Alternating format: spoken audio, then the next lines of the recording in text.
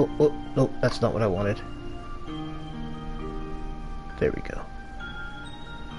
Hey everybody, welcome to another session of Kingdom Hearts Chain of Memories number 2.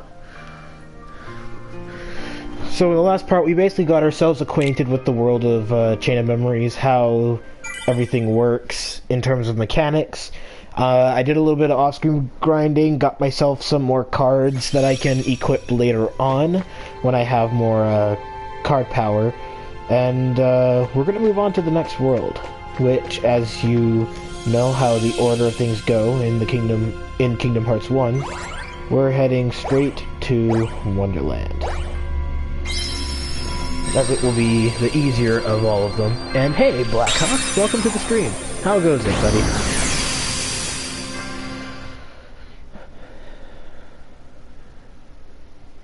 I finally fixed the sound delay from my capture card, so now I can stream all those games that I can't use the PlayStation 4 sharing function for.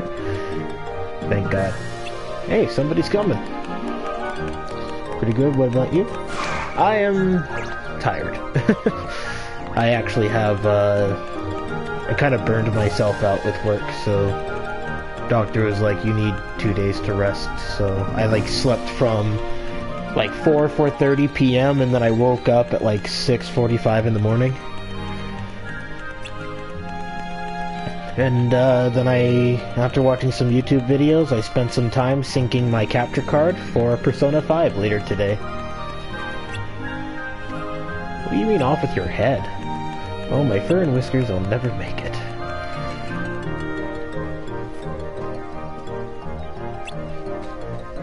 Off with his head? For such a peaceful looking place, it sounds pretty dangerous. Key of Beginnings. We're gonna see that notification like for every single card we get. Yeah, this is Chain of Memories version of Wonderland. Except you don't have to use items on flowers anymore. You can just hit them.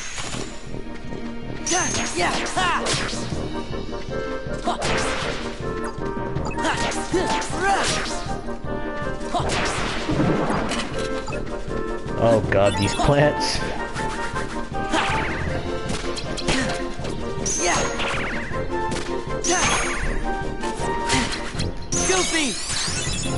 Take this.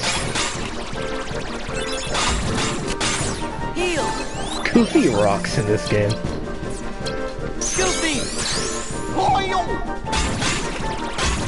In the original version, he would just do like 3, like, lunge strikes. Whereas in this one, he does that spinning top attack. And, it's a lot more useful. Oh, thanks, Donald.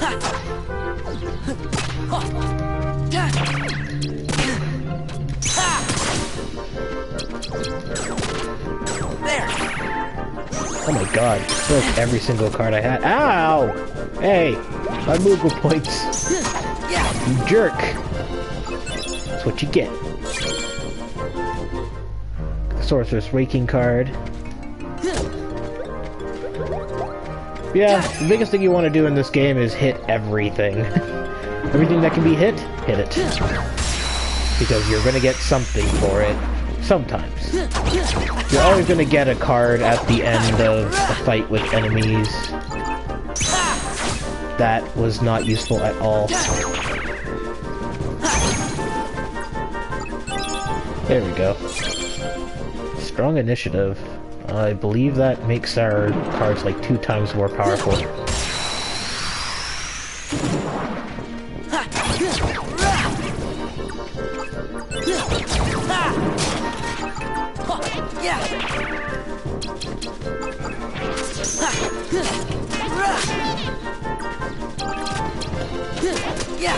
Heal!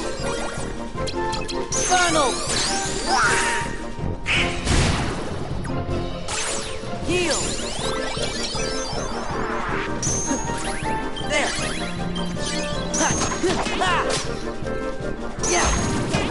Unfortunately, potion cards only restore your attack cards. They don't restore all of your cards, so Goofy! it's not as useless. It's not as useful as you think, but then again, you're relying more on physical attack cards than anything else, so it makes sense. Donald! Heal!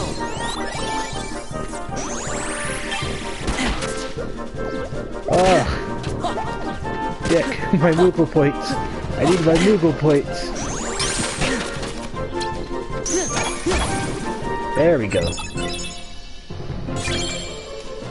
So I apologize if this gets a little repetitive and boring, but it's just part of the game.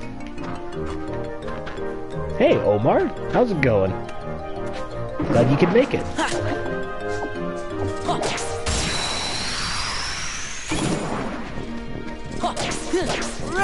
Down you go. Oh, we get introduced to big buddies. Goofy! Whoa!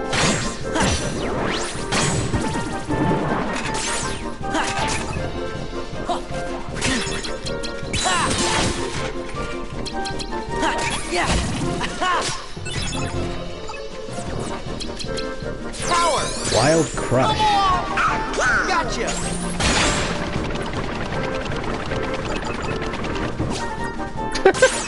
And there's a way to take out an entire field of enemies in one go.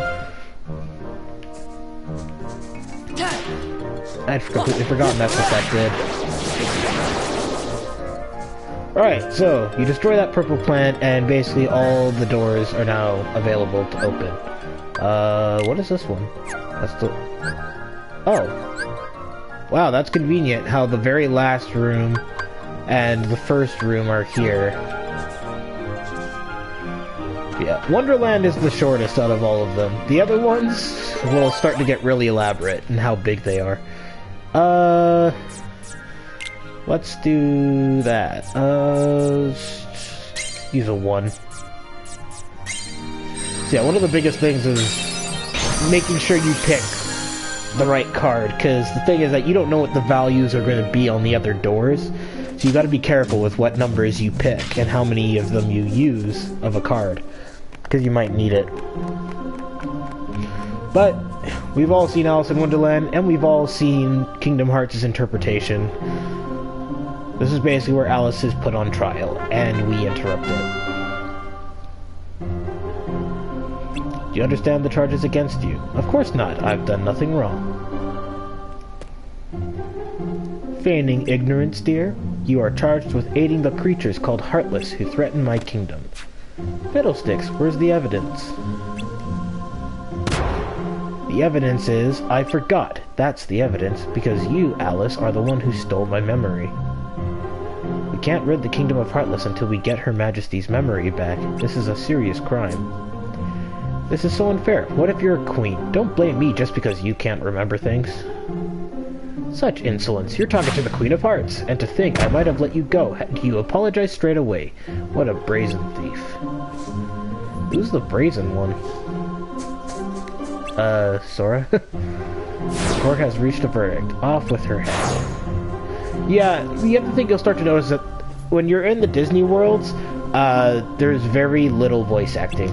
As a matter of fact, there isn't any at all when you're going through all the same worlds you've been through. Kingdom Hearts is a cool game, B-Dog. Have you played it before? Yes, I have. I am a big fan of Kingdom Hearts. I even own a Keyblade. I have an Oblivion Keyblade. It's made of wood, but it's not bad quality. It looked better than the metal one, that's for sure, when I bought it. Say that again. Of course, really? Of course not, but what else am I supposed to say? This is really screwy, Sora. Cards, seize them all. And now we're gonna be fighting, the cards. All we have to do, they just keep respawning for a certain amount of time, but it's just a few waves of enemies, which is mainly what most of the fighting in this game is. It's just wave after wave.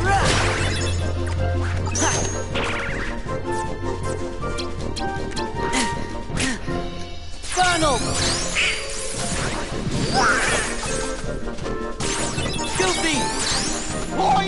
Go. Heal.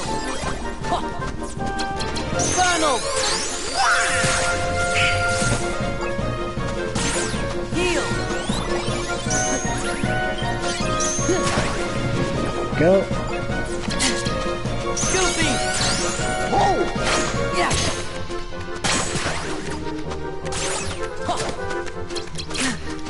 Ha.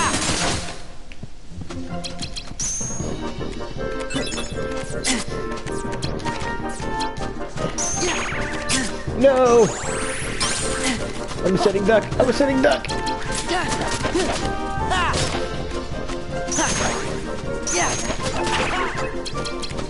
Heal. Oh boy. Oh boy. Heal. Your favorite characters are Donald and Mickey. That's perfectly fine. They're good characters in this game. In the franchise.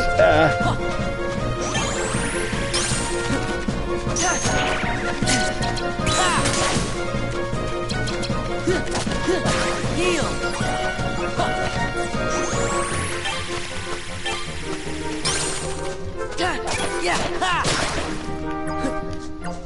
Ooh, another Pluto. Courage. Whenever you get an ally assist character, always use them at the start of a slight. Because that way you don't run the risk of losing a card. Because you always lose the first card in the slight whenever you do that. And since the ally cards infinitely respawn over every few seconds, it's the best way to avoid losing cards permanently for the fight. And we get the card Soldier card. I don't know the effects of what the enemy cards do. I have to look up the descriptions every time I get one. Where's Alice? Looks like she escaped. Perhaps she did, but you won't. I think we've been trumped. Run!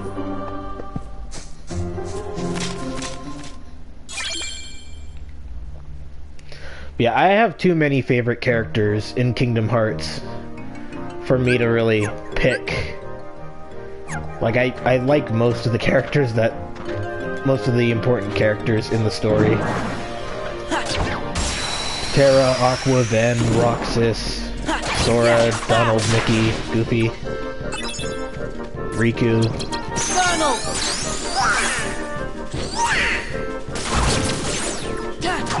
Especially after Kingdom Hearts 1, I especially started to like Riku more. At first, I just thought of him as just an as a nuisance, but after his character got better, thanks to character development, I was like, okay, you know what, I'm actually cool with this guy.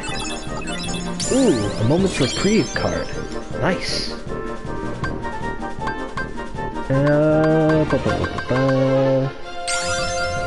Increase our HP.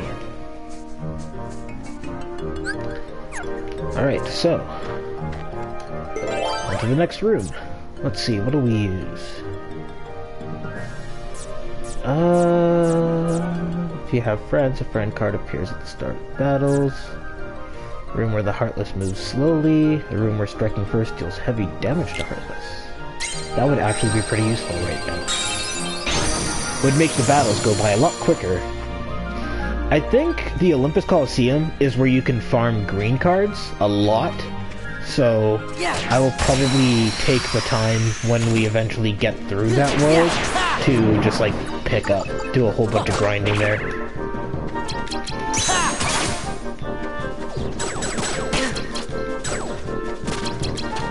Heal.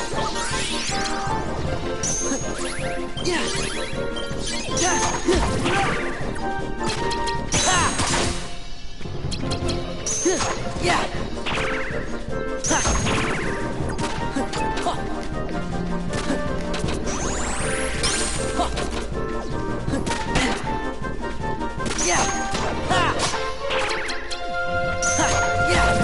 I'm not a huge fan of using slights that often because one time I was using them so much that I'd always leave myself with no cards to fight the enemy. I'd have like 3 cards or just 1 attack card and that would be it.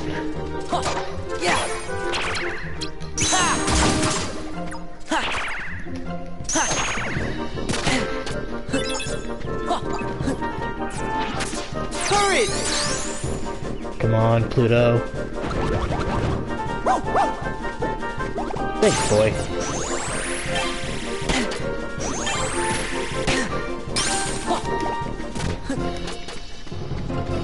Yeah! Ha! Yeah! Ha!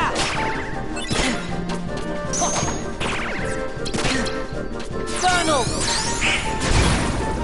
Thank you, Donald, for coming through for me.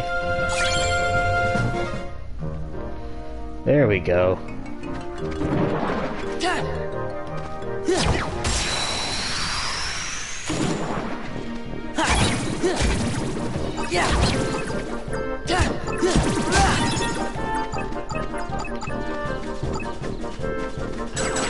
Have I played Pokemon before? Yes, I have. I am also a fan of Pokemon. I'm a fan of Pokemon, Digimon, Kingdom Hearts, all kinds of franchises.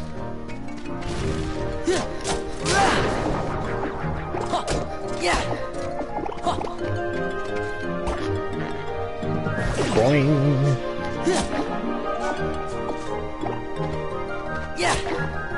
Come on, drop some cards for me to pick up. I want them cards.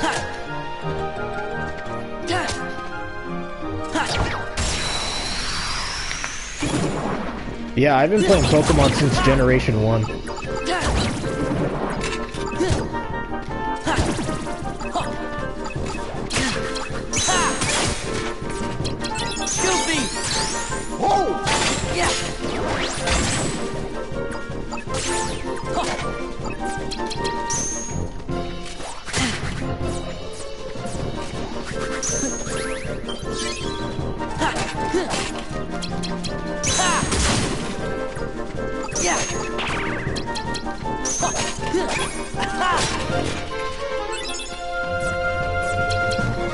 Donald!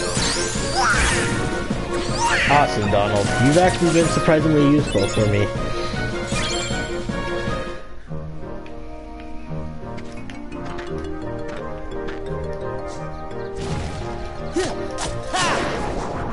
No! Okay. Ooh. Almost lost the chance at a card there. You dick.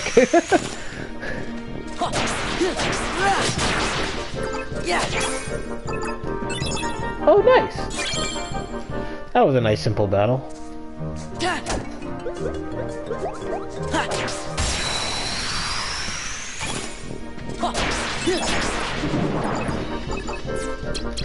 Goofy!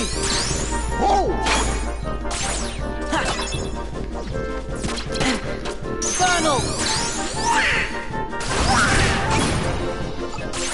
Yeah!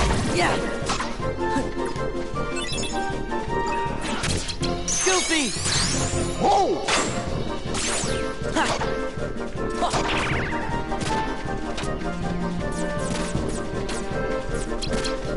Heal!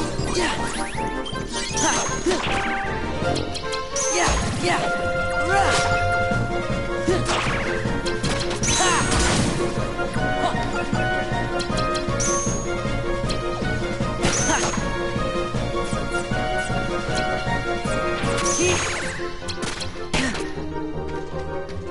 Heal!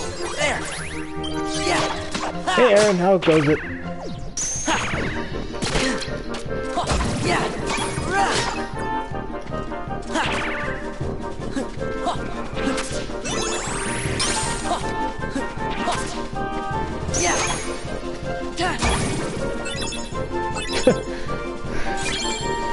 Ooh, Calm Bounty. That's a very useful card. It's a card you can basically use to, like, open up a room that gives you, like, a whole bunch of items. Dang it.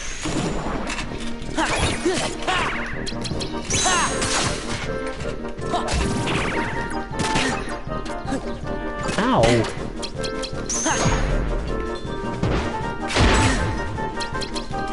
Yeah! Heal!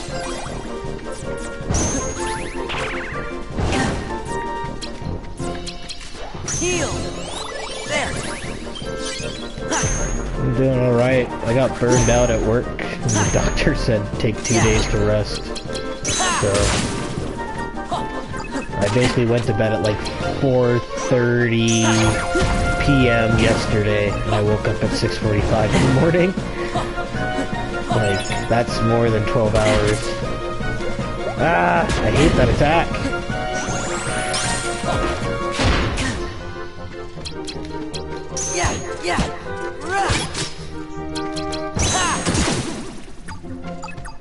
Nice.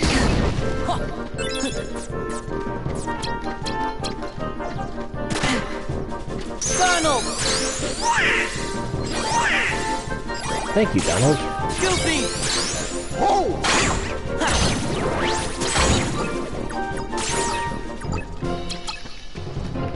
Heal!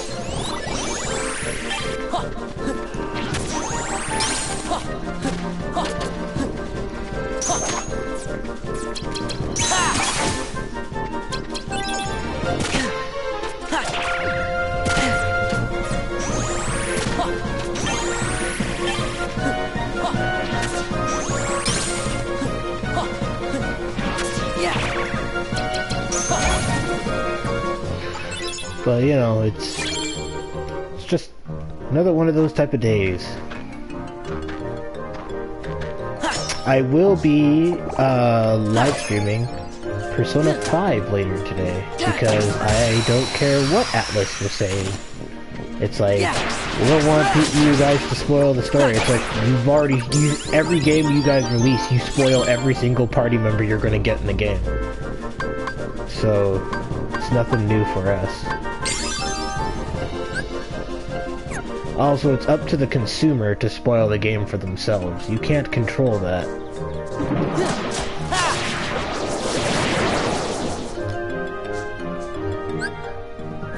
That's like saying you're not allowed to find that you're not allowed to look at the game to see if you even want it. Let's see here.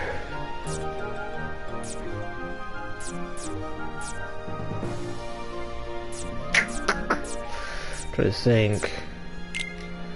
Yeah, this should do. We're only a few Heartless up here.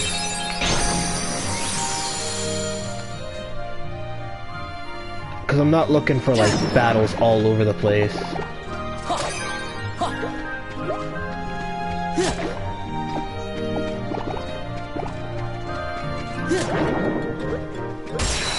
No! My Moogle points!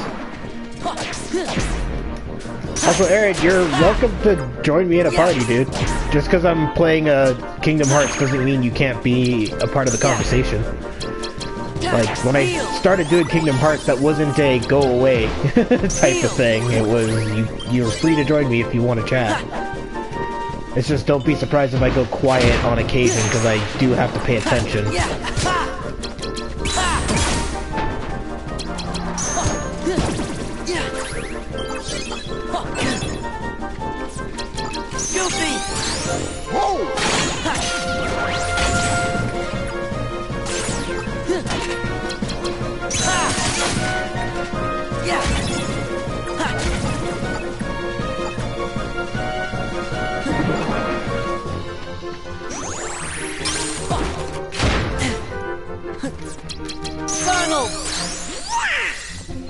Thank you.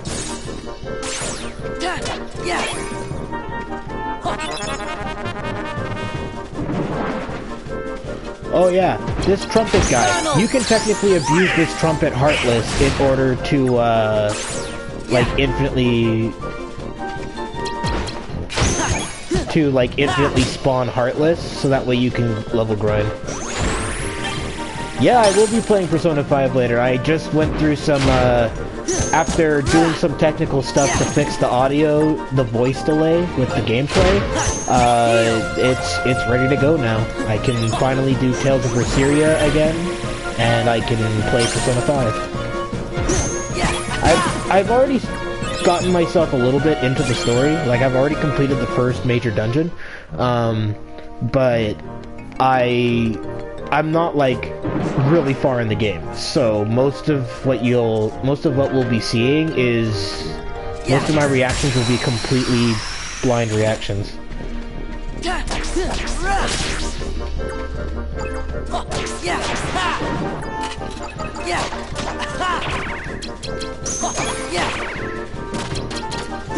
Heal.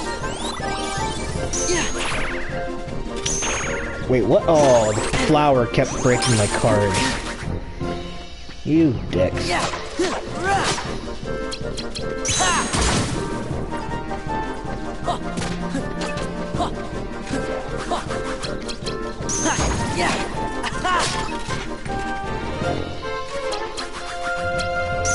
Heal.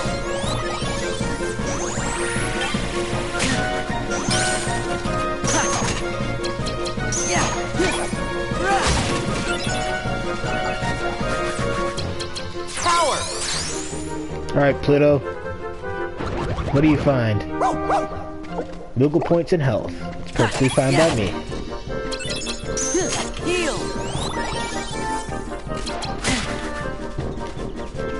All right, boy, find me some cards. Yeah, that a boy. Heal. Yeah. Yeah. Yeah. Ha.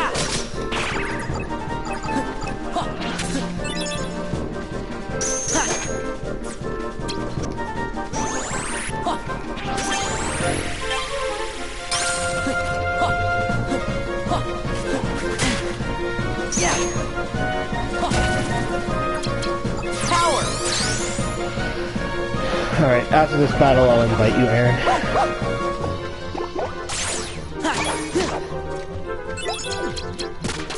Yeah. Heal. Funnel. Good job, Donald.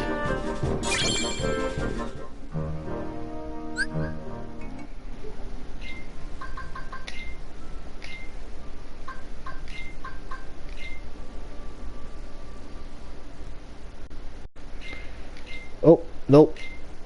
There we go.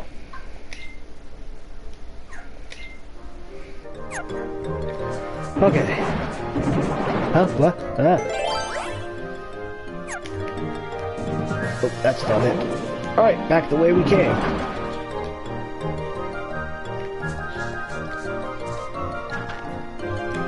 Hey, Aaron. Let's see what card. Oh, that'd be nice. A room with heartless weak cards. The amount of strategy that they just brought into Kingdom Hearts out of nowhere is insane in this game. Used to be just about timing your blocks and knowing what to attack and when to attack. Now it's just make sure you have enough attack cards and stuff. Heal. Heal. There we go.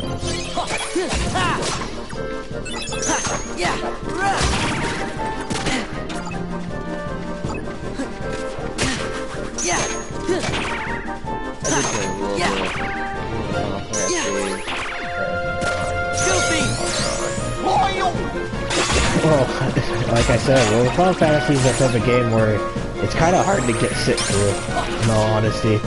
It's like, at first you'll be enjoying it, and after a while you'll kind of get bored, because it's, like, once you have certain early game monsters, you don't even need any of the late game ones. You can literally just beat the game with what you have.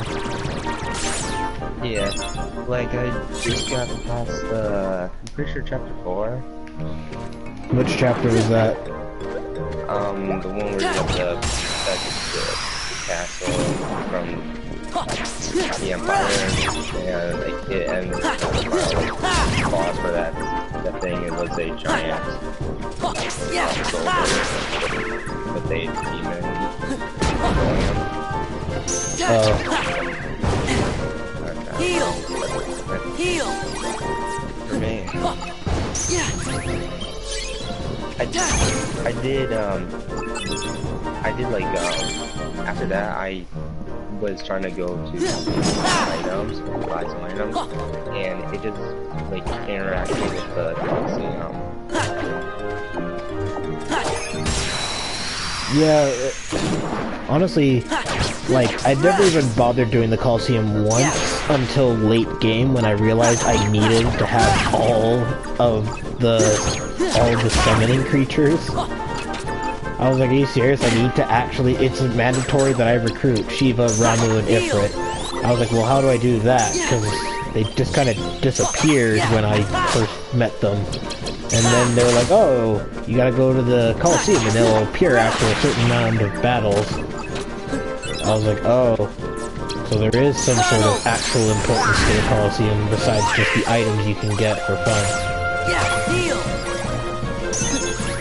And I was also watching, we were watching just to see if you went to the Coliseum and did something in there. I saw that you had a baby Bahamut. No, Behemoth. Baby Bahamut. Yeah. I couldn't find that in the area.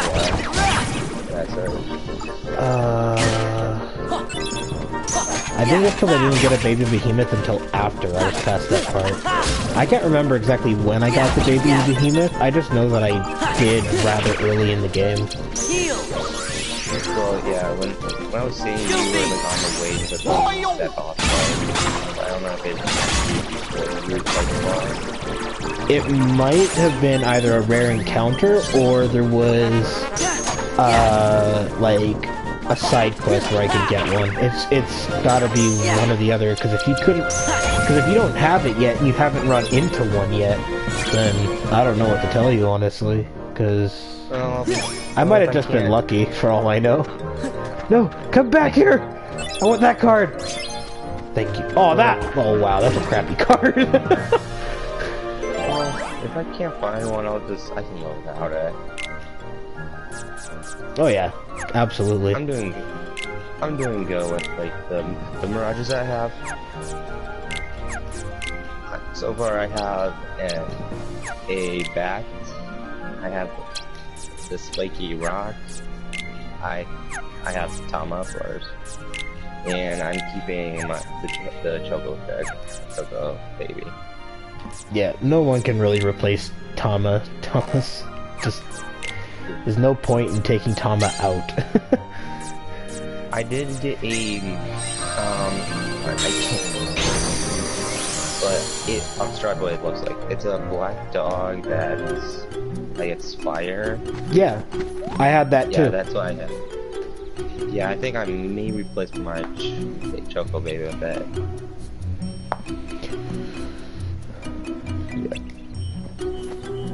At least I am trying to name my mirages where I'm going, but I'm not the best with names.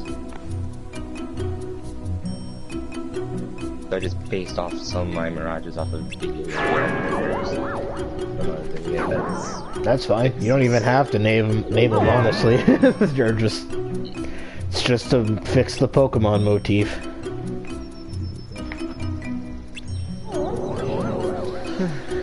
My buddy John from John Wholesome, he's playing Persona 5 as well. Cool!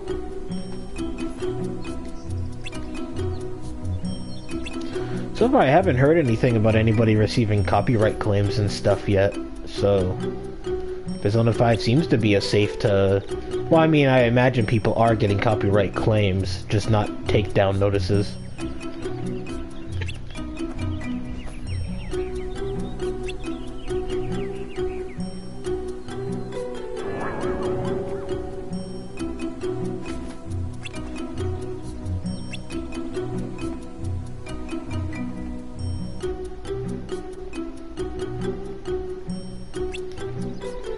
Yeah, it's like, I just play a chapter, then I'm done for the day.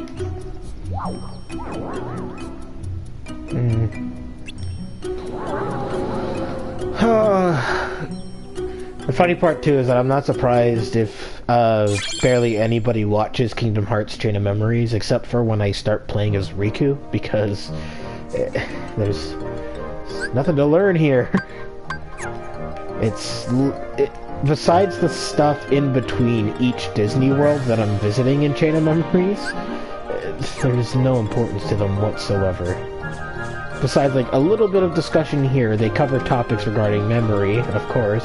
There's supposed to be hints for Sora, but it doesn't change the fact, though, that outside of the worlds is where the real story is happening. So, it doesn't really matter. Anywho, boss time.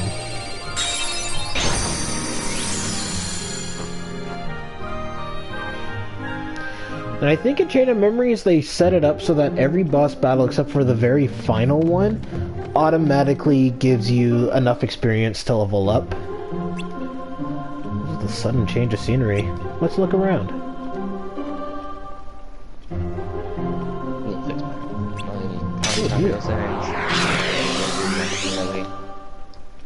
Thought you'd seen the last of me, didn't you?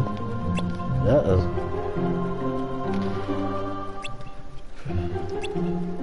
Restoring my memory, I sentence you to, and then she forgets.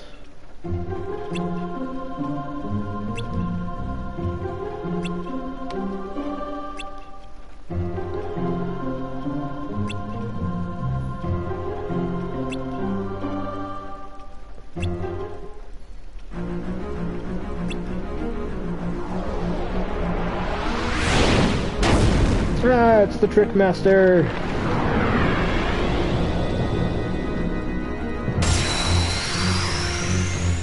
But... oh wow, I love that boss track.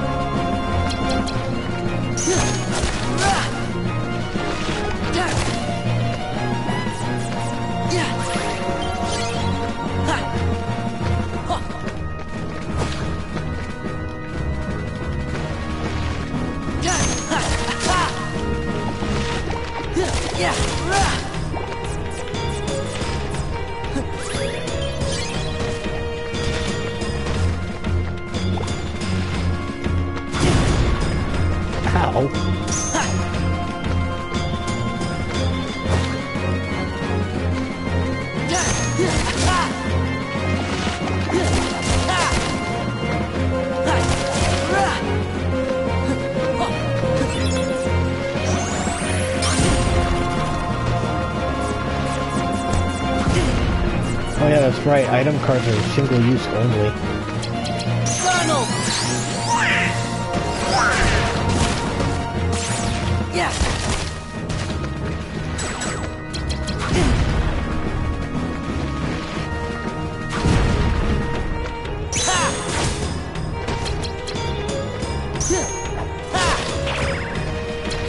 Heal.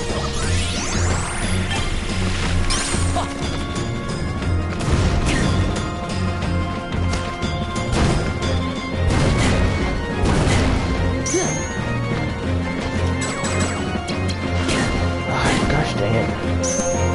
Yeah.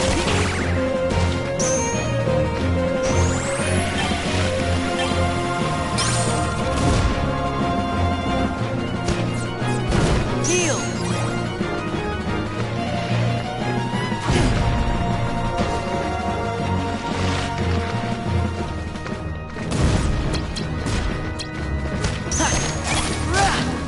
There we go.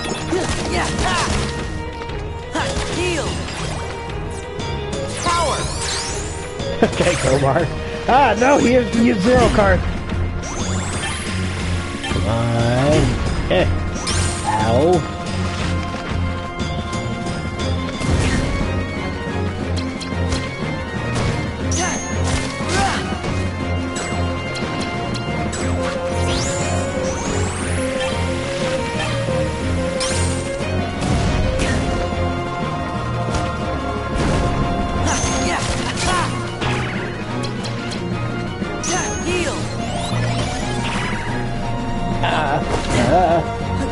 Come on.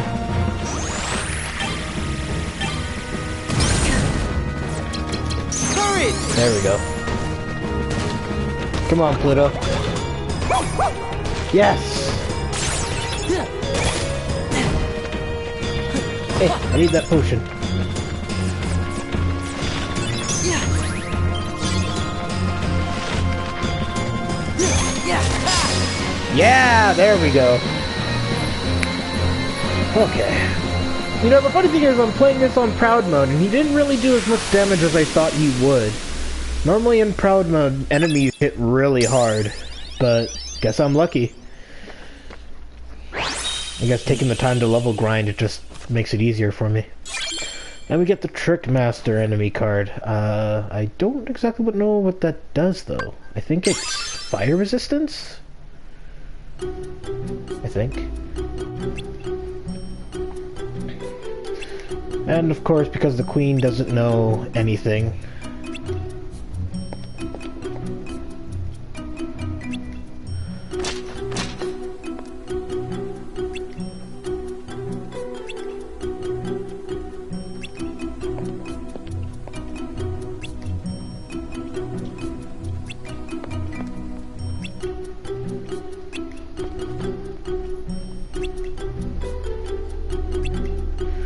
and Alice comes up with a great excuse, basically saying that the Queen ordered us to take out that Heartless. And with that, we get away scot-free. Well done, Alice.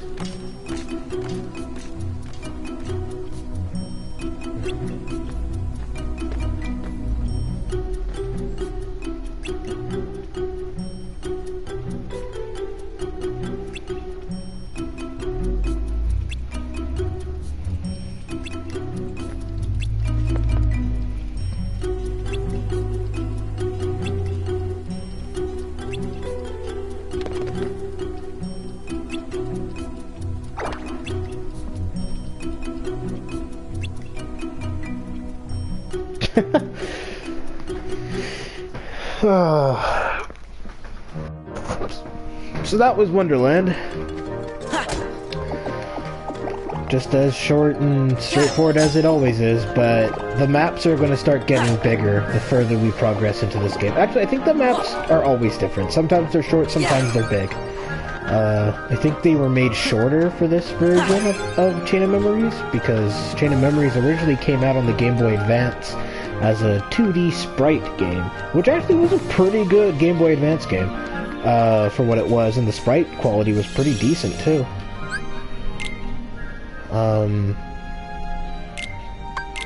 But yeah.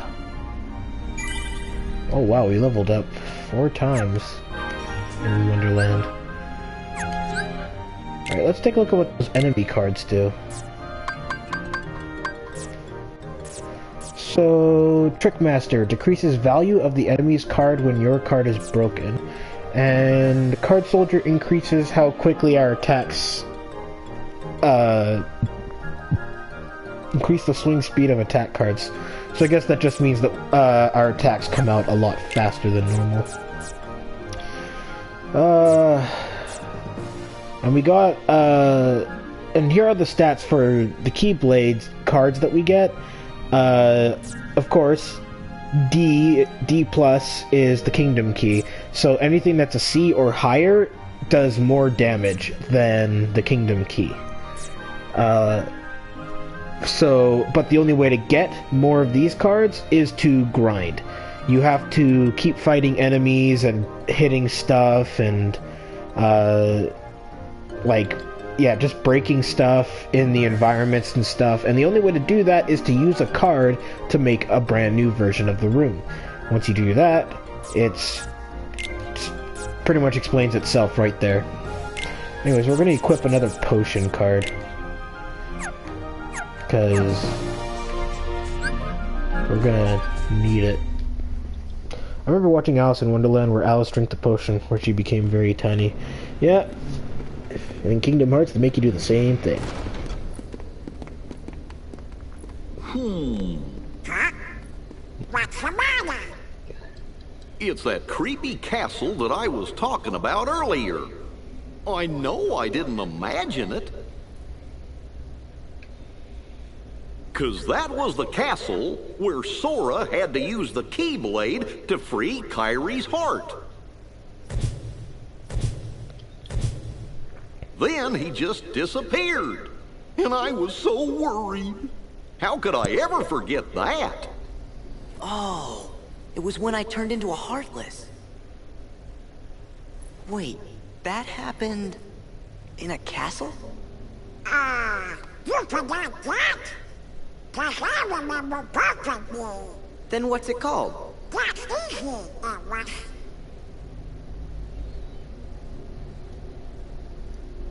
Somebody help me. Is it in your journal? Every word. I finished the first volume right before we got to this castle. Now then, if I can just find it... Oh, here we go. Let's have a look. Oh, how could it be? What's the matter? Oh, my entries, they're gone. Every page is blank. What do we do? How could this have happened? I'm so careful with the journals. All that hard work is gone. The journal's blank. What's going on?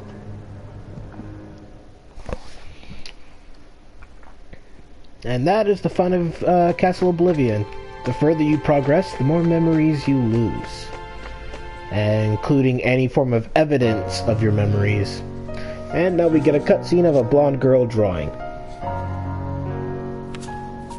Blonde girl, white dress, drawing. Just casually.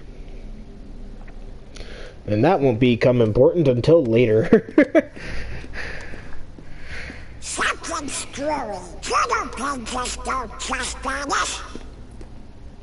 What if it's more things? Huh?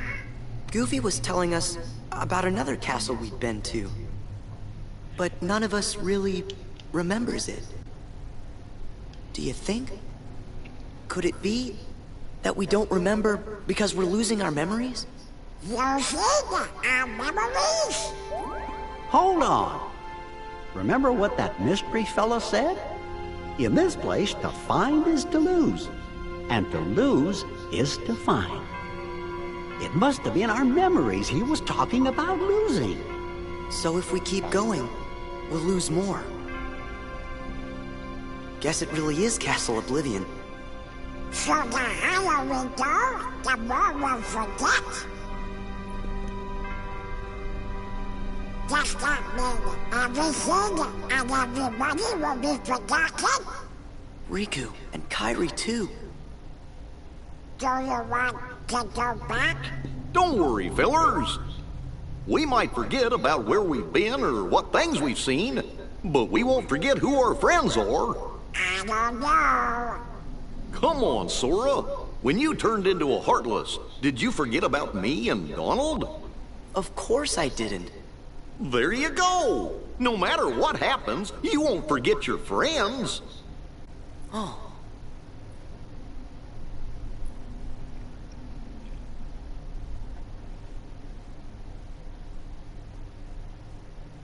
You're right. Thank you, Goofy. So if there's nothing here that can make you forget about your friends, then we have nothing to be scared of. Let's go! But when I turned into a Heartless, who was the one who took forever to notice and kept clobbering me? How come you couldn't forget about that?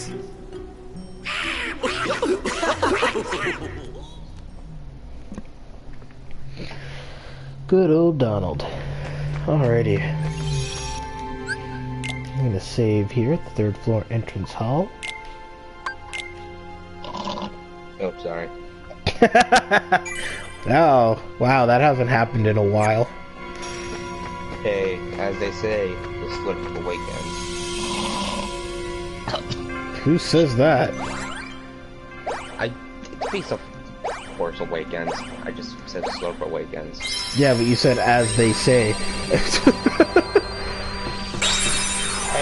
could do that. When that doesn't make sense. Indeed. I don't think that's something you should say, though, because apparently you'll start dying if you do. Alright, next up, Olympus Coliseum.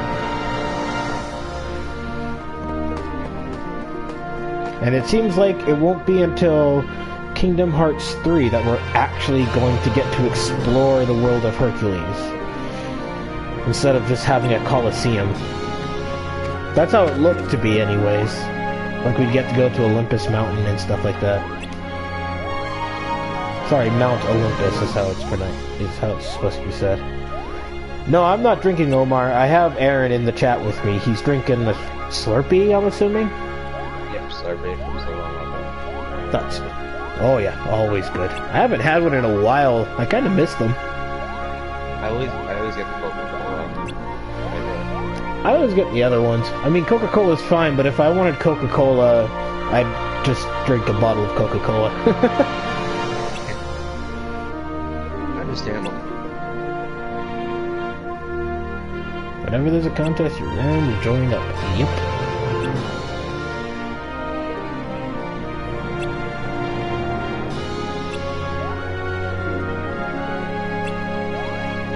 The only thing that sucks about Slurpees is as soon as they go down, going to ice. Not really peaceful. No tasty.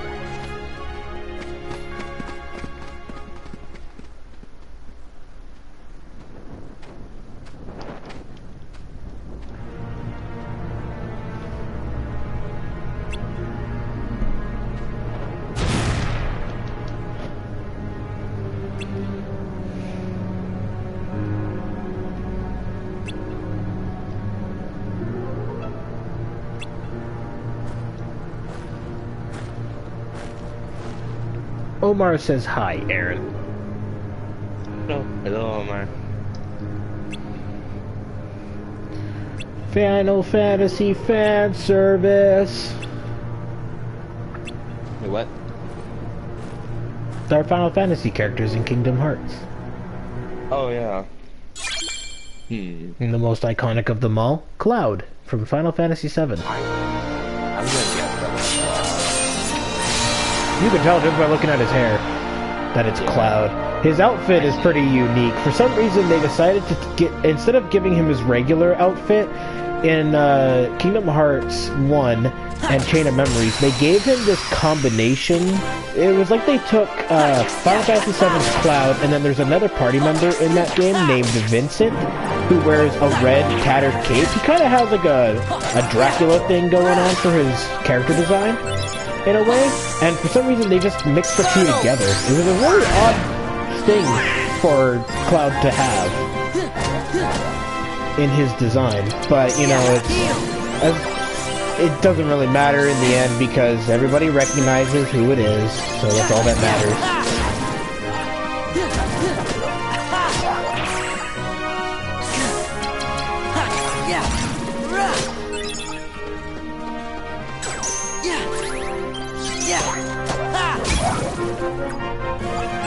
All right.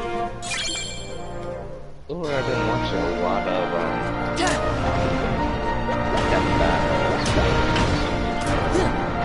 Yeah. They're so entertaining. Some of them haven't aged well, but a lot of them you can easily go back to and find such good quality. Because there's a lot of animation death battles they've done where they didn't look their best, like their 3D animation of Cloud versus Link. It looks so stiff, but after that, any of their other 3D animation ones look pretty good.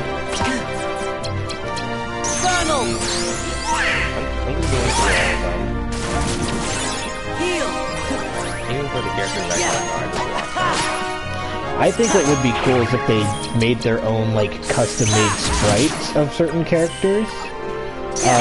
Because that could bring, like, a nice, pretty big quality to the show, is having, like, much smoother sprites to work with, but they seem to know exactly what sprites to pick to make the animation look decent.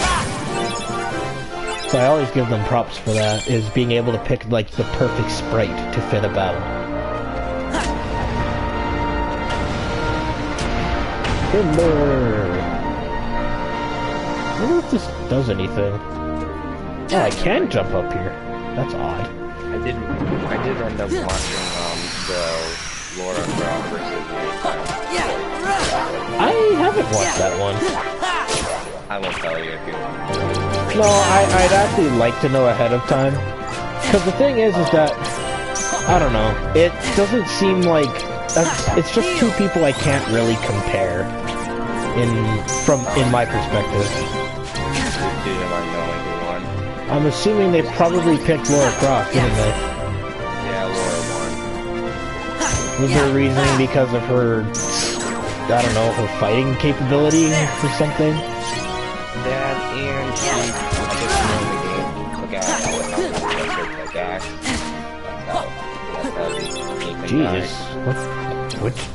Which game did that? I have no clue. I only played on Yeah, well, that's just it. I played Rise of the Tomb Raider and Tomb Raider, and she did neither with that, but maybe she did in one of the older PlayStation 2 games. The only possibility I can think of. Yeah, they actually, I guess, I think technically when you think about it, it was kind of like taking movie luck against movie luck, because each character is lucky. Like, yes, they suffer a lot of pain and stuff, but they get to do stuff that most people would die in the process of doing. So, I guess it was just her luck versus his. Yeah, because they're both pretty lucky characters at how many times they have taken. Yeah, they've done incredible stuff, but a lot of the time it's pure luck that they survive a lot of it.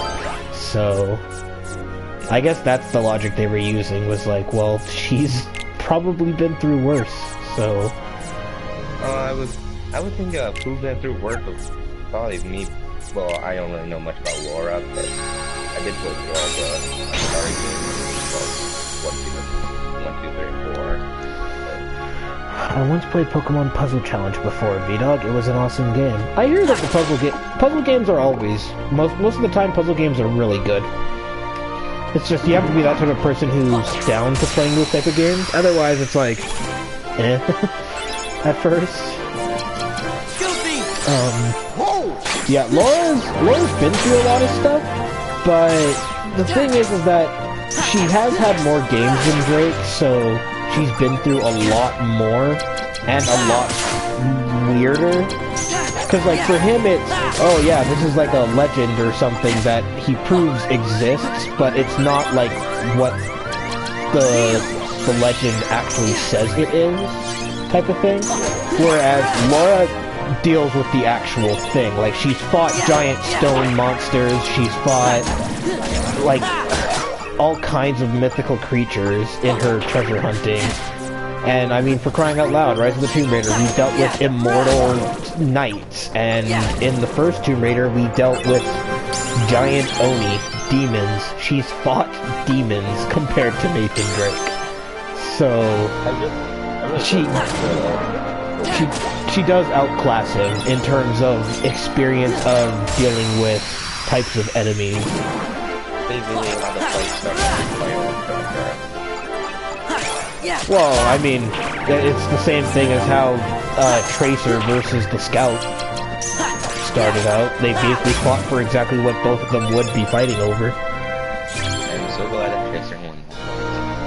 Well, I mean, the thing is that it's not...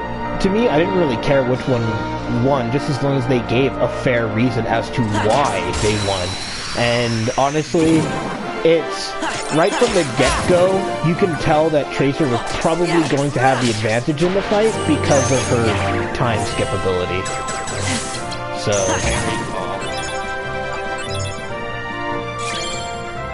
Yeah, basically. It was just a matter of how they'd utilize it in their video. I still like the Raiden versus Wolverine fight. I wanted Raiden to win, and he did, and I was so happy about that. they did a short, just... Come on! Gotcha! Who won? Not surprised. Brother meets all. Well, the thing is that so far all we know is that do we have any? Did they give any like details as to like Genji's katana? Nope. Just right to the part. Oh, it was one of those videos, right? Well, it's like, in my opinion, I don't think Genji would have had the upper edge, because I think his katana is just a... I'm not talking about, like, did they go into detail, but do we have a description of what Genji's blade is made out of? Nope. Really? There's no background behind his sword, it's just a magic... It's just a special sword, that's it? I think I can show the background. Yeah, I can't right now because of what I'm doing, but, I mean, if you can answer that question for me, that'd be great. Because depending on what his sword is made out of, can make or break the Genji versus Raiden idea.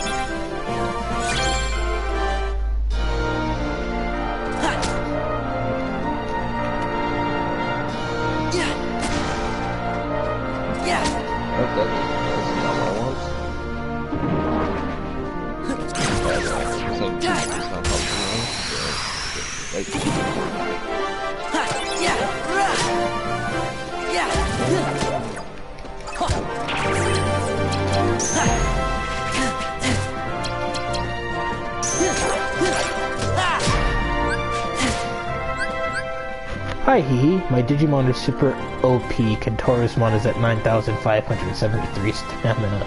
At strength, 9,573 stamina, 9,291. Examon, oh wow, 1017, all because of Serapimon. By the way, Genji Blade need buff. I actually was kind of sad. It seems like Blizzard is just outright trying to make Reaper and 76 useless. Because, seriously, on the PC version, 76 is a lot more effective than you'd think. I don't think... Okay, I'm gonna watch this video. Oh, there's a video that sounds like they'd have the answer? Maybe, I think. Let me just look through it. Okay. That's scrub, but... Nope, it's not what I think it is. So Okay. far, we don't know. Okay. Because the main reason why I'd say that Raiden could beat pretty much anybody who uses some sort of steel as their main form of defense or offense is because of Raiden's blade. Have you watched the Raiden versus Wolverine or no? No, I haven't watched that one. Their reasoning as to why Raiden would beat Wolverine is because Wolverine, you know how Wolverine's skeleton is made of adamantium, right? Or it's coated in it. So no metal can break that except for one, which is of a high frequency metal. It's basically a metal where when it collides with other steel, down to the molecular level, it breaks apart the metal, making it easy for the high-frequency blade to slice through. Adamantium is the only, and that's the exact type of weapon Raiden uses, is a high-frequency katana. So he can easily bypass Wolverine's healing capabilities. So far, my favorite death battle that I've seen so far is Deadpool versus Deadpool. That one was pretty good. I liked their season finale with Deadpool and Pinkie Pie. That was great. Well, they said technically Pinkie Pie won because the whole friendship thing is Pinkie Pie's mission, but like if we're talking about a battle to the death, there is no winner because all they did was like become best friends and then just destroy all the other death battles. That was like my favorite part. They break the fourth wall and jump to the other death battle videos and start killing them. And then they break into the studio of the 3 announcers and one of the writers, and they're giving them crap for making them fight to the death and such for their amusement. It was so funny.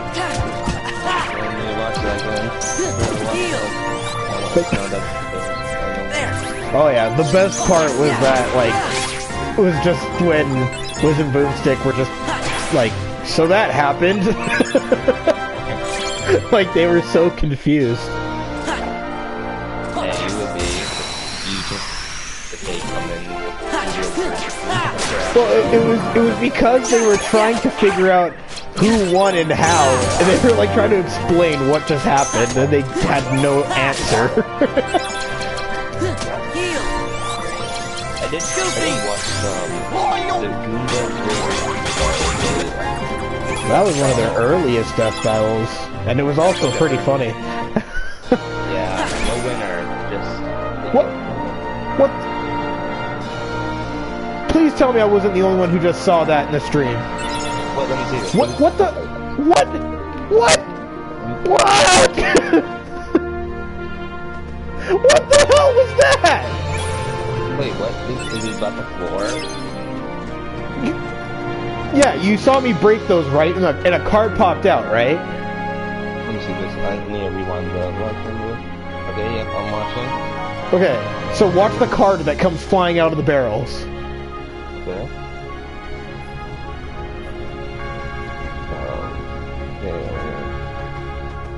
I'm in a room where there are Heartless that are sleeping, so if you see Z's floating from them, you're in the right area. Let's see the... Whoa! Oh, yeah. The card went right through the ground? Yeah, it went right through the ground. I ran around the floor a little bit, and I got it. Oh my god. Do I play Beyblade? I stopped playing Beyblade, like, before I even, like, I don't know, halfway in elementary school. But I still kept my Beyblades. Actually, I don't even know where they are anymore. And I also have Beyblade for the GameCube.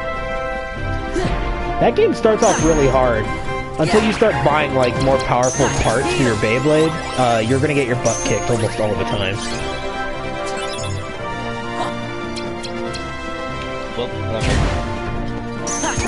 That was a glitch. My god. They banned the death battle of, you know, the brothers of the Ninja Turtles fighting each other. That's odd. Yeah, I can look at it. Might have been because they went a little... Okay, well, I wouldn't be surprised if the Ninja Turtles are heavily copyrighted. So, you know, it's understandable that it could happen. It's just whether or not it makes sense is a whole other issue. So far, like, when I look in the comment section of some of these death battles, so far a lot of people are mad that Harry Potter lost against Willis. They're just deeply mad. I think it's because they don't think it makes sense that a lightsaber could handle magic. No, they're magic. They know how Force can block out magic. Or deflect magic. Yeah, it can deflect everything.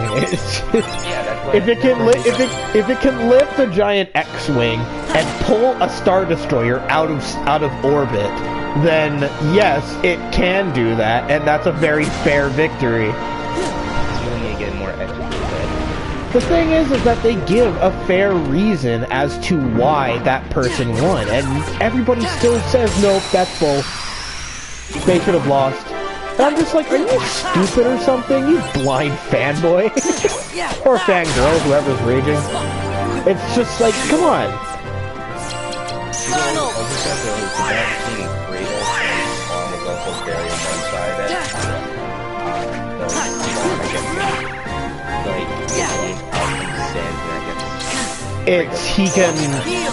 He can absorb somebody's sins and use it to fuel his power.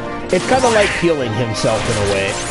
And yeah, I don't even remember why they chose Spawn versus Kratos. Normally the death battles make a little bit of sense because it's like, oh, well, it's because these two characters have, like, this similarity between them. But I don't know what the similarity was with Kratos and Spawn. I'm pretty sure because they... Yeah, right? It's just that type of thing where it's like, I don't even know what they were, why those two are compared.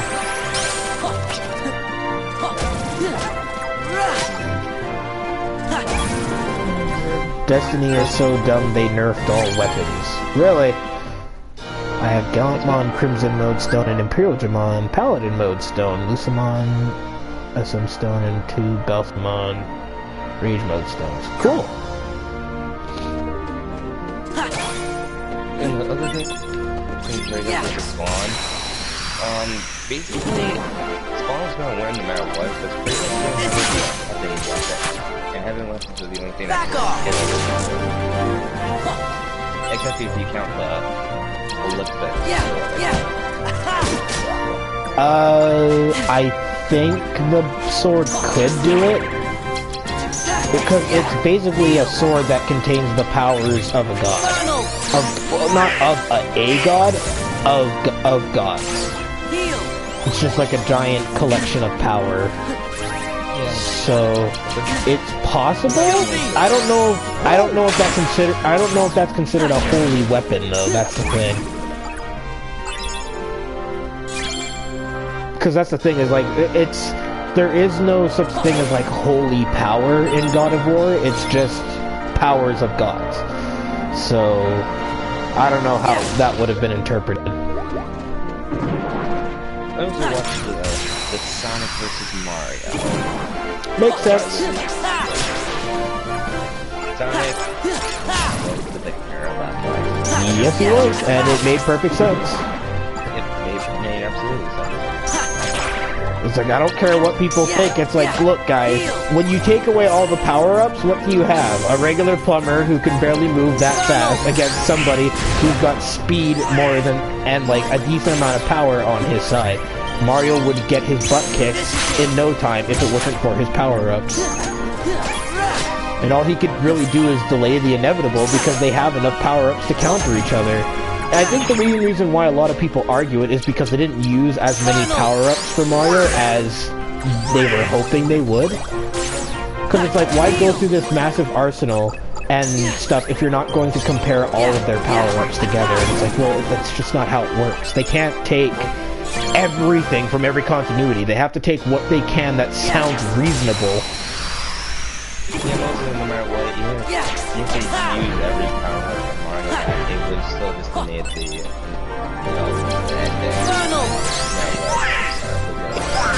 in the end, Mario can't counter Supersonic as well as Supersonic can counter the star.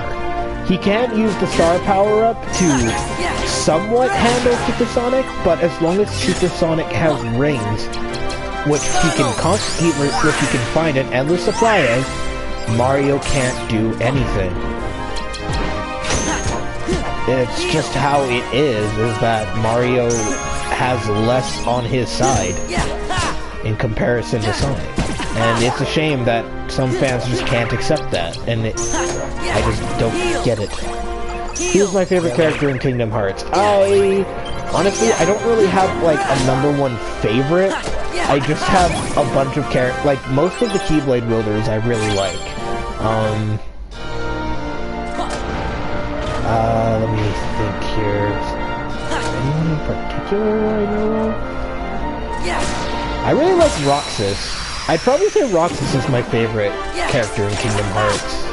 He has a tragic backstory, and he also blew my mind when I first played Kingdom Hearts 2, when he pulls 2 Keyblades out of nowhere. I was so hyped because I was like, oh my god, there's dual wielding!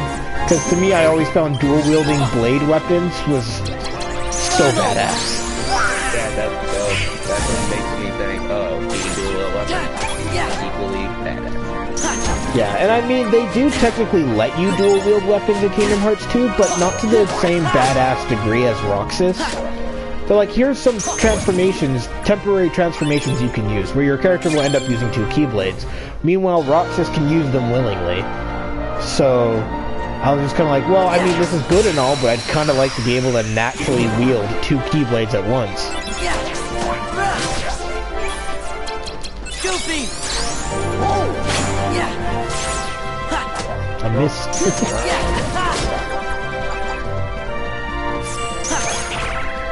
I still remember the Wily versus Dr. Eggman battle. That was fun.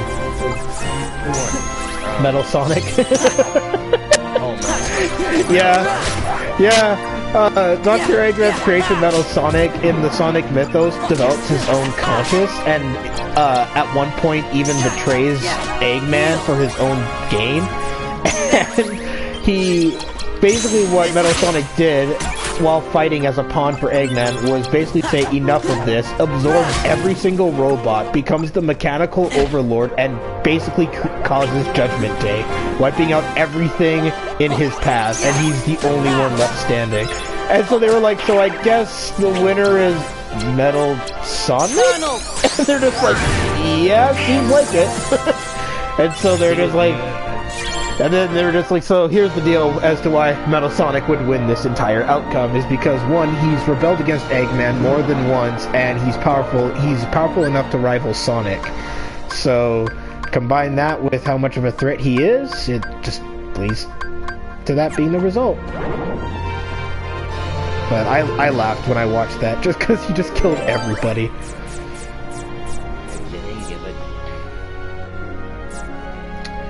Let's see here. Yeah, death battles are really good. I don't really care who really wins. Oh yeah, I don't care who wins either. Sometimes there'll be a character who I would like to win, but most of the time I'm just like, well, whoever wins I'm perfectly fine with, especially if they give me a fair reason. Which is why I liked the, oh, who was it? It was the Beastman versus, what was his name? Goliath? From Daredevil? No, not Daredevil, Gargoyles. I think that's what I think he was considered Beastman. In that, but it was a pretty fair fight between the two, and there was a very fair reason as to why Goliath won. Beat Armageddon, gets Shine Greymon burst mode item, dies. That's great. Here's the thing, I did watch the death battle between Pikachu and that Street Fighter character. Yeah, Blanca. That was such a stupid comparison. I kind of figured that Blanca was going to beat Pikachu. Really, not sure that ending Pikachu's favor, no matter what it was. All I could think to myself was like, what's the point in this matchup? Just because they both use electricity does not warrant them being a good comparison. Electricity was all they got. Iron Tail couldn't do nothing, but I guess electricity beats steel. It's not that, it was just because of the fact that you're dealing with someone who has martial arts fighting capability, who can move just as fast as you, and can also rival your electricity capabilities.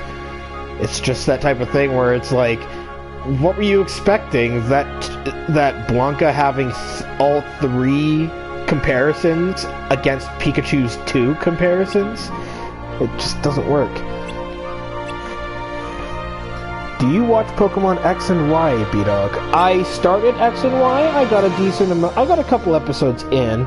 I'm not very far into it, and I just kind of put it down because I've been focusing on streaming and work, so I haven't had the time to sit down and watch it again because, like, 2017 has been the year where game after game after game that I've been waiting for and wanting for so long have been coming out. So I've been spending so much time with those games, either live streaming them or playing them but for myself, that I haven't had the time to sit down and continue watching. I will tell you this though, Malamar's voice is hilarious. Honestly, he was the best thing of that entire episode with him. Aaron, you might know the episode I'm talking about. Oh, you're talking about that? Oh yeah, that episode. The Pokemon that took over, that was able to take over the minds. That voice. Yeah. Oh my god, dude. Malama. He sounds like a snobby rich Pokemon. That's what I loved about him. I couldn't take that episode seriously at all because of his voice. At first I was like, oh, this is creepy, and then he spoke, and I was like, oh god. There was this one that this was the only one I think that should have gone the other way if it wasn't for this one thing that was totally BS. Was the fight between Pokemon versus Digimon. Nope, that was a fair fight. He punched Red in the face. Yeah. It's supposed to be the battle. Oh wait, no. No, it's not. In the Digimon worlds, the tamers can do whatever the hell they want. In fact, most of the time, and like they state, Tai is not afraid to step in to provide support to his Digimon personally if he has to. It's not his fault that Red and the entire Pokemon mythos let the trainers sit back and let everything else happen. But Tai has been known for running in to help fight. Even if he can't do much, he'll do what he can. Also, you're comparing a Pokemon who has an HP limit against a Digimon whose strength comes from the will of its tamer. So as long as Tai has a huge fighting will, War Greymon was going to like literally war of attrition Charizard. It was just funny as soon as that he started feeding up Red.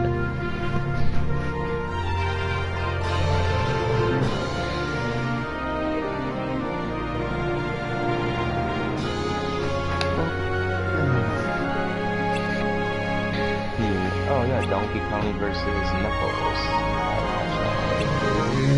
Go ahead, take your guess. I can tell you who won. I already know who won Donkey Kong.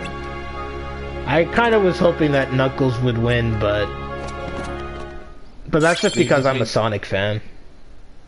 They made the comparison that Knuckles only the damage part of him, or like I guess. He punched it hard enough to move it, whereas Donkey Kong hit it hard enough to send it rocketing into the ground. My favorite Pokemon is the female Meowstic. Do you have a favorite Pokemon, B-Dog? As overhyped and you know, at the risk of sounding basic, Charizard. Charizard's my bro. I've been a fan of him since Gen 1, and I still love him to this day. And when his Mega Evolutions came out, oh my god. If I lived in the Pokemon universe, Charizard would be my buddy.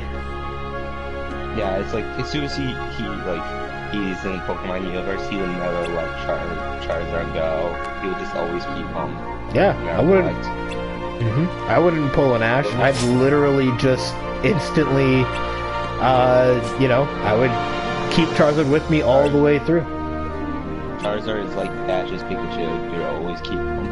Yeah. My favorite Pokemon, well, here's the thing. It's between, my favorite legendary is Rayquaza, but my favorite Pokemon, like regular Pokemon, is Blaziken. Yeah, that's perfectly fine. Blaziken's a good Pokemon, especially when it has that battle boost ability. No, the speed boost ability. That's what it's called.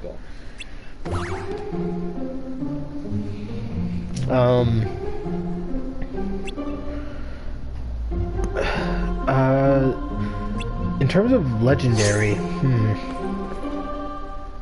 the problem is that normally I give like a Gen 1 answer, and I don't like having to pick having my favorites be only Gen 1 Pokemon, so I have a favorite for every generation. It's just my overall favorite is Charizard, and my overall favorite legendary is Mewtwo. But if I were to like pick Pokemon specifically from each generation, it'd be completely different listings. I mean, Gen 1 legendary would be probably Articuno? No, wait, because if I choose Mewtwo as like my overall favorite legendary, then that means he's my favorite in Gen 1. Thanks, Donald. That was absolutely useless what you just did.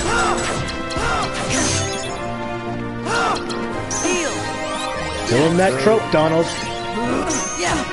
Between 3 of Gen 1, who's your favorite? Articuno. I like how majestic Articuno looks.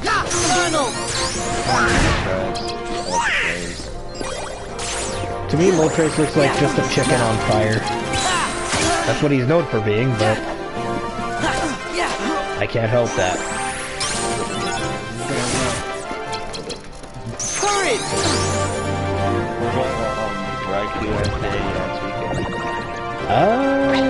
I'd probably have to say... Mine's a tie between Entei and Suicune. I like both of them. Raikou looks a little too pudgy for my liking.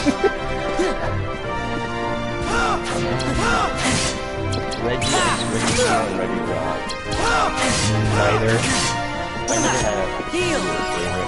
I never liked them in design to begin with.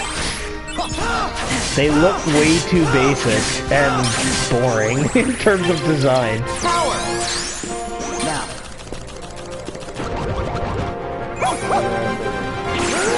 Is that the best you can do?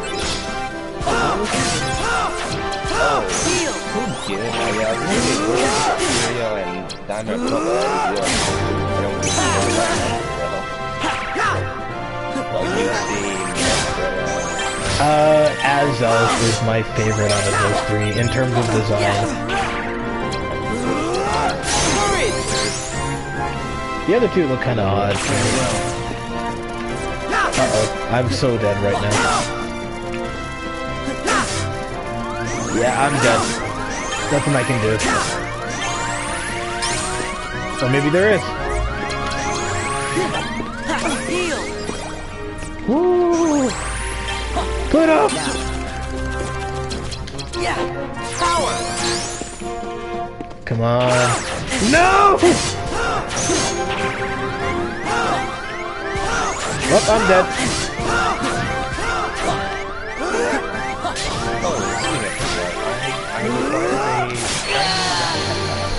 Damn it. Yes, I know.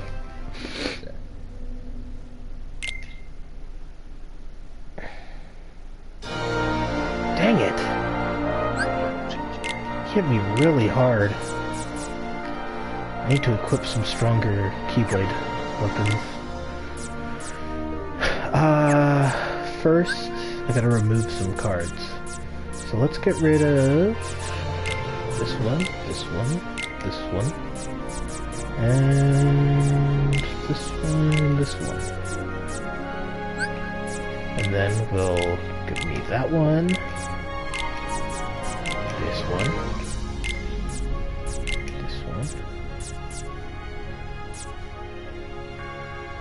Is this a premium? Oh, guess it is.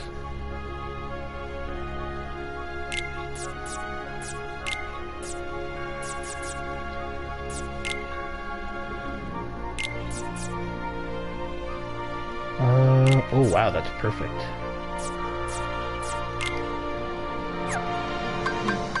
Oh, it took me a second to figure out the trio Unova. Oh, Thundurus, Landorus, and Tornadus, yeah. Oh, I forgot about those. Those are the trio. I forgot the, like, this... It was from that movie, The Sword and Justice. Oh, the other trio. Yeah, I know who you're talking about. Yeah, those guys. I'm trying to remember. Virion, Cavalion, Terrakion, and then there was the event Pokemon. I forgot his name though.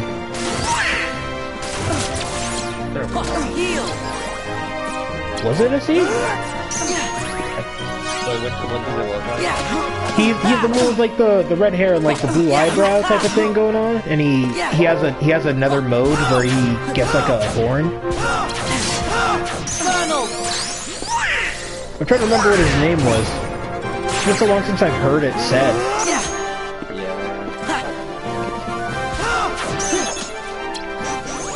Now. Funnel! Heal! Zygarde.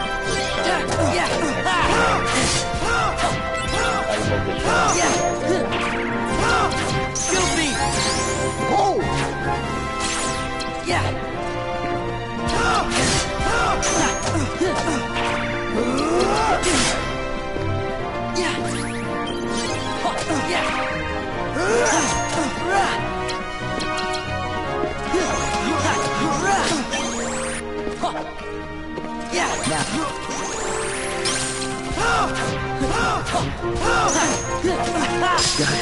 There we go.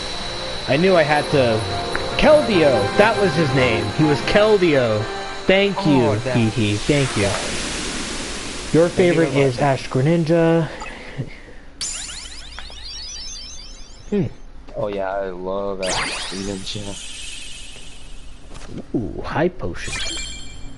That item will be useful. I'm gonna boost my health bar. The real question is, will Ash ever win the tournament? He might in Sun and Moon. Maybe. Because I don't know, have they established if there is a league for Sun and Moon in the anime? Because if not, then he might have the potential of being the first champion there. That might be how they're going to treat Sun and Moon. Still haven't watched the Japanese thing, right? Because it hasn't come out in English yet. The animation is pretty good. Also, they've been doing a lot of anime jokes. Well, everybody's been accepting them as references to other anime. Because there's some pretty picture-worthy shots from that anime. People, I watch videos of people making, like,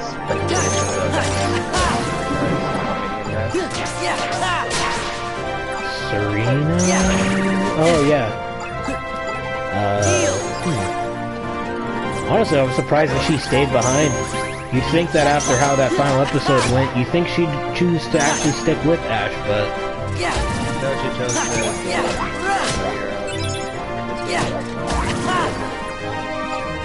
Now here's my question. Will Ash return to Kalos? He better. Otherwise, he's gonna piss off so many fans if he never does.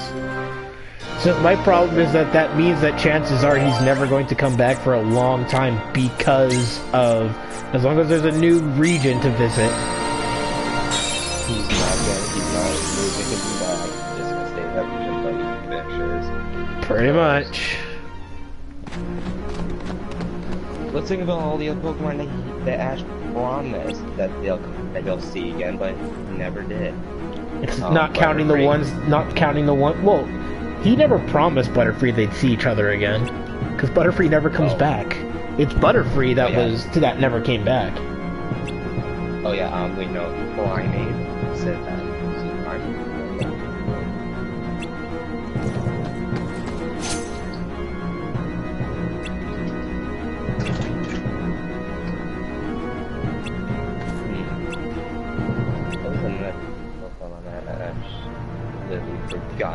Forgot their return to after the promise. I don't think he left anybody in Gen 2. Actually, I don't think he started doing that until, like... I don't recall him ever doing that anymore after Gen 1. Yeah, I don't think he... Yeah, actually, I don't think he ever did that again. Why did Greninja stay behind? I'm trying to remember, because I know Greninja was fighting something. Zygarde recruited him because Ash Greninja is the only one who can see like some left of the virus of Team Flare did to Kalos. Oh, so that's what he was destroying in that scene. Yeah. Yeah. So. Okay. Well, that's not. Wanted him to stay. That's not abandoned by Ash. Yeah, well, honestly, none of them were really abandoned by Ash. Most of the time, it's the Pokemon who wanted to stay to do that. He asked them specifically if they'd like to, and they were like, sure. He's like, don't worry, I'll come visit you when I get the chance. Alright, the difference between Kingdom Hearts Chain of Memories and Kingdom Hearts 1. Hades is the boss for the Olympus Coliseum instead of a side boss in the Olympus Coliseum. So, in Chain of Memories, you have your boss is Hades. But he's not as much of a threat as he was in Kingdom Hearts 1. Or, as long as you've got a decent amount of cards, he's not that bad.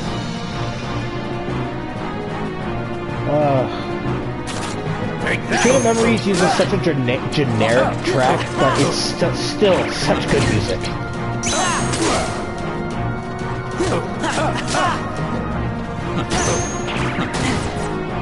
Feel the heat. Feel the heat. Take that. Take There. Heal. Oh yeah, that's right. When he goes into his Temper Flare ability, he doesn't stagger to your attack, so he can literally activate a card without any consequence to himself. Take that. That's it. No, my last potion. Take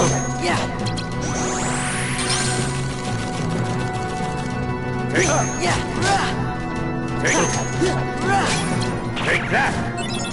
That's it. That's it. Goofy. Whoa! Yeah. Take that. Heal. Take that. Take that. Take that. Take that. That's it. That's it. Goofy. Whoa! Goofy. Take that. Yeah. Take that. Take that. Take that. Take that. Take that. That's it. That's it. Take that. Take that. Heal. Take that. That's it. Oh, he's almost down. That's it.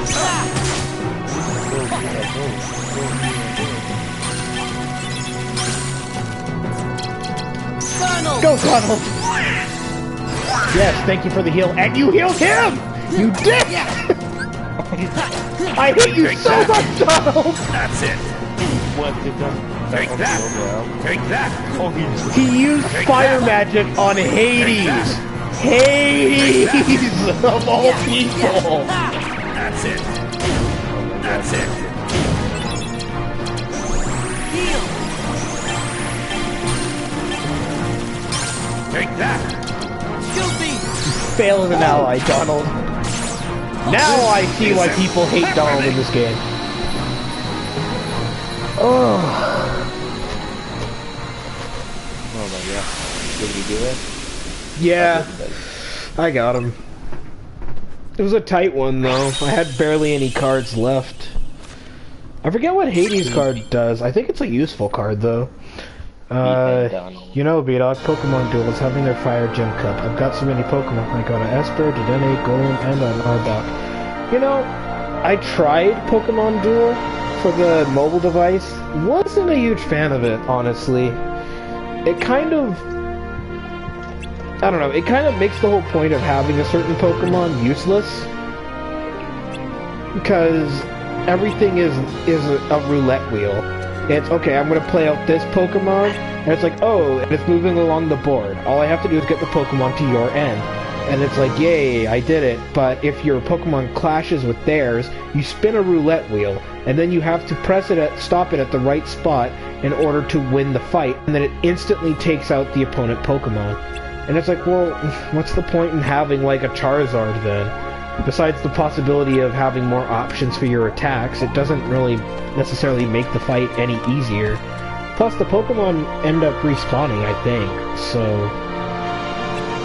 I think they should have had it be just a traditional Pokemon thing. That would have been fine by me. You know what I always wanted to try? I always wanted to do a randomizer Nuzlocke from like Pokemon games, but I never knew how to do it. Oh, they're pretty easy. You have to do it via emulator, of course. What you'd basically do is you download, I think there are only certain Pokemon ROM hacks. Not ROM hacks, but there are only certain Pokemon ROMs that the randomizer is for.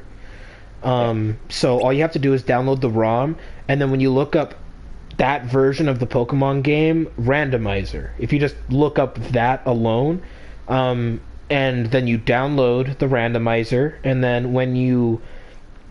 then instead of starting up the ROM via the emulator, you open up the randomizer, you select what you want it to randomize, you put in the ROM it's going to randomize, hit OK, and then I think it automatically starts up the ROM through the emulator, and there you go. So it's a very basic setup. It's download the ROM, download the randomizer, create the settings you want in the randomizer, have it open the ROM, and play away. Oh, didn't you do a randomizer? I tried. Oh. The luckiest I got was a Tyranitar. Problem is that at level 5, a Tyranitar will pretty much one-shot everything. So, it's like, you want a decent Pokemon, but the problem is that the worst thing you can have is have the only good Pokemon that you could possibly pick be a Ghastly, because the Pokemon you automatically fight is normally a normal type, so you can't do anything to it, and it can't do anything to you until your Pokemon uses Struggle.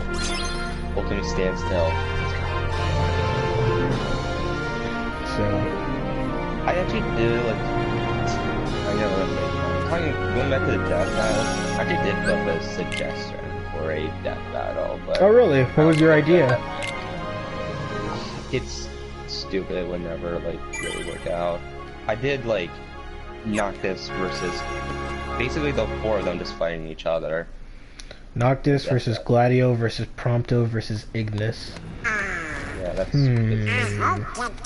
I don't think it will have worked out as, like... No, as well as, because the thing is that Noctis has more variety than all of them. He's able to switch on the fly to whatever type of equipment he wants.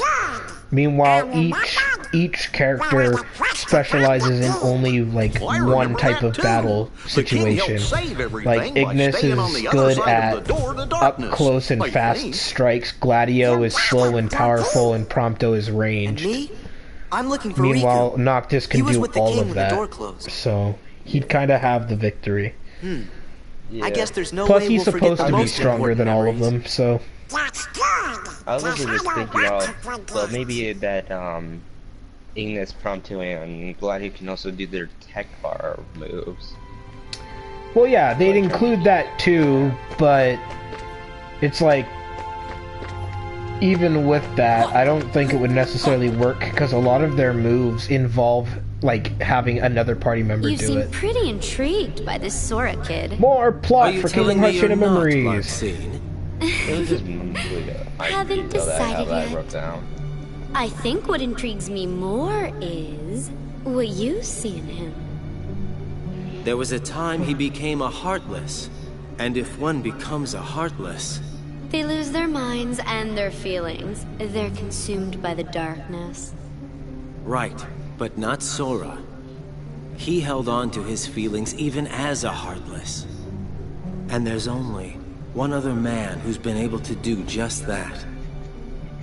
It's the strength of his heart. That's what interests you. Why the Keyblade shows Sora's heart.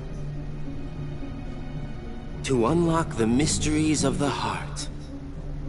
Isn't that the organization's mission?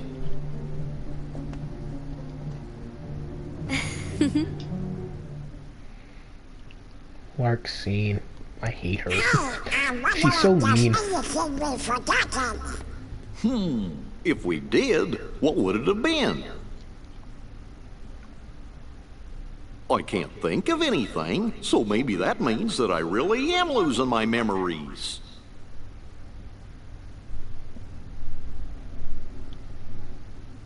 But whatever they were, they couldn't have been very important memories, right? Right. Or else I don't think you would have forgotten it.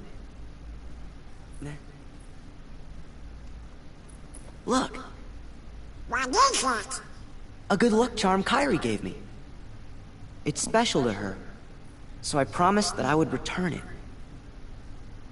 I'll never forget making that promise. It's why I could never forget Kyrie.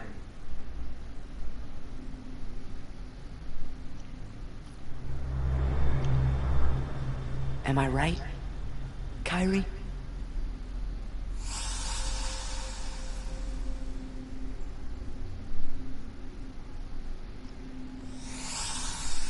Huh? Oh?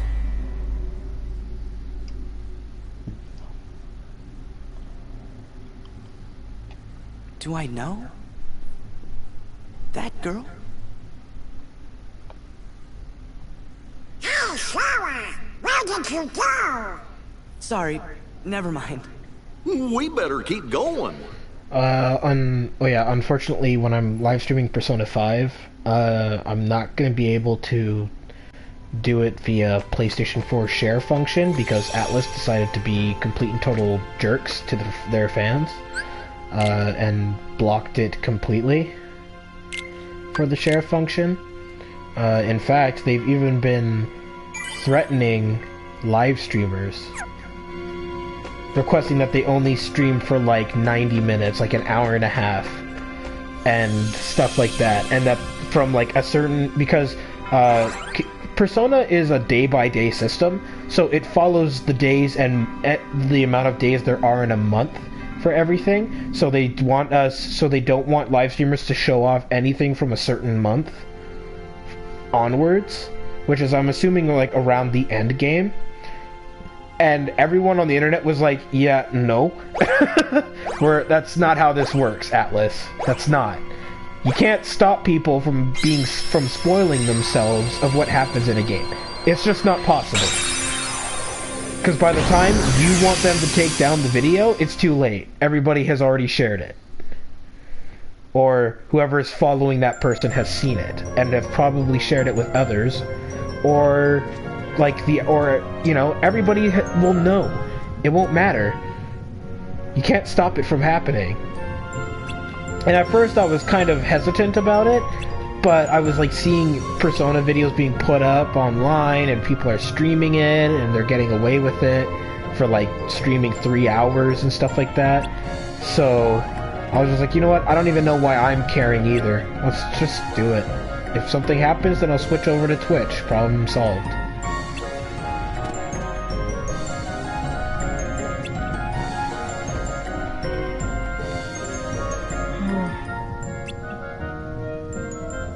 I'm actually yawning a lot for some reason. Did you have school today? Yes, bro. Oh, is it this week or did it just start? This week. Okay.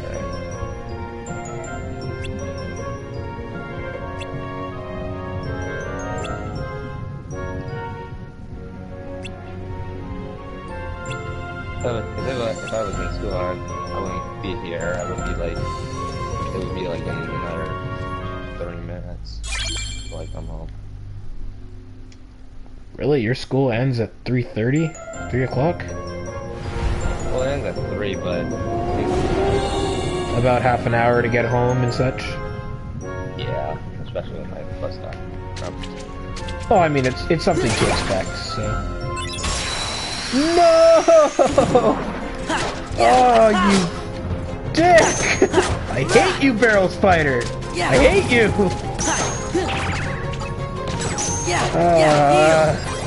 So... If you haven't already been aware, Aaron, whenever I say you dick, it's probably because I was about to pick up a card, to add to my inventory. And the problem is that in this game, if you run into an enemy while that card is bouncing around, that card will despawn, making it impossible to get it. It'll be gone for good. So you'd have to reset the room and come back in hopes that you can get another one to replace it. It's the only way to get stronger cards is through this by interacting with the environment. Funnel! Heal!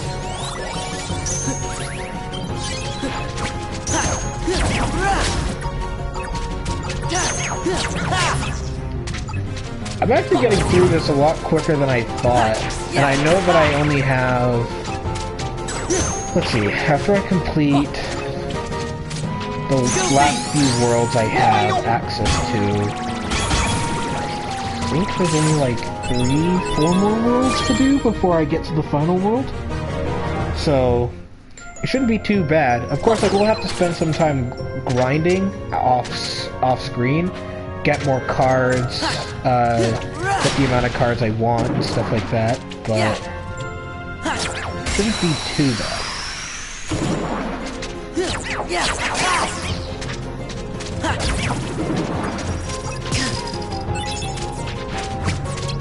Goofy! Whoa!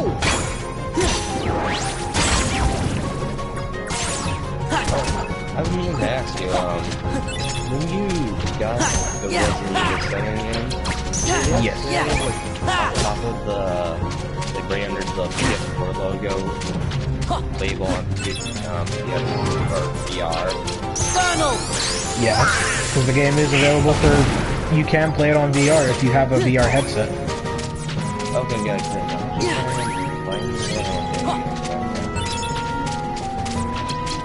Why? Do you have a VR headset, or is it that you just plan on getting the game?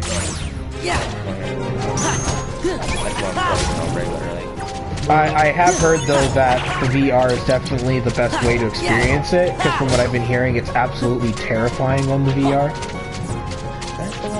That's why I don't want it. And that's why I don't want to play it on VR, because Goofy! that's why I don't play it. Hey, that's fine. The only horror game I actually played was Until Dawn, and I didn't even play it, like, that much. Yeah. Sora's voice actor is more preferable in Chain of Memories compared to Kingdom Hearts 1, wouldn't you say, Beto? Yeah, they're the same voice actor. I know, right? It's weird that his voice goes from such a little kid voice to all of a sudden like a very deep, grown-up sounding voice. And it's just because that's how long it was. Kingdom Hearts 2, I think, was already out by the time Chain of Memories for the PlayStation 2 came out. So, it was kind of too late to use Kingdom Hearts 1's voice. Plus, I will admit, his voice does suit his design more. It is a little weird at first, because you'll be used to the little kid voice, but it does fit.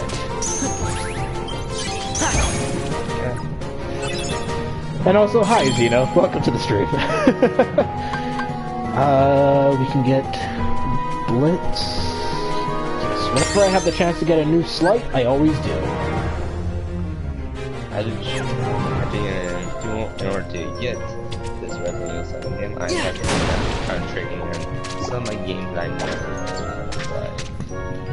I ended up doing that to get Persona 5 because I did not have the money to pick up my pre-order, and so I just like traded in a bunch of stuff so that way I could reduce. I reduced Persona 5 down to like $21 with 6 games for the PlayStation 4. And that's the thing too, is that my game store also had a deal going on where you get a guaranteed minimum $10 regardless of the condition of the game. So it was like every game was automatically $10. Otherwise, if it wasn't for that deal, I probably would have received like $5-6 for most of them. I'm trading in like 5 games. I traded in Scarlet Belfry. That was what I traded in too. Actually, it was that. One thing I found out that really annoyed me is that you can't trade in Destiny. It's impossible to now. Me, you, and take a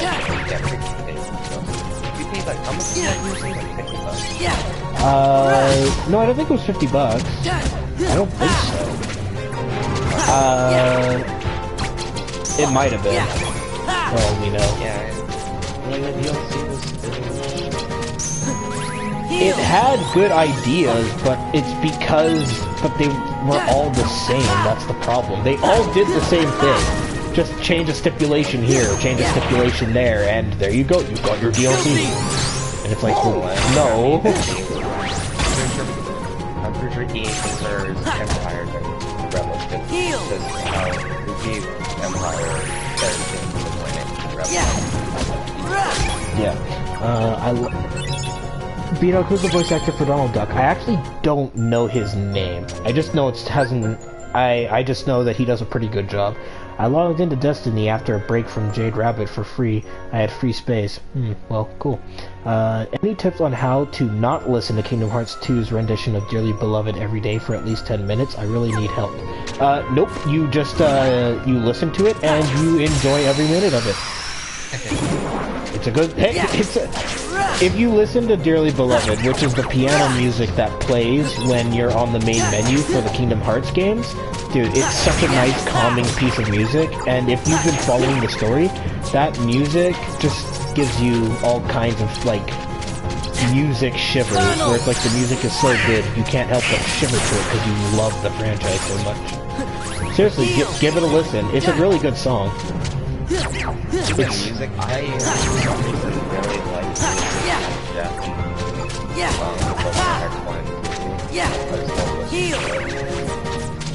Pokemon's always had good music. Don't understand people wear it, but you don't have to, dude. You don't have to. That's how most animes go.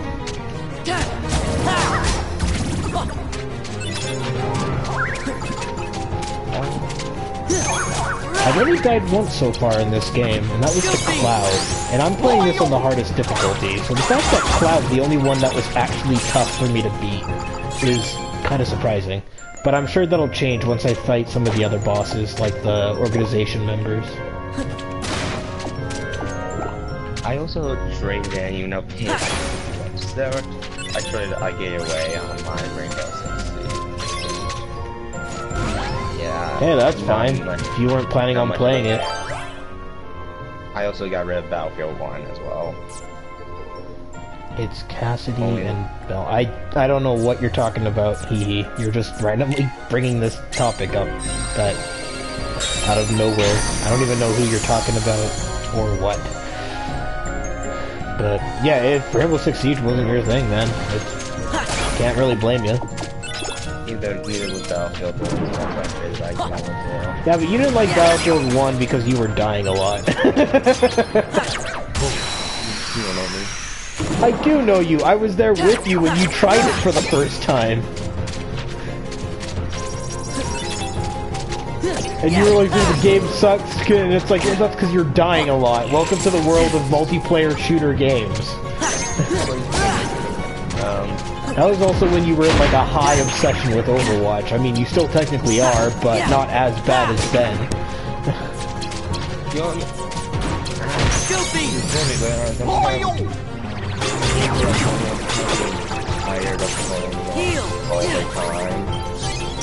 Well,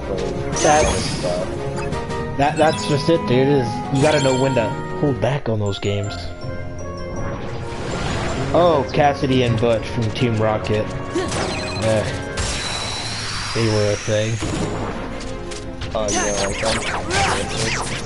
They were just there just to make Team Rocket feel inconsequential. Basically what they were all about. It was like, we're better than you, get used to it, and that was pretty much all they were trying to go for with those characters. I feel like were once we were going to have legendary Pokemon. I always find that a cheap cop-out for Ash to lose is, let's just give somebody a bunch of legendary Pokemon. And it's like, well, that's not fair. If Ash can't have a legendary Pokemon, why do they get to have a legendary? That's just stupid. Like, in a movie, I can make an exception. But... no. That's such a cop-out option. Darkrai really swept 3 of Ash's Pokemon. Of course you would. Reptile was going on his blackout. Darkrai. And Pikachu was the only one that got Lionel. But at least Ash got a need for at least beating 2 of his Pokemon.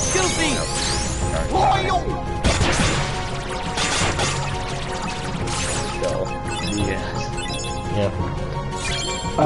Do you remember playing Pokemon Coliseum, B-Dog? Yes. In fact, I think I still have it.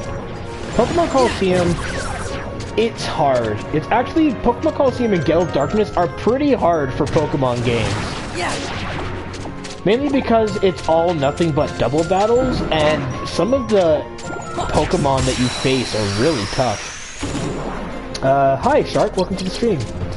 Let's see. Speaking of which, I've surfed accidentally, and I've seen this blue-haired girl with a Keyblade that looks similar to the Oblivion. That anyone special, or is that a spoiler? Blue-haired girl with a Keyblade that looks similar to Oblivion. You might be talking about Aqua. She's the only blue-haired girl in Kingdom Hearts so far that has a Keyblade.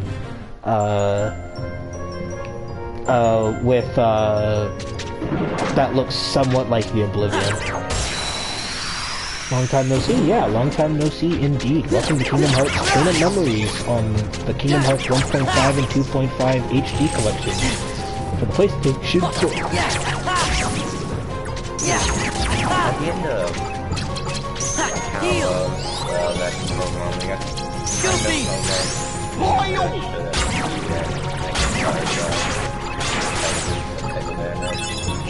He only, yeah, but the thing is that it's you've got Ash Greninja versus Omega Charizard, who's been using Mega Evolution for forever, and it's like regular Charizard probably was stronger than regular Greninja in the first place, with how much since Charizard was pretty much the only Pokemon that guy had, wasn't it?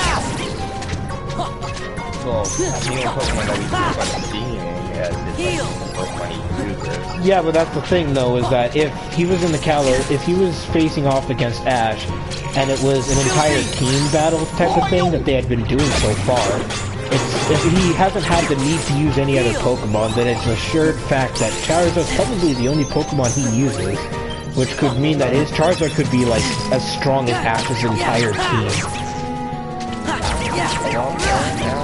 In the Pokemon it was literally the finals. It was those two for the finals. Yeah, I know. But what I'm saying though is that he's probably faced equal amount of battles as Ash, and he has only used Charizard for those battles, which means Charizard could outweigh even Ash's Pikachu. Especially if they've been visiting just as many regions as Ash. That's the thing. It's like, you gotta take into the idea of what if he's also visited the same amount of regions, but has only used Charizard. Has never bothered catching a Pokemon. It's just that type of thing. I also reacted to people reacting to how when Ash were they were of course they were. It's like, come on. You've had Ash adventuring for so much, you'd think by now that, like, well, it's because they always retain that hope that he'll one day win a league. It's just the problem is that there are so many episodes leading up to the league that they just never know if he's going to, and they have such high hopes with how much better he's gotten at battling, and they get so disappointed when he doesn't win. Especially when especially with something like Ash Greninja, you'd think that he's a shoo-in for a victory. It's just that type of thing where it's like, quit giving him all this unique stuff if he's not gonna win. It's like, what's the point? What game is this? Shark, this is called Kingdom Hearts Chain of Memories. This game takes place right after Kingdom Hearts 1 and is a tie-in to Kingdom Hearts 2. Also, are people still debating about that one episode of X, Y, and Z where Mega Charizard beat Ash Greninja? Actually, that's exactly what we were talking about. Yeah. Of course people still debate that. Why wouldn't they? They've wanted Ash to win for so long, and when he looks like he finally has an ace in the hole, the writers basically said nope. Ash will always lose no matter what, even though the final move was a large shuriken that was literally twice the size of Mega Charizard. Well, how big the shuriken is isn't really gonna matter. It's just the overall strength of the Pokemon. It's just cool. It's just that you'd think that, like, what's the word? What's the example I'm looking for here? Was it just a clash, or was it just an explosion and Greninja lost type of thing? I'm pretty sure it was just a clash between, like, Charizard's ultimate attack and that Mega Shuriken. I guess it ended up with Greninja. But if that was the case, then... Okay, so then here's my problem. They do this whole thing where... Oh, what? I don't think it was a clash. They both just like hit each other with the attack and that was it. Because that's the thing. If that's the case, I've seen the battle against I'm trying to remember the gym leader. It was the double battle gym leader, the one with the two Meowsticks. You watch Greninja use Water Pulse and Clash with a really powerful Psychic move, and through Ash supporting him, he managed to overcome that attack. How is it that couldn't happen in the Kalos League? Why is it only during that one time they can overcome an enemy that was clearly overpowering his Pokemon? That's stupid. Inconsistency! The fans will never get what they want. Probably not. I remember like years back when they were asked why Ash wasn't winning, and they thought that Ash winning wouldn't be a good idea for, like, teaching kids a lesson about having the character win all the time. And it's like, no, that's not true. They want someone to look up to, not someone to be disappointed over. Like, that's a terrible way of teaching kids morals. Oh, we don't want someone who wins all the time because that won't teach kids anything. It's like, what are you talking about? Yeah, so, especially when kids probably thought that he was gonna win, like, that match. I thought people would get this idea since Unova, maybe even before Ash is never going to win a league. Well, the thing is, though, is that they continue to maintain a hope that he will. And the thing is that, in my opinion, I think that Sun and Moon is a potential chance for him to win a league. Because if they're going with the angle that the Alola region still doesn't have a league yet, then it is possible that this might be his one time. Yeah, who's your favorite Sonic character, B-Dog? Mine is Tails and Amy. They're so cool. To me, I like Sonic and Shadow. Shadow looks awesome, and I don't know. Sonic and Shadow just have really cool designs to me.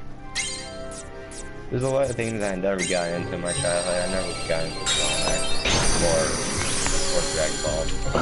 If you wanted to get into Sonic, I would recommend Sonic Generations for Xbox 360, PlayStation 3.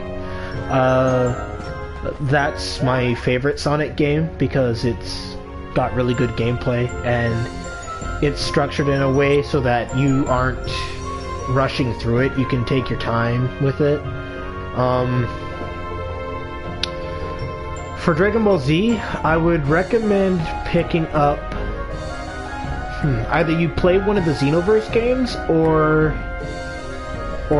Dragon Ball Fusions for the 3DS, or you play Dragon Ball Z Budokai 3, or you play the Tenkaichi series. those specific titles are what I consider pretty good games. They're a great way. A lot of them are also a great way to experience the story of Dragon Ball Z. If you don't want to watch the huge filler-filled episodes.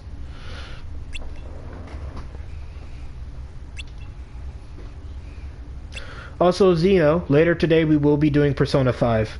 I fixed the audio delay that's in my capture card, so, well, I got it as close as I could get it. So there's barely a delay between my audio and what you guys will see. And I tested it to make sure that it worked, and it does. So we're going to be doing Persona 5. I don't care what Atlas says. So far, nobody has been giving a damn what Atlas has said, and Atlas doesn't seem to have been taking action on what they threatened, so... With that said, just give me a moment, Aaron. Hold that thought. I need to use the washroom. Okay, I'll be the commentator now. Hello. I got nothing. I'll be this commentator for a while, so if you guys have any questions, I'll be happy to answer. Just to fill in the time.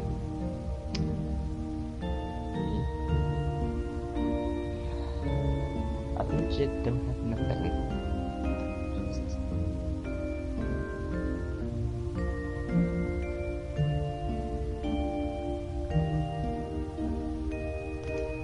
So, how's it one day going?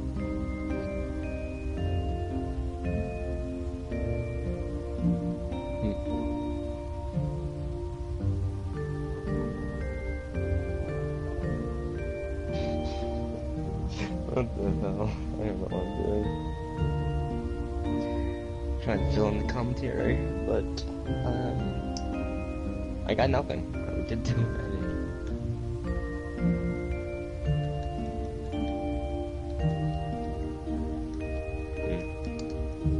So, Kingdom Hearts, yeah. I don't know.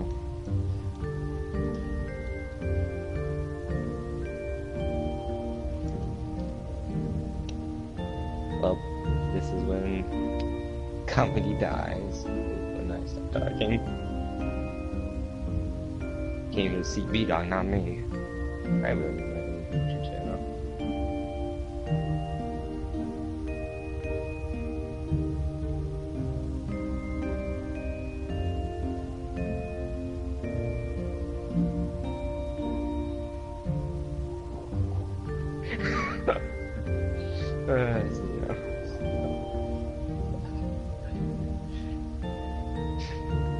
Silence as Aaron attempts commentary, and the wondrous theme plays in the background. Story of my life. Oh, shit. Perfect. Absolutely perfect. Actually, yeah. Okay, I'm back. Look, read the chat real quick. I tried talking, and tried to make some commentary. Yeah. Hang on a second. I don't think your voice is getting picked up.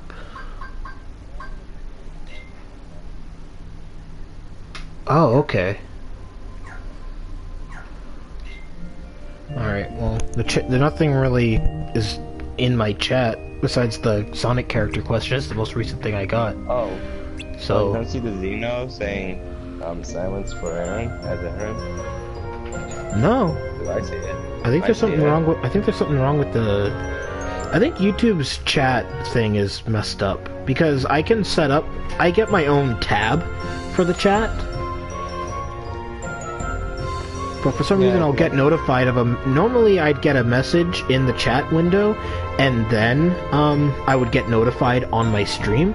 But for some reason it hasn't been...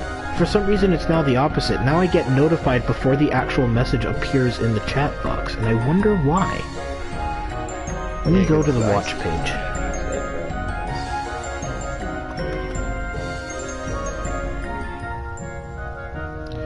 There we go.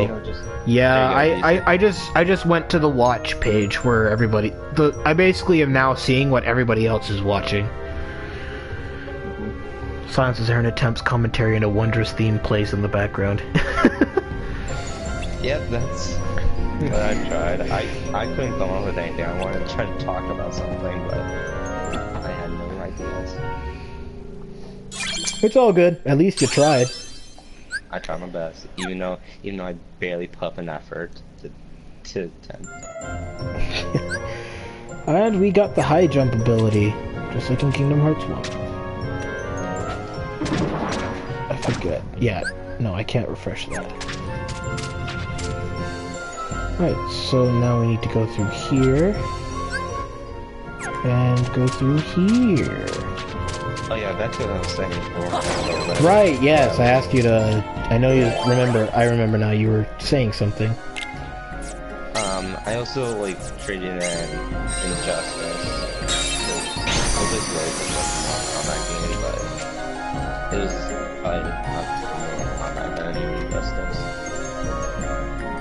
I hear Injustice 2, though, is going to be pretty varied in what it has. Like, there's going to be, like, a... like, equipment setup system, so you can, like, have your characters wear, like, certain pieces of armor to give them benefits and such.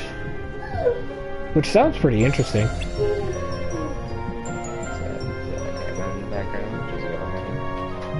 Unless something in the chat in particular is an error.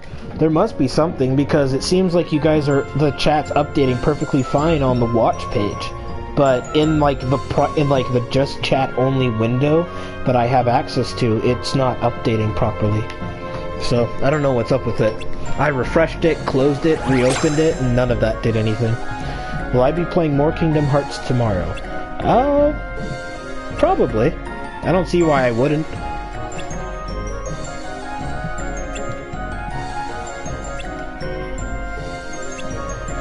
I already put this off a couple of days, and now that I'm more refreshed, I'm able to put more time into it.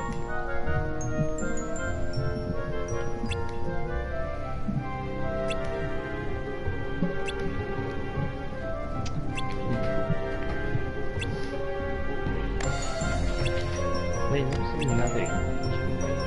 Oh yeah, I also traded Fallout 4. Never played that. Or barely played that. Even if you did play it, you'd have to invest, like, way more time than you'd probably have time for. Also, I've been hearing a lot of mixed opinions of it. Like, I've heard a lot of people say they absolutely love it, and then, like, after a while, I started hearing, like, a lot of people saying that they're kind of in the middle. Speaking of games, here's a list to keep you reminded. Oh, of games that I should stream or try. Wait, there's someone said that, because I was still there. Zeno said that. Oh. Make sure you don't have anything highlighted in the chat, otherwise the chat won't automatically move.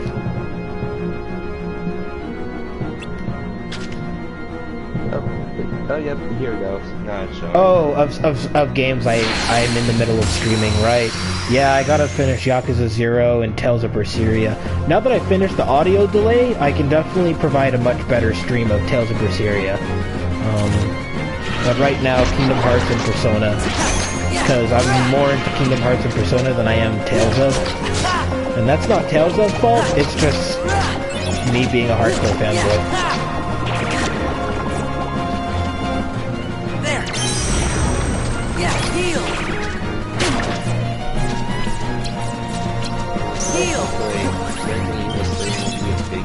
Oh, it's a good game.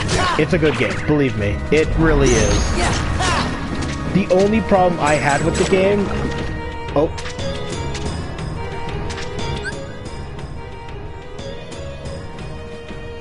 Please tell me that didn't affect my stream.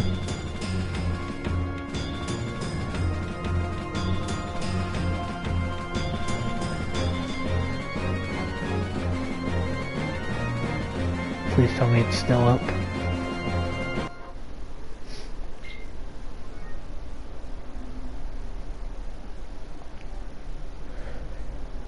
I don't know what happened there. Yeah, and then all of a sudden my stream started buffering on my end. But that might be because I've got like the stream up and stuff. Okay, it's good. It's working. Just wanted to make sure. Yeah, it's the only problem I had with Resident Evil 7 was that the protagonist is a piece of cardboard at the beginning of the game. It's not until later does he actually have like personality, and because it's without like spoiling the events that happen in the game, there's a part that happens where like any sane person would have reacted, and he only reacts as the injury is being inflicted, but after that he acts as if nothing happened, like immediately, and it's an injury that you cannot just brush off. Yeah, his hand gets cut off, he reacts appropriately as it's getting cut off, but right after, he just passes it off as if nothing happened. Like, he's not freaking out or anything, he just takes a couple of deep breaths and just keeps going. Even with his hand bleeding, even with his arm bleeding out incredibly. And it bothers me, because it's like, he should have had a way bigger reaction than that. Yeah, exactly. Would you seriously... Yeah, exactly. Would you just pass it off, brush it off as if nothing happened? Just a flesh wound type of reaction? Or would you actually... Or would you actually be, like, freaking out? Like, your sanity would be, like, at its edge from that alone.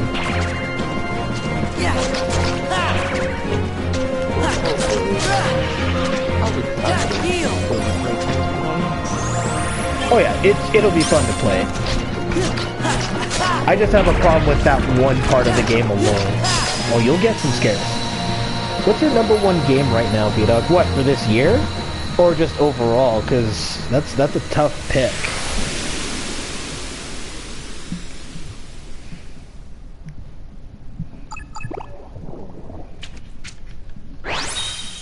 Wow, normally Parasite Cage kicks my butt, even in Kingdom Hearts 1 and Chain of Memories. Both times he kicks my butt. But wow, I said butt way too many times there. You know, for some reason, I haven't had as much problems with him. Stretching.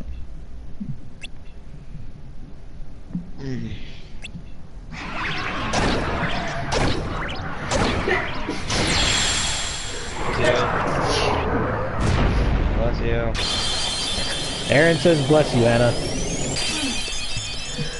What? Oh, there it is again. Bless you. Bless you. Bless you. Bless you. Jesus, Anna. When you sneeze, you sneeze.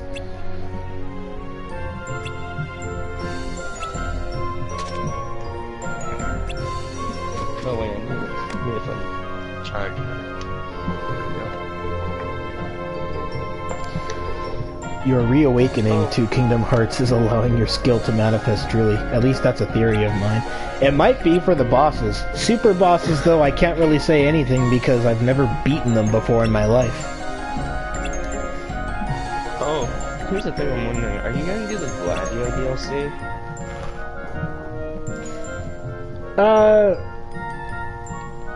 I'm gonna try. I know I have to spend money to get it, though. Or is it free? What no, it costs money. Like, I think I forgot how much it costs. I'm pretty sure it's below $10, I think. Yeah, I think it's only like... I think they said it was like $5?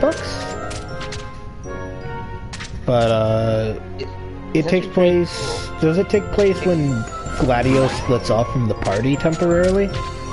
Yeah, and it also has, where Noctis gets separated from Ignis and Gladio. And we find out what happened to Ravus and how he died. Oh, really? I assume we also get to find out what happened to Ignis during the Leviathan battle. I'm pretty sure that's gonna be in different DLC. Oh, I guess it would be like a character DLC for Ignis.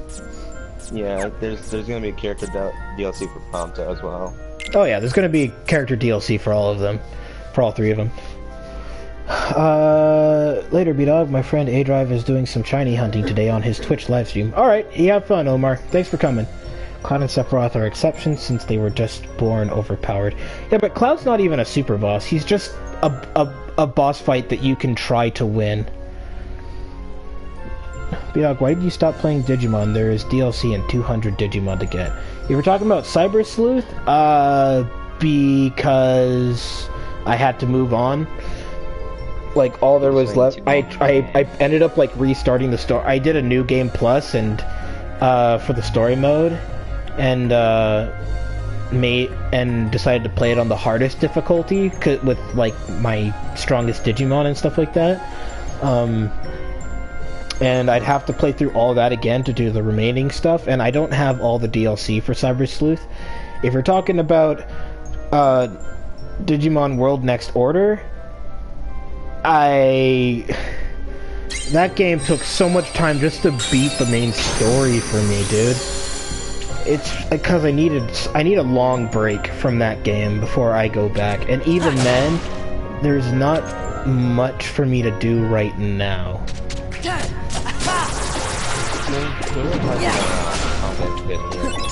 You know what? I tried to watch this gameplay movie. I did. But here's what problem. I can't watch it. Why? It's Blu-ray. You can watch it. No, it's Blu-ray. That means like you can spend a sit down like Blu-ray movies. Yeah, you can watch it. You're trying to figure out what I'm talking about, right? What kind of discs do you think are what you use in order to play the games on the PlayStation 4? The PlayStation 4 is literally a Blu-ray player. Oh, wait, Oh, I feel stupid now. Yeah, that's... Yeah. What type of discs do you think the video games for the PlayStation 4 are? They're Blu-ray discs. That's how they get such high graphic quality.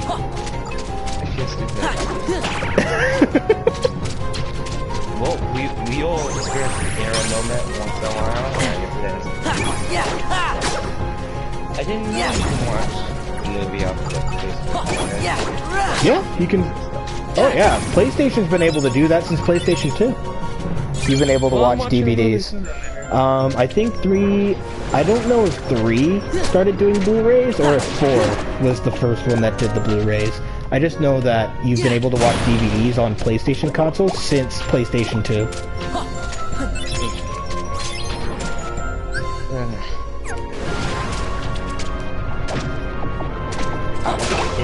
Okay, in the actual game, I started pressing the hardest and I got so pissed off. I quit.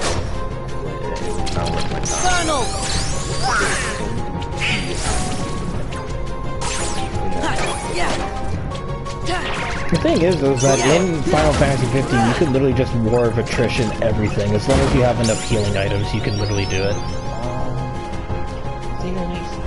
The dungeon BS to start with, you can't use items. No healing items. Second off, they make you fight four iron dragons. You can't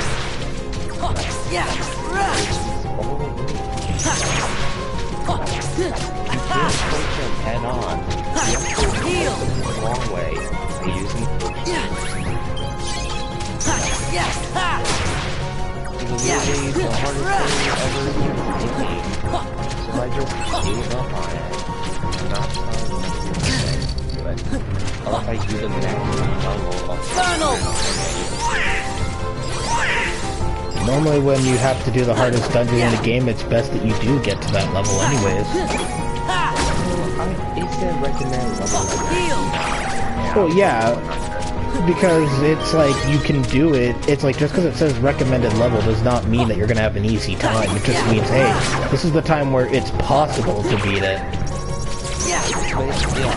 I would definitely grind level 120 to be the thing.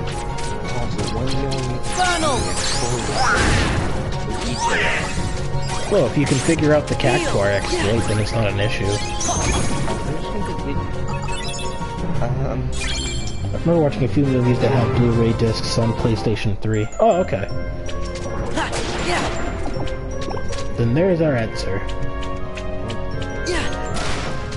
Well, thank you for telling me that. Yeah, because the discs that they use for their video games on the Xbox One and the PlayStation 4 are Blu-ray discs, which is why you can do that. Okay, hopefully it's a good movie. It should be. It's supposed to establish, like, more of the background history behind them being friends and stuff like that, from what I understand. I thought they did it with the animated, like, with Brotherhood that you can find on YouTube. Oh, I don't know. Brotherhood's the one that, explains the backstory. Kingsley explains the plot during the game. Yeah.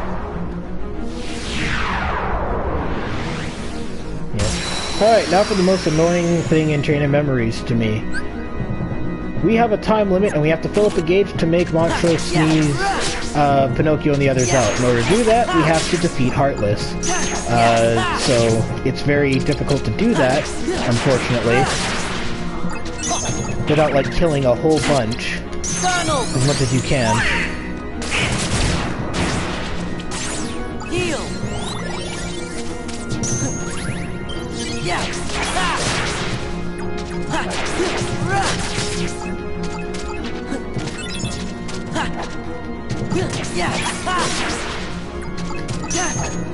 Goofy.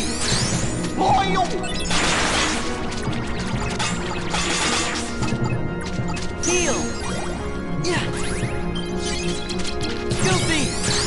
Whoa!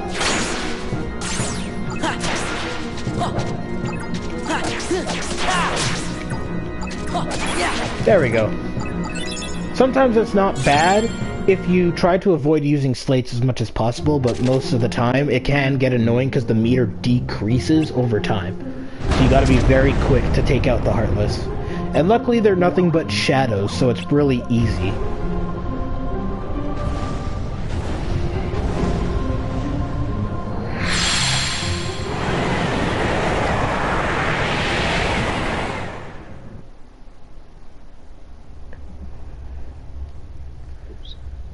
There we go. Helicopter down.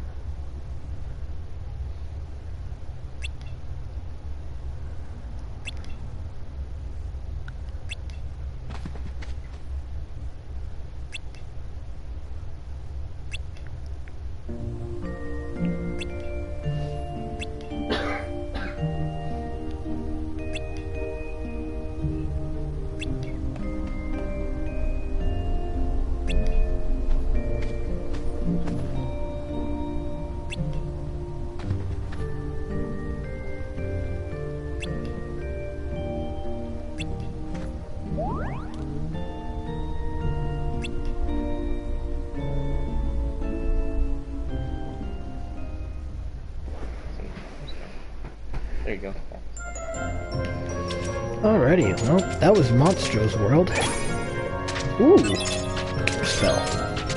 Nice.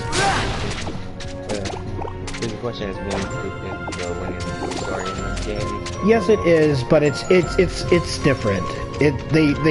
Every iteration they've done of Winnie of 100 Acre Wood has been different in terms of its mini games and overall how to get through the world. So that was some funny commentary like by the chat. Oh yeah, you can thank Anna's friends for that. She told them I was live streaming Kingdom Hearts and they were like, "Oh my god," so they jumped in, and that pretty much sums up the explanation of where they came from. Who could that have been before? In my memory.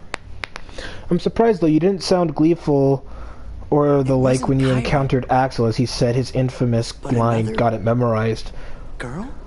Well, maybe it's not like I'm gonna go all like, I don't fanboy screech over Axel. I like his inclusion, but in this game he's a pretty one-off character. It wasn't until Kingdom Hearts 2 where they really gave him character. Was right on the tip of my tongue.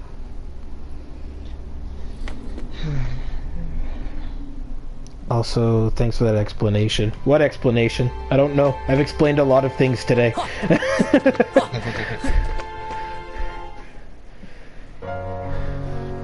Well, hello there, little girl. Drawing more people.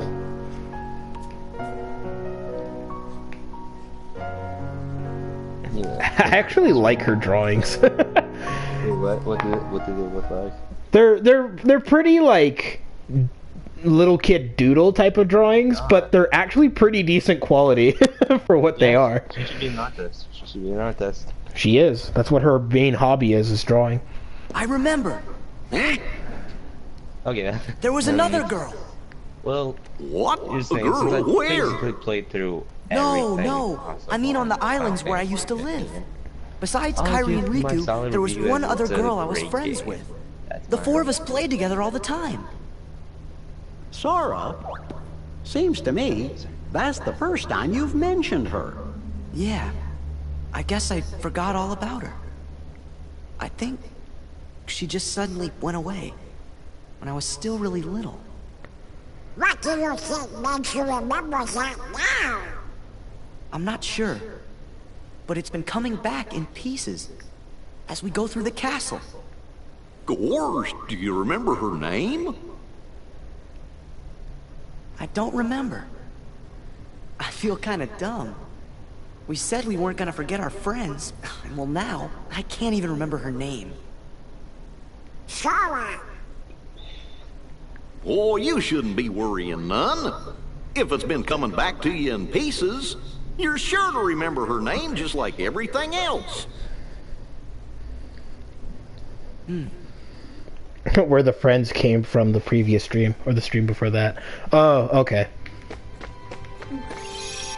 Yeah, Anna was chatting with some friends in Discord, and she told them about my live stream, and so they came in and crashed the place. But you know what? I was perfectly okay with it. It was a very fun, entertaining stream, so it's all good. And Anna's laughing because she's considering maybe doing it again to mess with me. She's like, maybe in the future I shall mess with Brayden some more.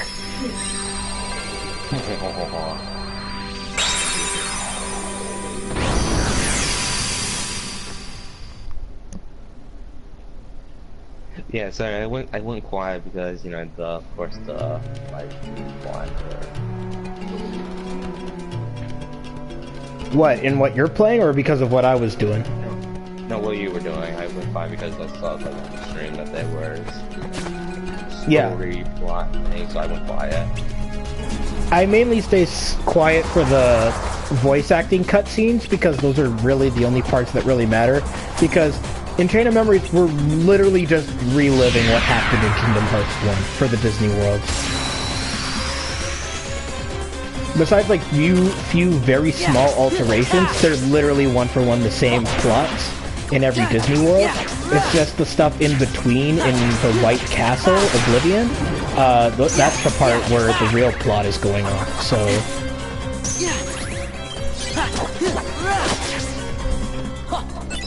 Oh yeah, and we get one of the best cards, Aladdin.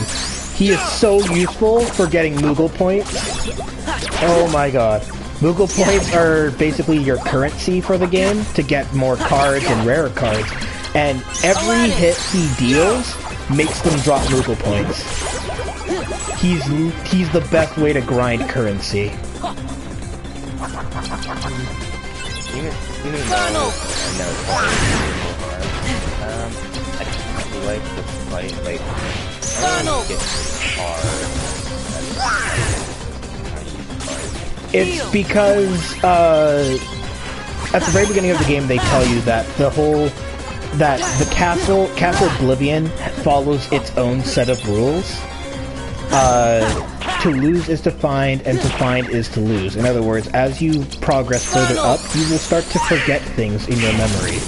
But the other thing is that, in terms of combat, everything is ruled by the cards in Castle Oblivion, and it's the only way to also progress in Castle Oblivion. So if you want to move up a floor, you have to have a card. So, same goes for your fighting capabilities. Everything is reduced to a card.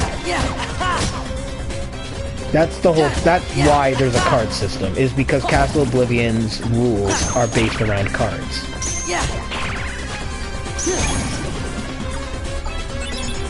It's not bad when you get the hang of it. Like, at first you'll think, this is stupid, why can't I play the same way I did in the first Kingdom Hearts? But when you start to realize just how much you can do for strategies, like, oh, I can set it up so that I'm always casting the spell Tornado, which propels the enemy in the air and deals massive damage to them, or an attack that I want to get called, oh, what was it called? I'm trying to remember. It's basically when you use a stop spell combined with 2 attack cards in that order. Your Sora will charge up and automatically freeze whatever he's fighting, and then he'll lay a bunch of blows. It's kind of like watching those samurai duels, where you know how there's that thing where the guy will do that sword strike and nothing will happen until after the sword strike? Oh, yeah. It's kind of like that. He'll hit them a bunch of times, and then time will regain itself, and the enemy will just get hit by a bunch of attacks. And then you can literally charge it up so that you do it again, like right after. It's that type of thing, where you can come up with all kinds of strategies based around the abilities you get and what combination of cards you have. It's really in-depth for a strategy game.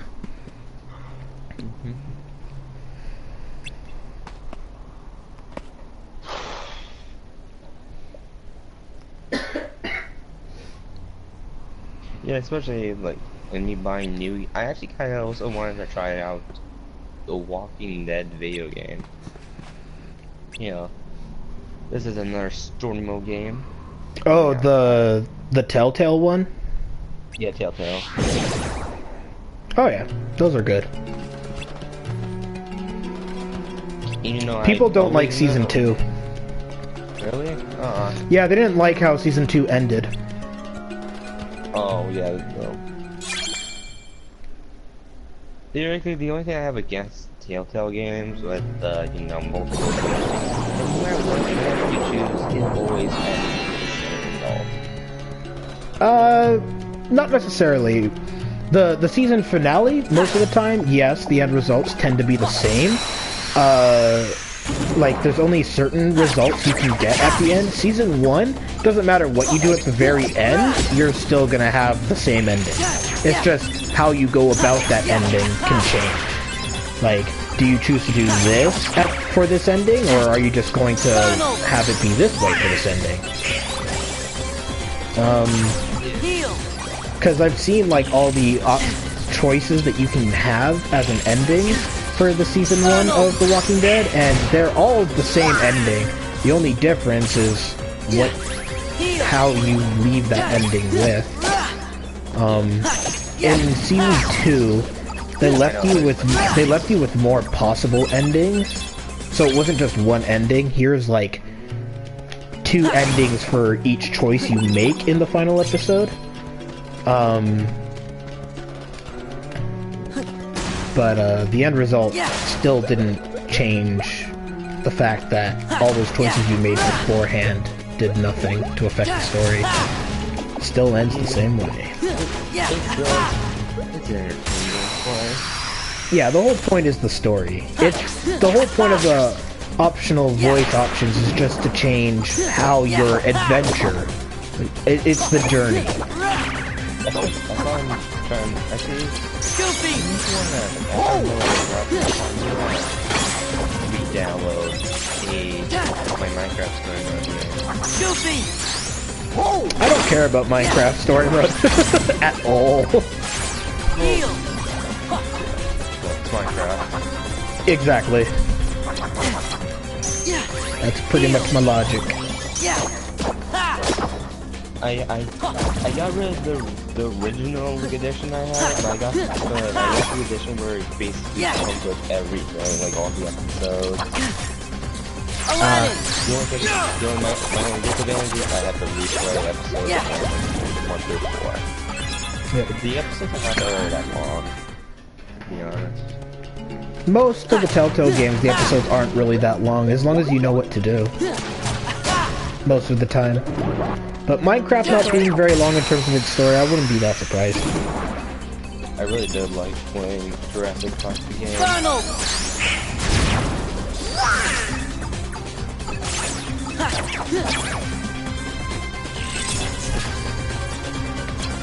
Donald!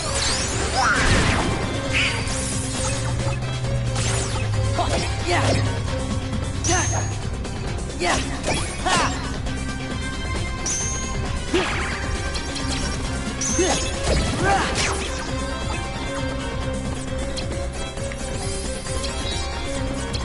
Aladdin! There! Heal! Yeah! Ha!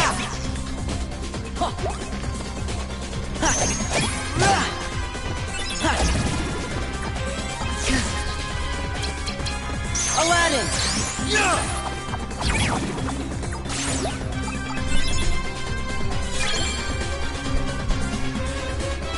Gotta love them Moogle points.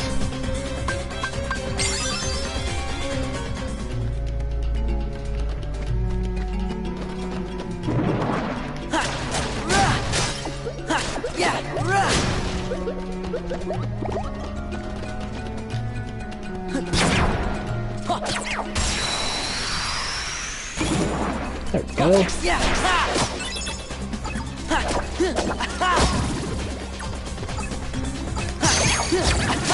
I do know, though, that once I finish Tales of Berseria, Persona 5, and the Kingdom Hearts collection, there's probably going to be a huge gap before I have another game before a new game comes out that I'm going to live stream. I'm pretty sure that there's going to be a big gap for me anyways. So we'll probably get into some emulator stuff and some other things like that too. Oh, and Yakuza 0, of course. Oh yeah, I think I would make you play that game yet. It's just kind of been that game where I play if I got nothing really else to do, and I feel like beating up some nukes and enjoying the hilarity that's in the game. I think it's just because it's not like the gameplay style I normally prefer, and the type of gameplay I'm used to, but at the same time it's like I still enjoy it. It's just to me I'm not as into it as I should be. The story's great though. I've been loving the story of that game.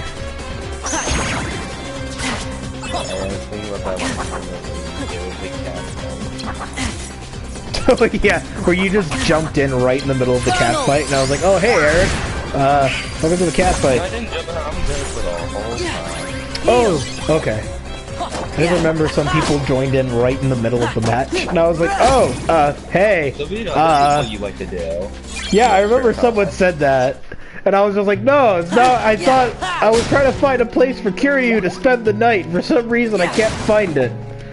I thought maybe going here would do it, and no, it doesn't.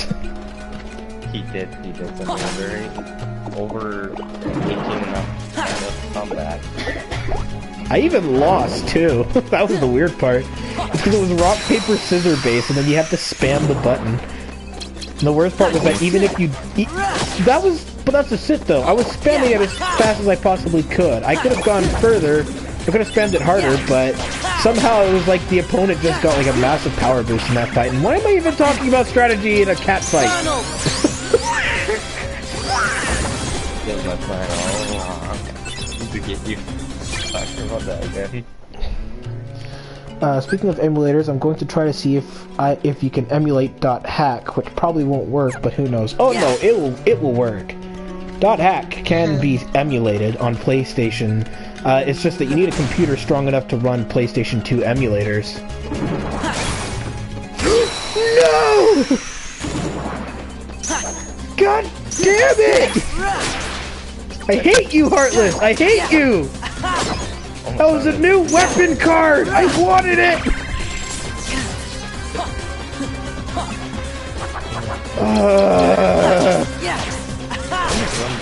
Wait, are you able to play or live stream computer games? Yeah, I am.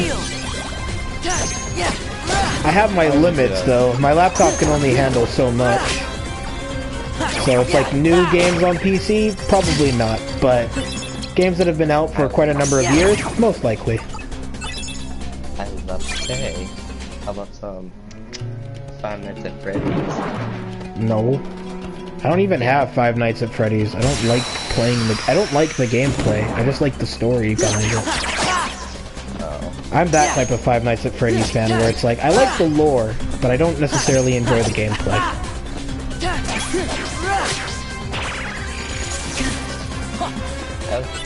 Brandon's sister location was pretty different. Donald! It was. It really was.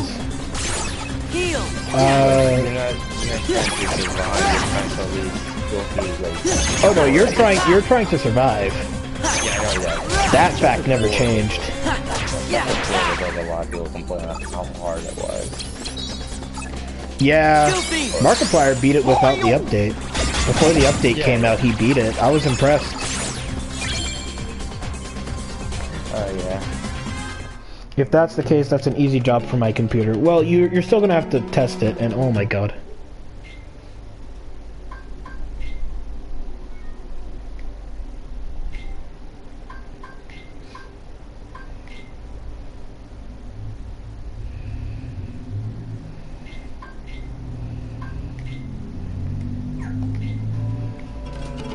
I don't know what's happening.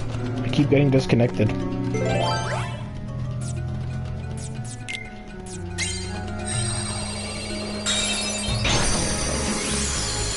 Don't know what that was about. Every now and then it keeps telling me that I left the party due to a network error. Yeah. What were you saying to you got that out? I don't even remember.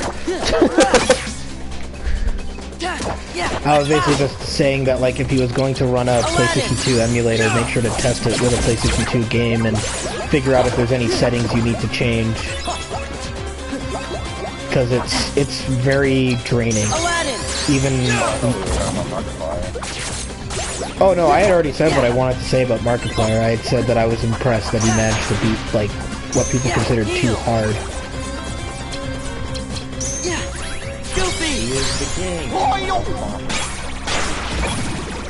Even when he dies, he'll say he's no longer the king, and then once he beats it, he'll say he's the king again. Ooh. 3 wishes keyblade. Yes, please. Whoa. We're gonna be another Five Nights at Freddy's in a row. 2020 mode. And it. Did Markiplier beat that? Yeah, he did. He said it wasn't too hard. Like, it was challenging, but it wasn't too hard compared to Five Nights at Freddy's 2. Well, the thing is because the animatronics had more readable movements than Five Nights at Freddy's 2. It's kind of hard to really... Yeah, it was... Like, I know that for that entire thing, he pretty much made it where he was completely silent, and then he just did a voiceover commentary to explain what it was he was doing and why he was doing it. Yeah, you really need to be silent. You need for both, the ballet and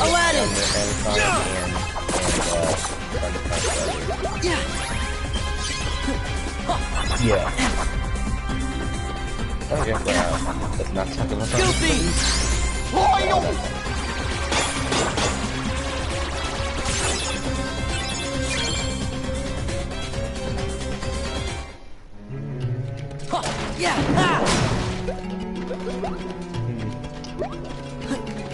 It'll be pretty cool to go underwater. I'll probably just do it as well. In what? GTA?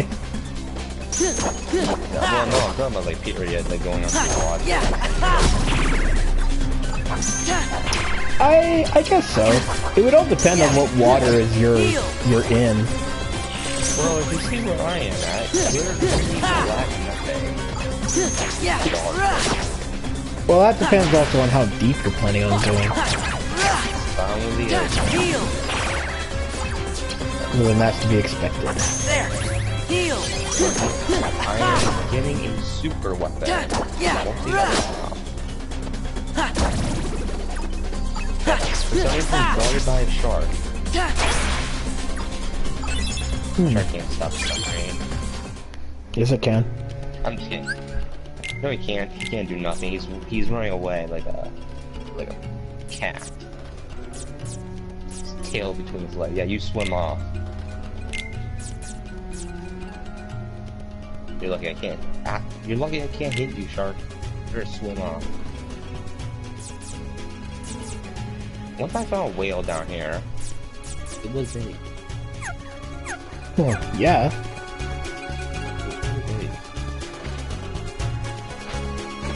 Yeah. Ha! Good thing it didn't bother me.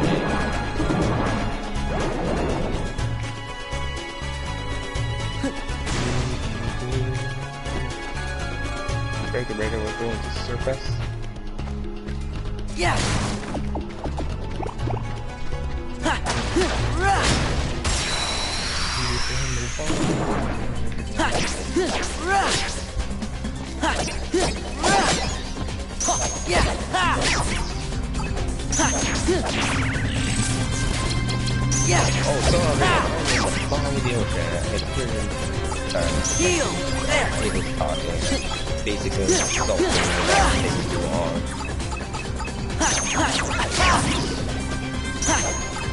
Yeah! Good, thank you. Well, this is the hard part. Trying to hook a submarine block in the water without crashing. Get the lines.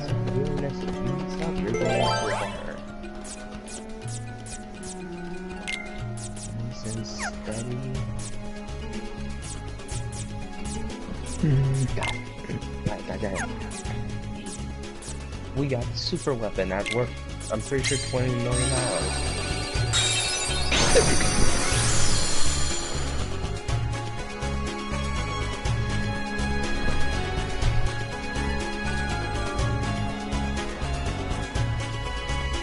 Oh god, we have company.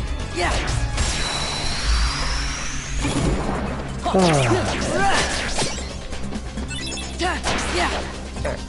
Yeah! Making our way through everywhere. Yeah! Aladdin! Yeah! Yeah!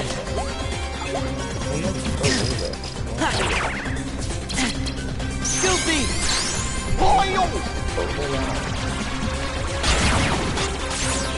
Oh, there's a helicopter. Oh, by the way, without spoiling any form of plot for Persona 5, be prepared to say that's effed up a lot. Wait, what? I was playing a bit of Persona 5, and Anna was there with me when I was playing it, and like only a few hours into the game, and most of our comments as I was playing was that's fucked up. Like it was exploring surprisingly very social problems out in the world, and it was surprisingly messed up. It's surprisingly dark of a story. Yeah, like the plot line overall for like just the first bad guy in the game was so screwed up.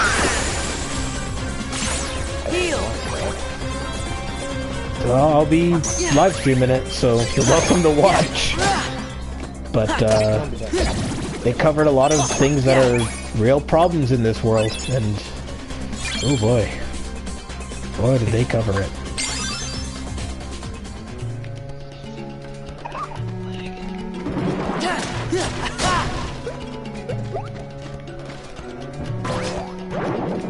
Hold on, for me, I need Slurpee to play.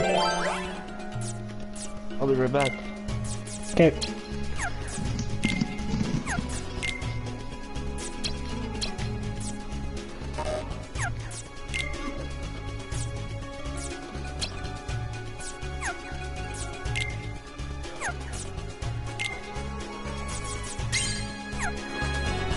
Oops. I didn't mean to cancel out of that. I'm back. Welcome back. Yeah. A little bit. Goofy.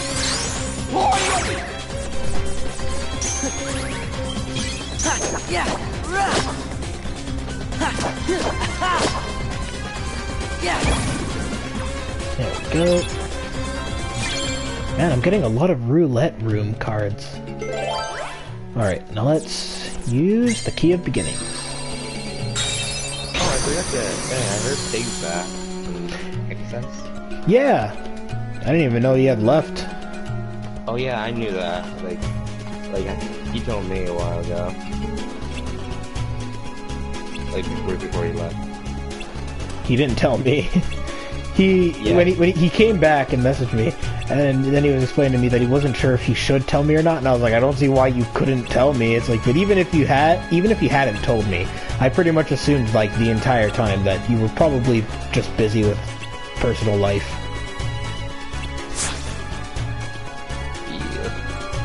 Like, yeah, I don't. But I thought since he told me, I thought he would at least tell you.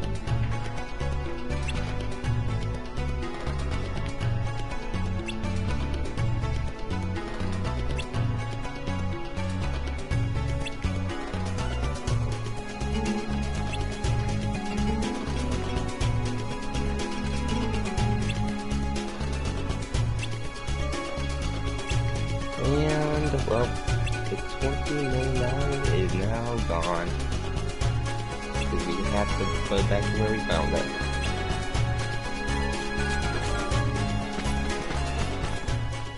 Okay, time to start. Time to start a Telltale game. Well, yeah, it's download first.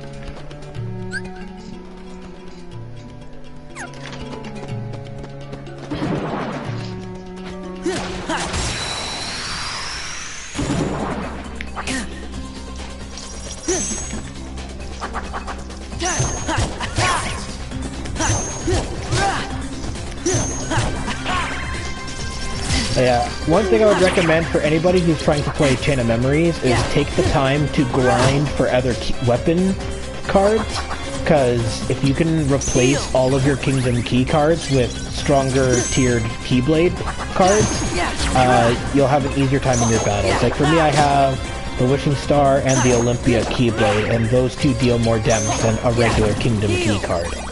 So...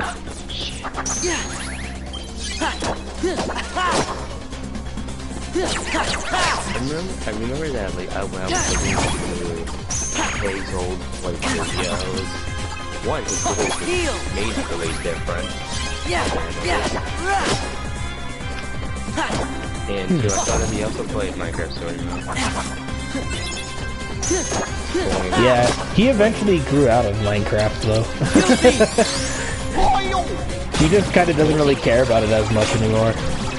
We'll see who got Minecraft Story Mode for his, like, live stream for, like... Yeah, because he's bound to the PlayStation 4 share function, whereas, like, where I'm not, because I have a capture card.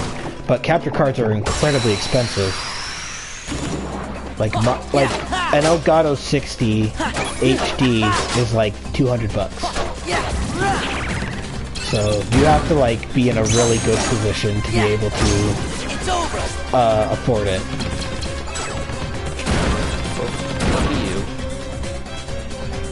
Well, that was just because at the time, like, I didn't have debts and stuff like that, but it kind of led to me having debts that I have to pay off, but soon I'll be able to fix that.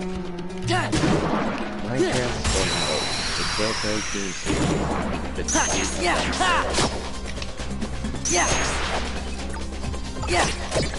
Maybe I should delete the old version of Minecraft Story Mode I had. Hey, dude, I need to kill myself. Kiraga!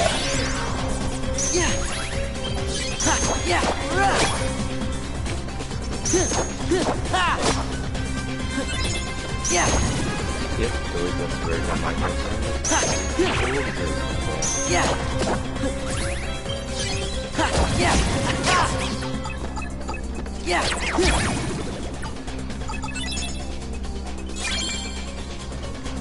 Now just leave it. basically.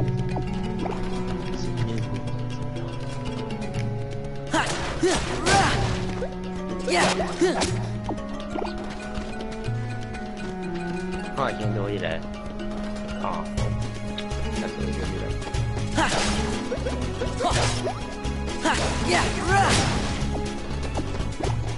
How long is this gonna take? Oh, I guess it takes approximately 0 seconds to download the game.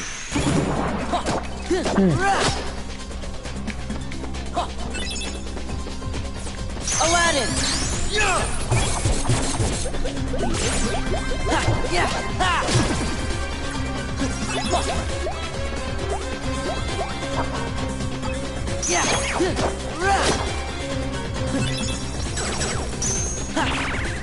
Yeah! I still play Well, I mean, it's a good game to play if you want to waste some time and just mess around. It's a sandbox game after all. I don't play like the basic single player, I just play multiplayer all the time. That's what most people do. Yeah.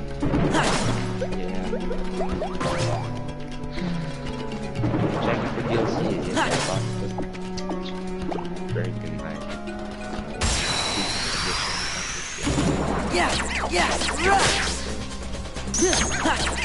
Wait, I can't enjoy those.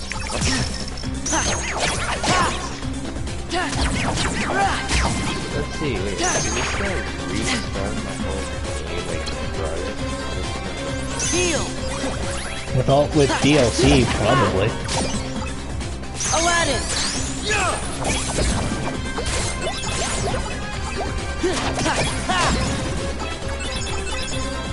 Let's see here. Yeah, but I have to start all over again. Oh well. Yeah, at least I get to relive them all. It'd be a good way to catch up on the story, so... I mean, how do you think my playthroughs of Kingdom Hearts go? Yep, everything, I look at all the episodes, they all say purchased and installed. So, well, the game did for me. This chapter should be pretty long. Well, not long, but... Chapters... I'm pretty sure chapters 6 through 8 have, like, the YouTubers who play Minecraft in them. Chapters 1 and 4, I'm pretty... Yeah, I only got to chapter 4. Basically, it's totally chapter 4, but for some reason, I guess chapter 5 is just a filler episode. Well, time to get to the story. Yeah, I'm sorry that I talk so damn much.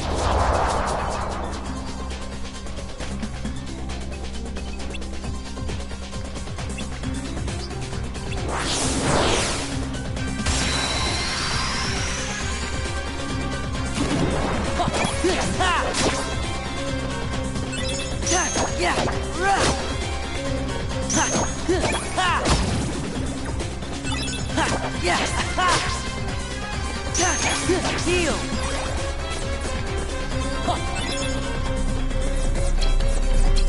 Aladdin!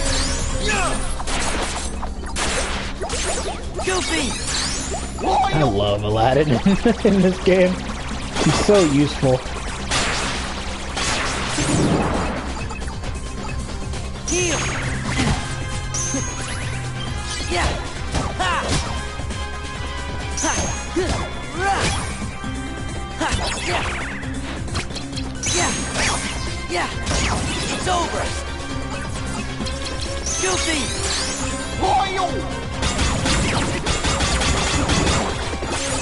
Aladdin! Yeah! Yeah!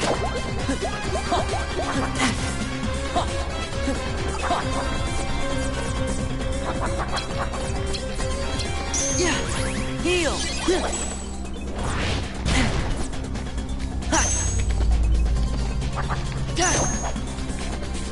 Yeah!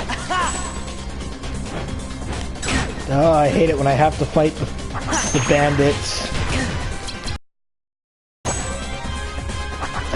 Crap.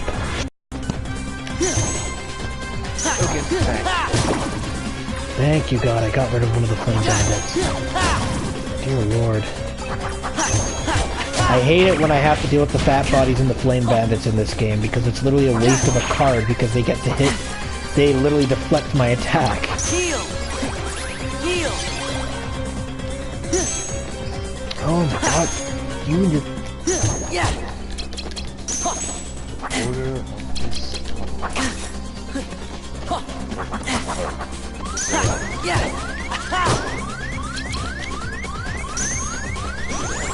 Nope, I want to die in this fight. Unless I manage to turn it around. Heal! Okay, thank God. Okay. This guy needs to stop waltzing around the arena so I can actually focus. Wow, that was way more annoying than it should have been. No, not even. It was just two regular nukes that I can't attack from the front. We're just walking around next to all of the other, and all the other Heartless were just sticking around them. And it was thanks to them walking around and the Heartless sticking around them that my attacks kept getting wasted. Because it would keep hitting the guy in the freaking front. And his movements were so sporadic, I didn't know where I could attack from. Yeah! Heal! Heal!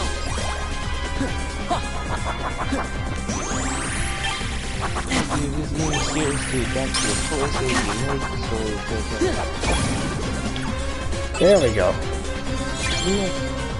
Doesn't matter what I choose. I can choose to be a jerk to everyone. It still doesn't change how the story ends.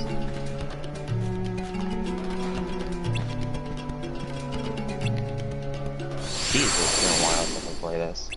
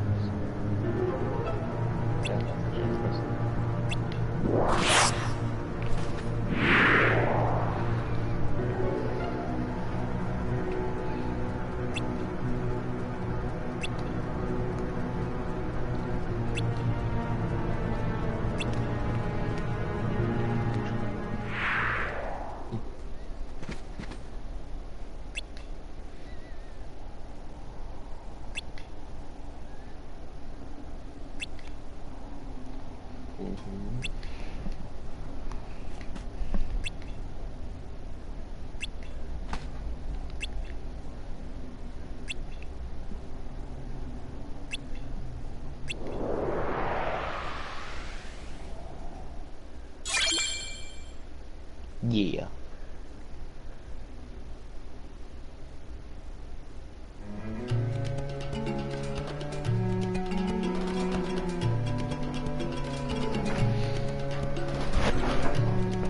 Okay. So with that done, we now gotta head up there, so we need to head to this room to make our way up to here.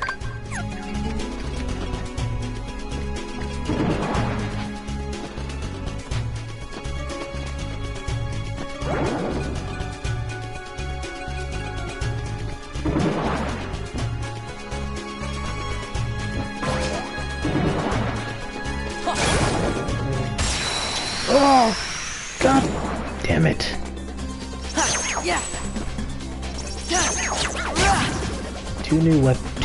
A magic, an item card, and a weapon card I could have had. And of course, Yellow Opera decided to be a dick. Heal!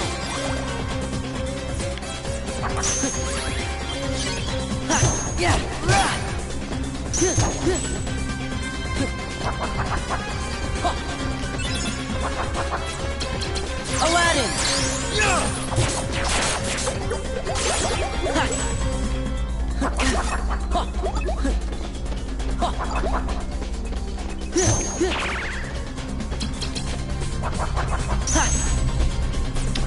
I really hate how that thing constantly turns around. Heal. There. It drives me nuts. Yeah. Yeah.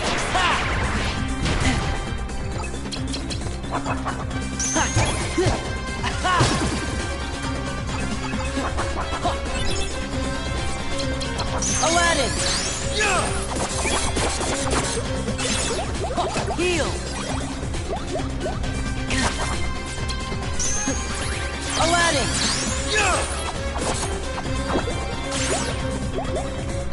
Yeah. Ha.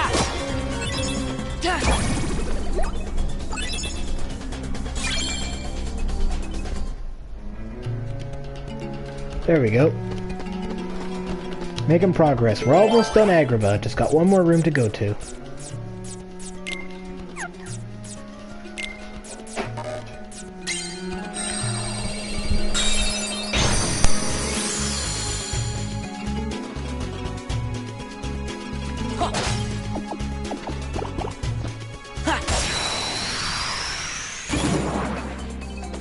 Yeah. Ha. Yeah. Ha. Aladdin! Donald!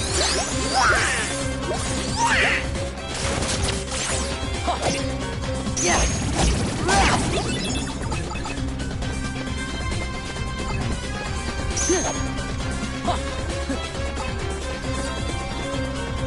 Heal! Yeah! Ha! Ha!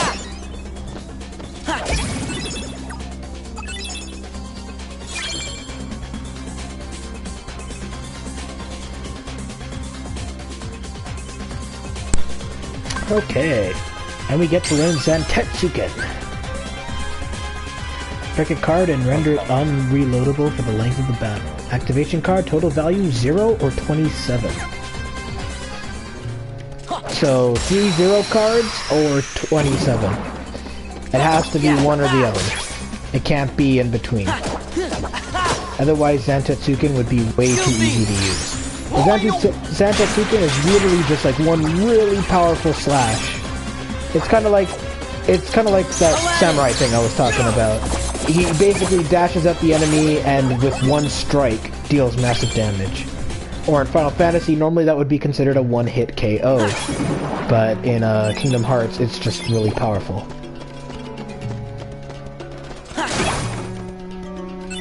Oh, did I get that clear spell? Probably not. Yeah. Goofy. Whoa!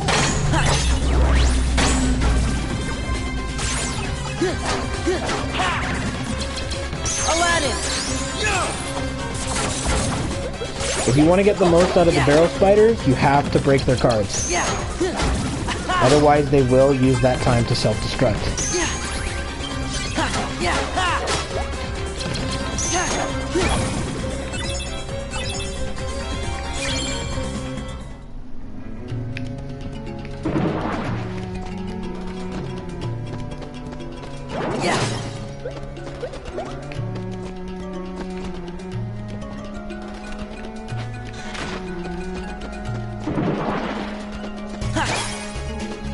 Ooh.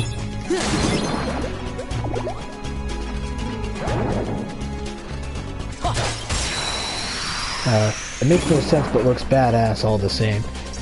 Indeed. Maybe it's because it's not Odin who's doing it, it's just Sora. Donald! Goofy! Whoa! Yeah!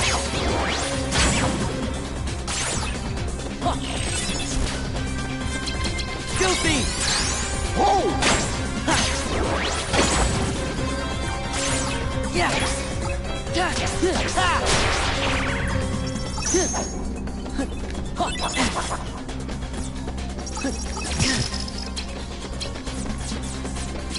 Aladdin!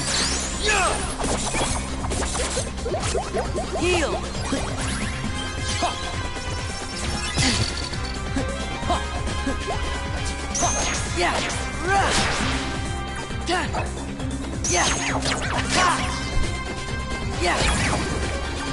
I gotta use some of those Moogle Room cards I have, because, those cards will, help me get more of a new card in an area. It's a good way to grind. It's a good way to, get more of a specific card, that you've already obtained. So once you get, I think it's based around the amount of cards you get. So if you get, like, the Olympia Keyblade in a certain world, you can get it there. It's just an easier way to get more of that card. So I should probably take advantage of that in the next room.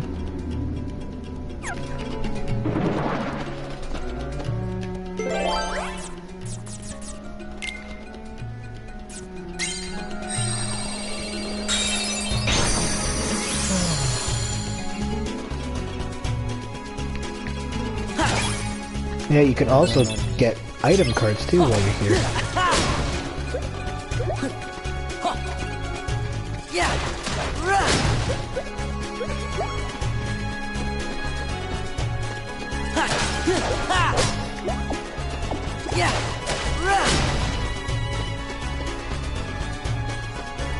Hello.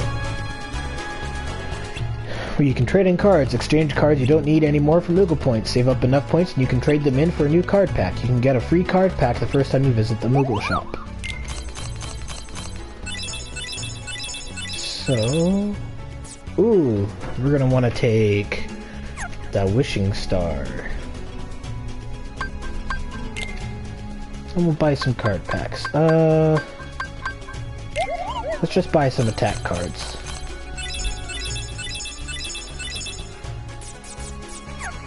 Take the Lady Luck.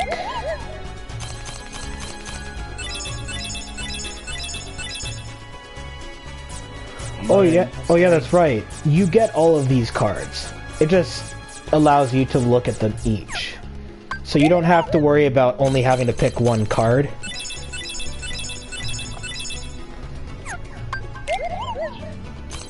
That's why it's important to get Moogle points as much as you can if you want to get a lot of cards that you think would be more useful. I could swear I've seen it.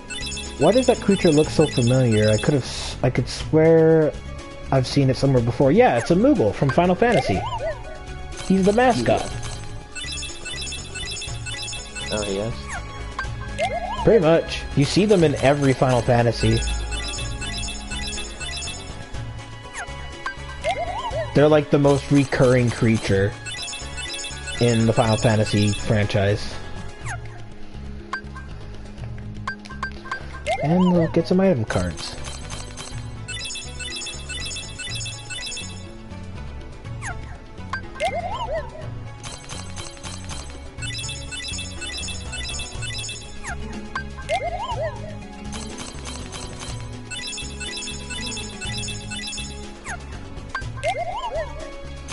Besides Cactuars? Yeah, Cactuars didn't get introduced into the Final Fantasy mythos until like way later. Whereas with Moogles, they've been around since the first Final Fantasy. At least I think they are.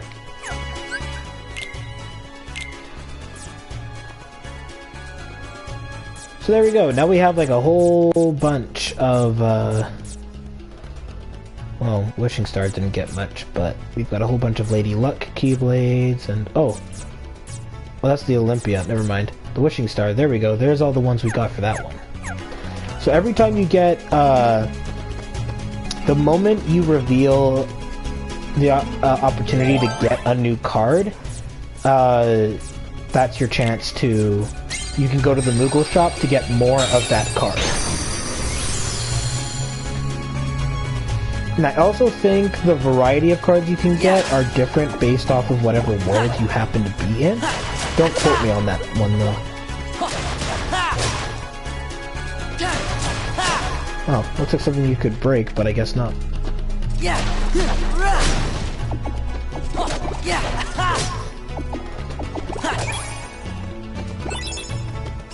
Yeah!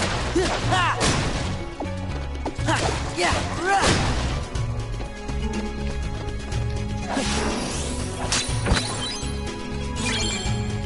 Ooh, the gravity spell.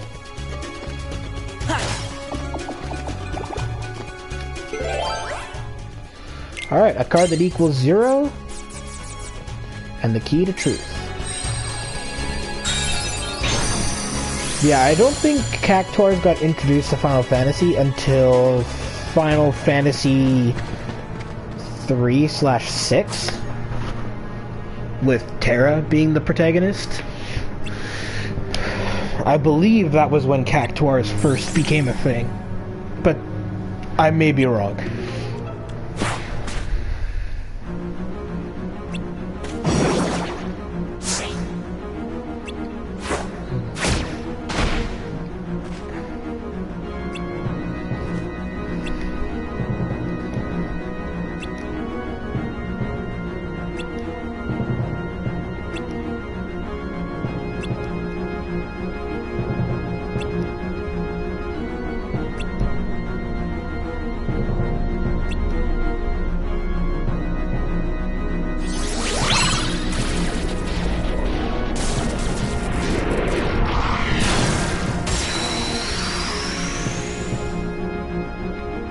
Alright, here's the boss fight with Jafar.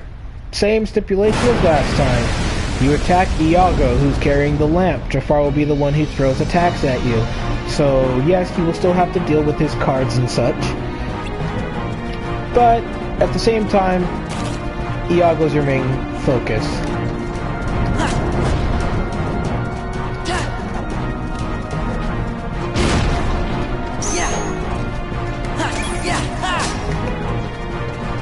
And every boss card has every boss fight has like a Disney card you can use. This one, the Disney card that you use, I normally just call it the Mickey card. It basically alters the terrain so that it stays level the entire time. And right now I'm in a position where I can't really do anything, so.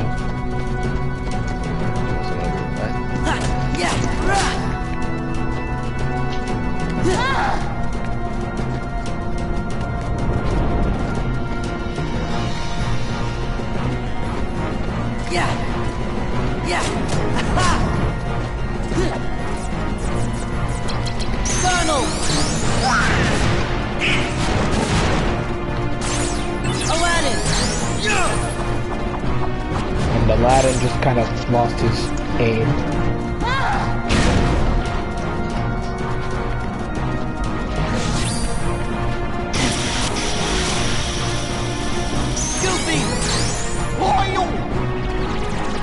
Oh my god.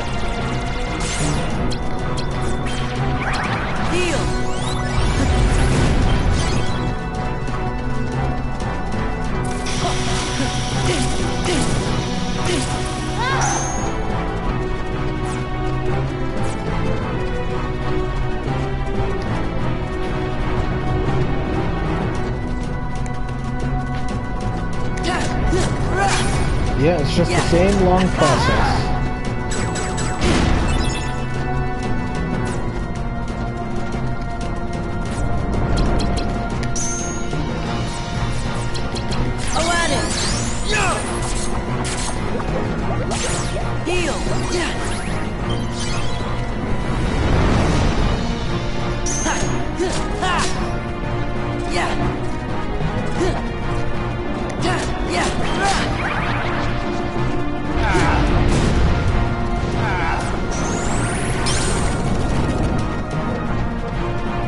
Yeah, you'll notice that I haven't been using slates that much, and it's mainly because of the fact that it makes it so that my cards are permanently removed.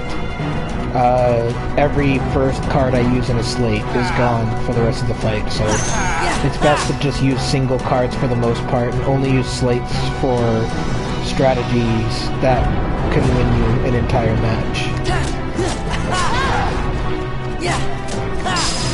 There we go.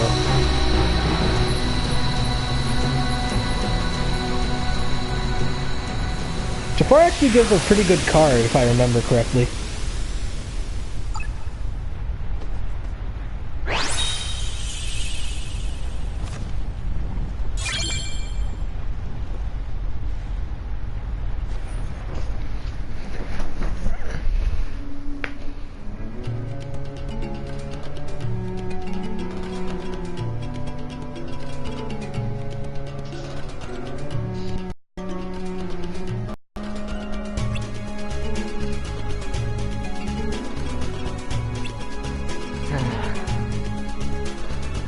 That was one click.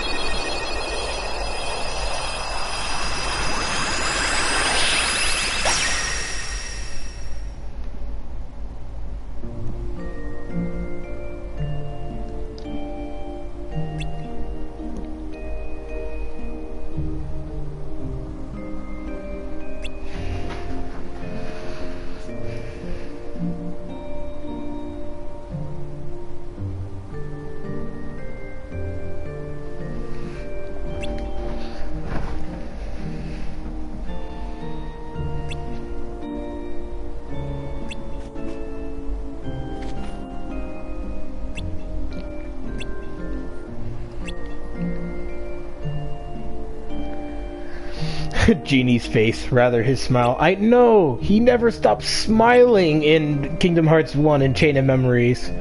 He never stops. I think in Kingdom Hearts 2 they fixed that, but oh my god. Like in Kingdom Hearts 1 he was smiling as he used his magic to turn Jafar into a genie. It was weird.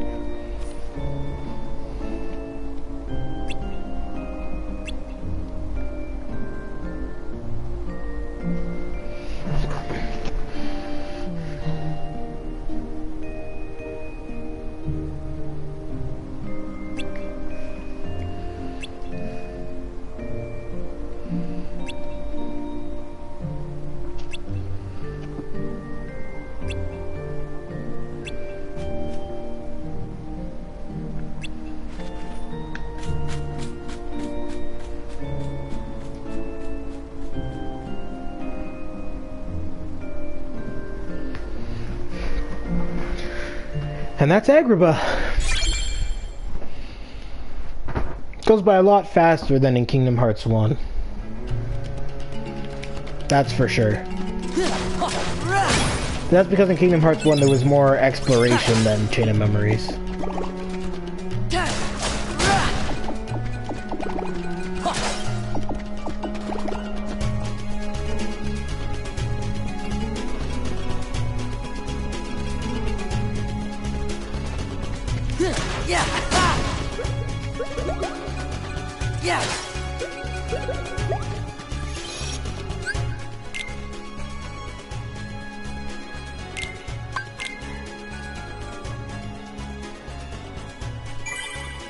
We leveled up 3 times while in Agrabah.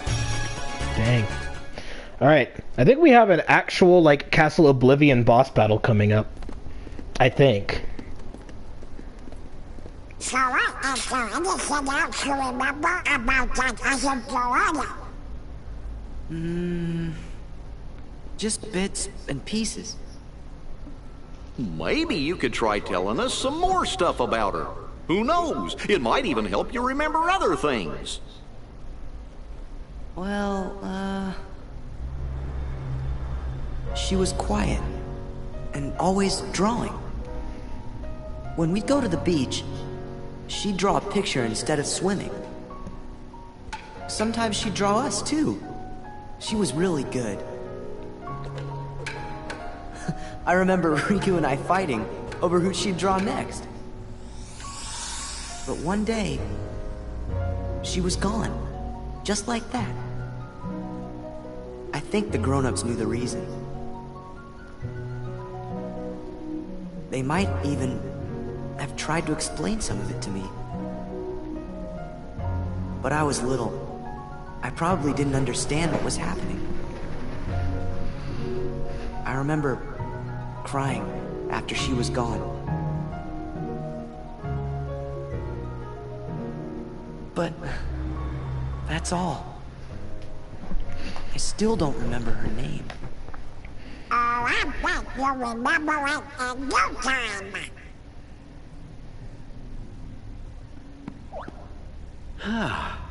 I must point out, Sora keeps remembering things instead of forgetting them.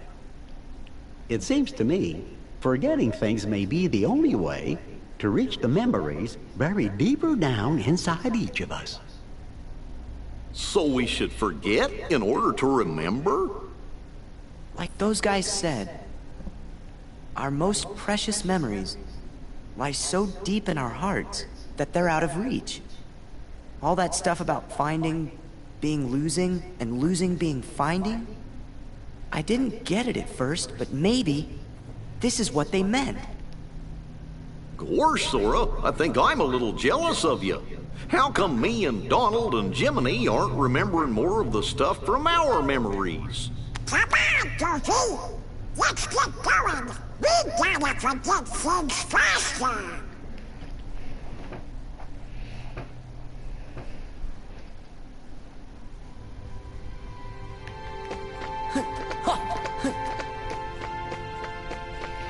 One thing you also notice about the plot of Kingdom Hearts Chain of Memories is that there's a lot of...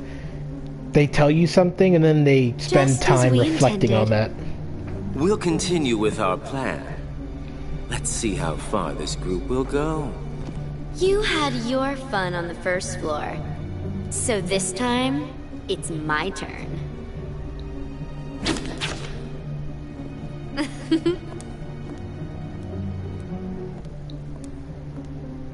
I'm not going to just give it to him. Don't break him.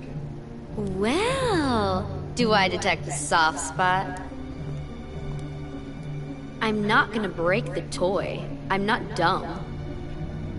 Don't forget, Sora is the key. We need him if we're going to take over the organization. I know that you're in on it too. But keep it under your hood, at least until the time is right.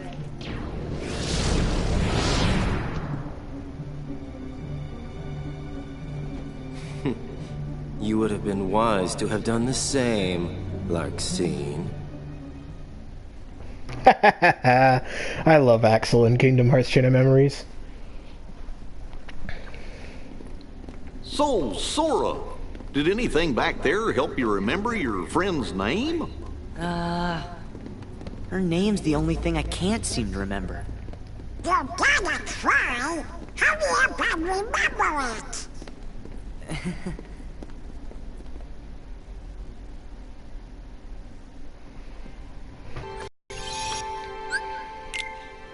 Now would be a good time to save.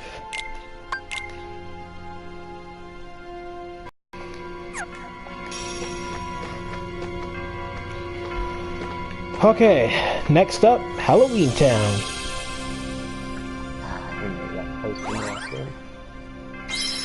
Oh yeah. I like Halloween Town.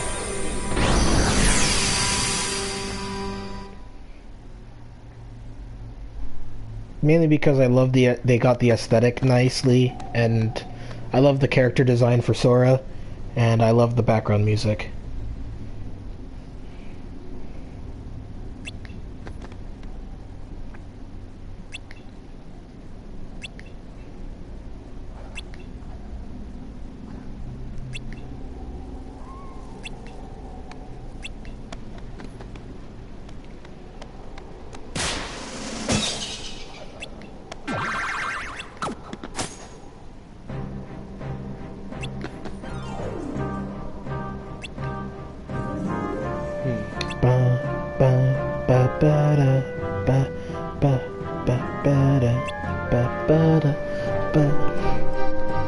Jack Skellington is pretty much just like Donald, just like in Kingdom Hearts 1, except that he doesn't do any healing spells.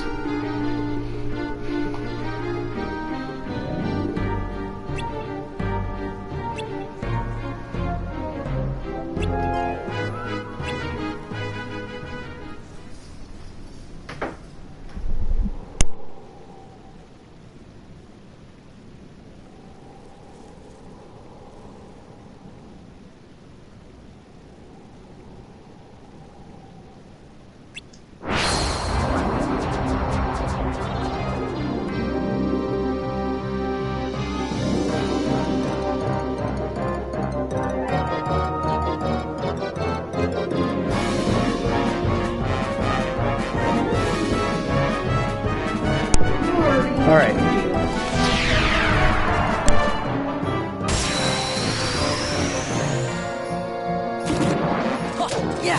Ha. Yeah. Rah. Yeah. Ha. Ha. Ha. Ha. Ha. Heal. Yeah. Yeah. Rah. Ha. Yeah. Yeah. Rah.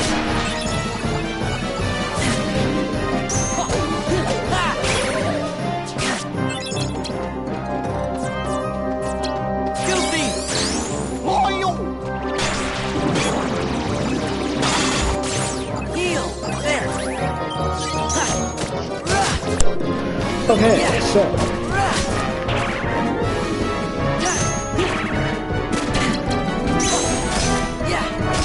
it's over. Donald. the problem is that until I get certain slights, most of the really cool looking decks that I can get, I won't be able to show off for a little while. Oh crap.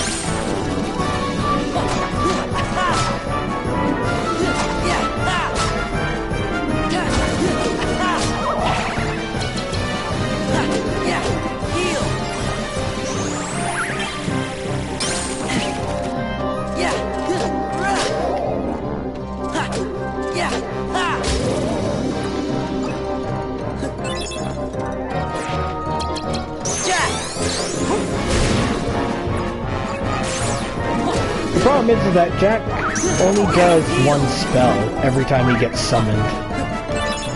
And I think it's in order to make him, he casts more magic for every Jack card you have in the slate.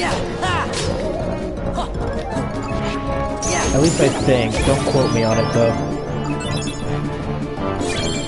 I don't really know this game as well as I do Kingdom Hearts 1 and 2.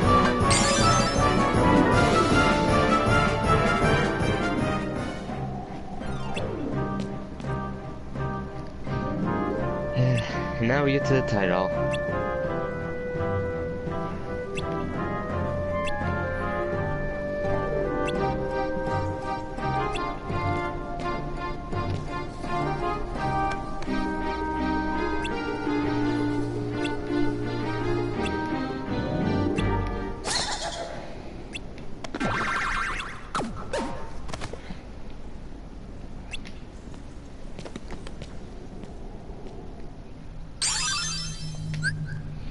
And we learned Terror.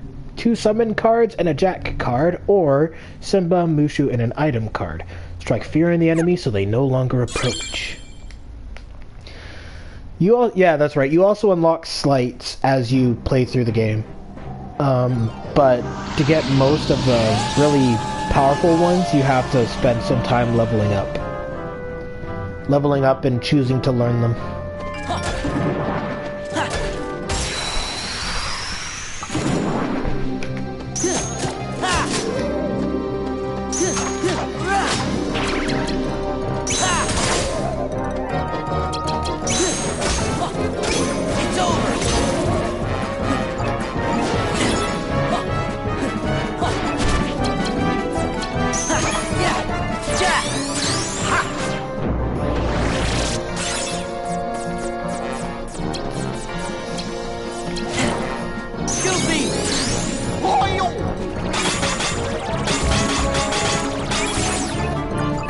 Goofy is so overpowered in this game.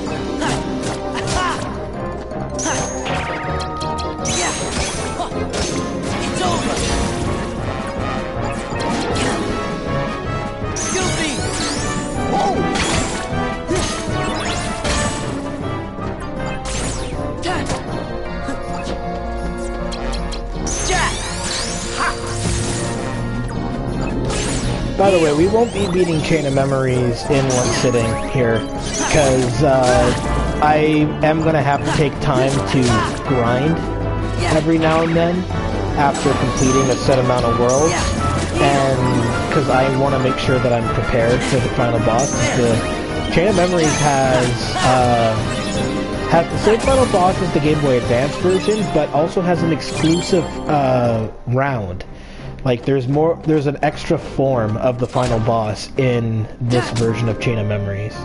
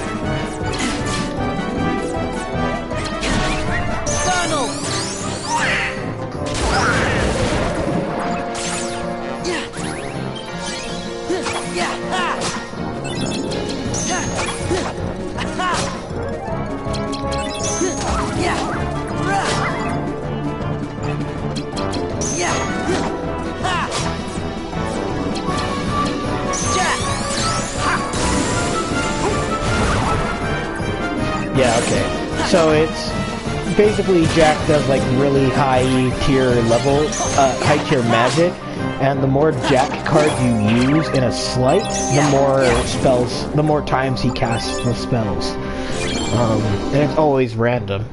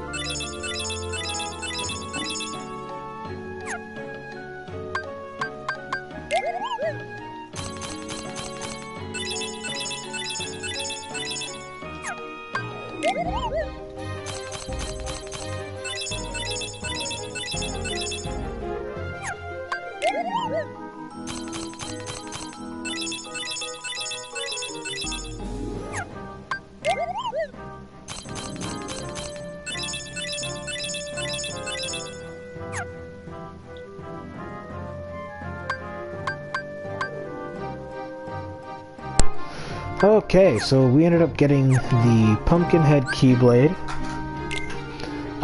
Most of the Keyblade cards that we have are pretty much better than what we have for the Kingdom Key. So here's what I'm going to do. Remove all of the cards. Or I'll keep these ones, and then I'll just redo my attack cards.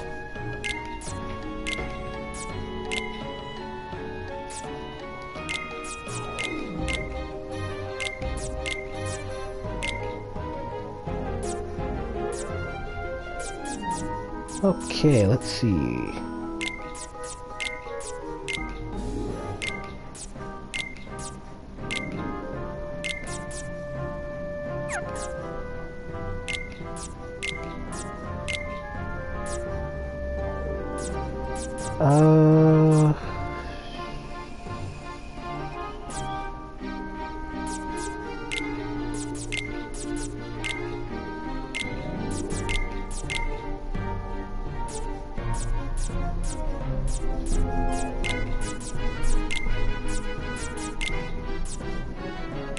Yeah, I mainly use this as an opportunity to give myself higher numbered cards, and just make it easier for me to handle enemies, because the biggest problem is enemies that break your cards.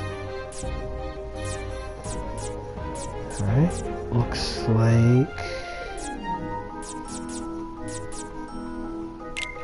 I'll throw in one kingdom key.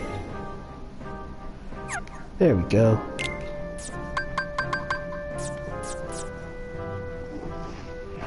Let's see, Parasite card always nullifies the enemy card.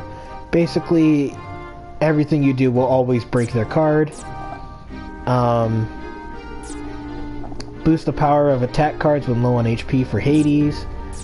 And Jafar stops enemies from breaking attack cards you use.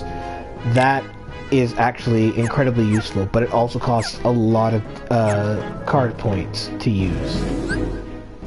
It's actually certain deck combinations that you may use in this game that can make it so you can use that combo for quite some time. So, high recommendation. The Jafar card is actually probably one of the most useful enemy cards you can have in the game, because everything you do cannot be stopped.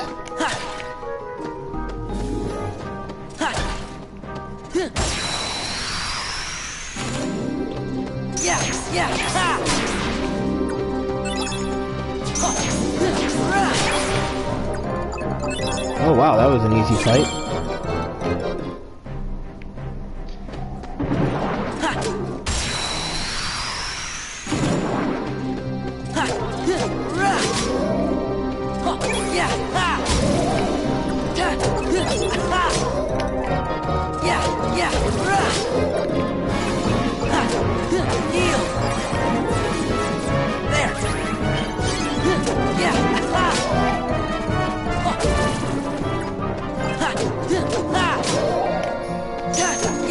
The funny thing too is that my health bar is big enough that I don't even have to worry about upgrading my health anymore. I can literally just upgrade nothing but card points, so that way I'm going to have a huge amount by the time we get to the final area. Remember now, the first time I've ever seen a movie was Super Mario Hoops 3v3. I think that was the title, where it featured some Final Fantasy characters. It was developed by Square Enix. Yeah, I can see that, because there has been a comic that someone made where they were playing basketball and Cloud manages to score on Sephiroth, and in anger he just kills Eric.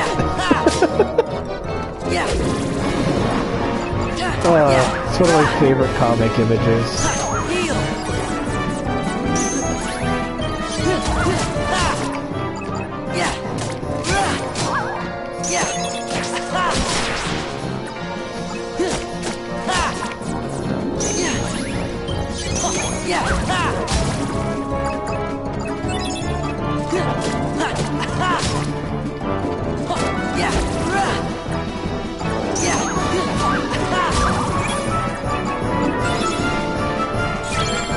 That's a strange but fitting comic idea. I know, right?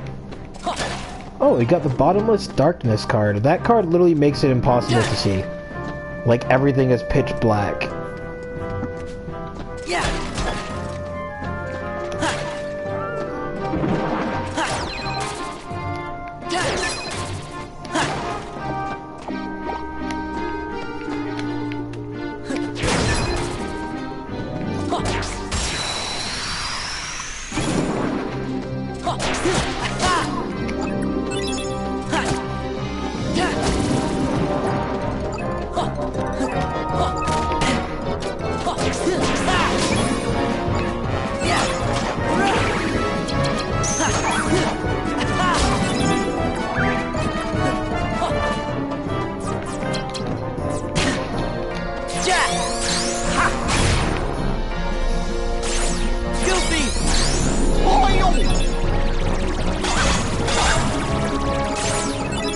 is so broken in this game. I love it.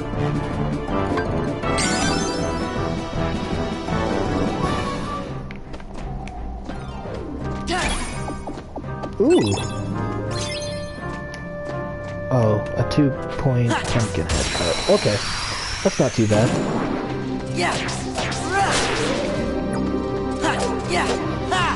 Yeah, that's not the only game that's had Square Enix related crossovers for Nintendo games. Like the game Fortune Street had Dragon Quest characters.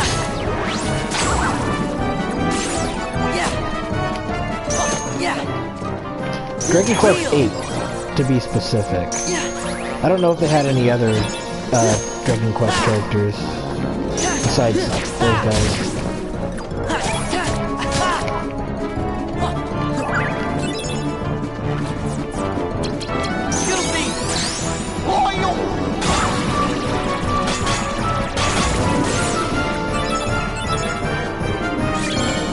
Ooh, another Bottomless Darkness card. Jeez.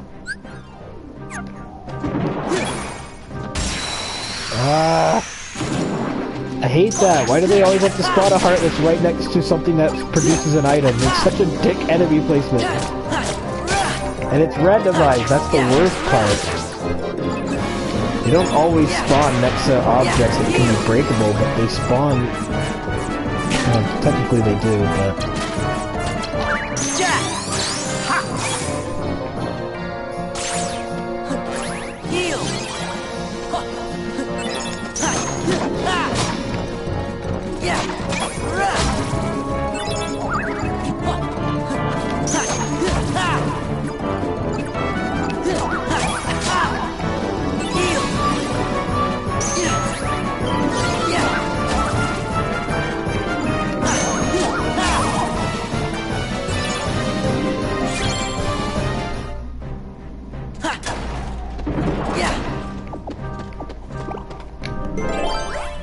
Okay.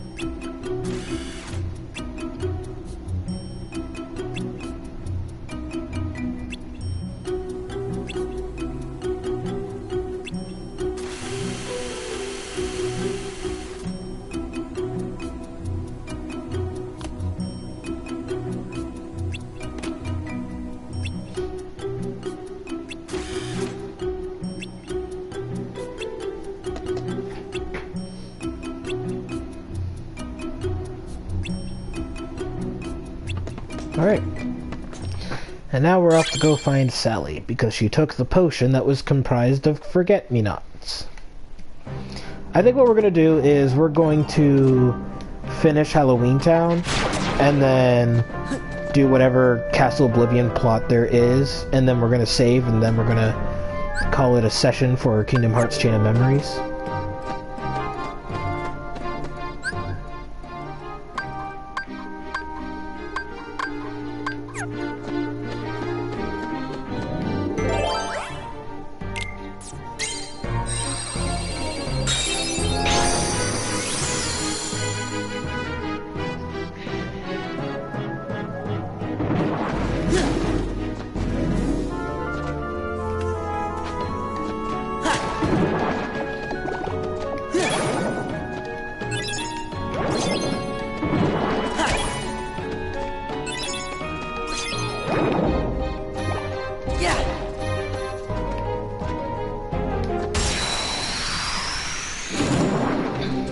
Dang it, I was hoping I could avoid some Heartless and just move on, but...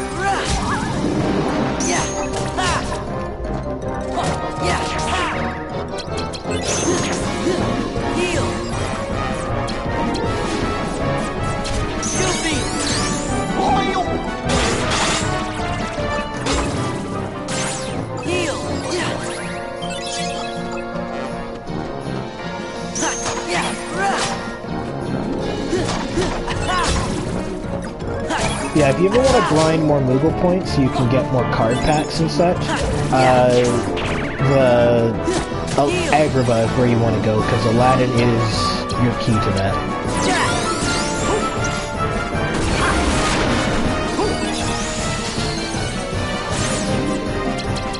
So that's what Surprise Level 3 looks like. He basically uses an Aga spell, except he does 3 of them. Whereas level 1, he'll do Fire, Blizzard, Thunder, Gravity, but he'll only use 1 spell. Meanwhile, if he does level 2, he'll do a Ra spell, and it'll be of any of those 4 spells, and it's pretty much the same for anything else. I'll use...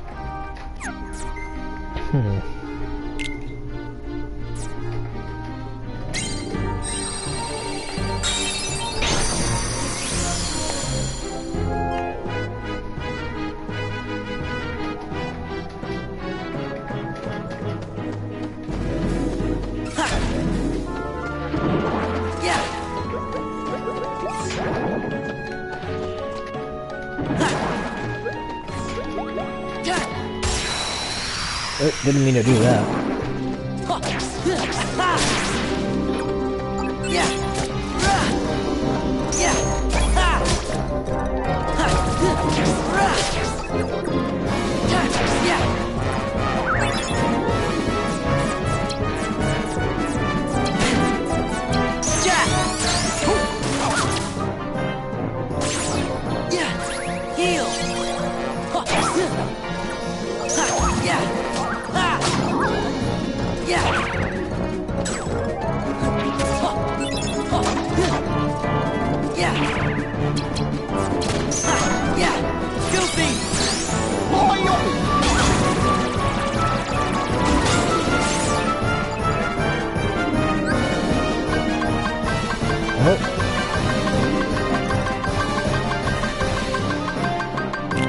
What does it do?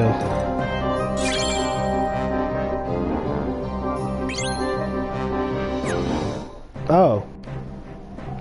Yeah. Okay.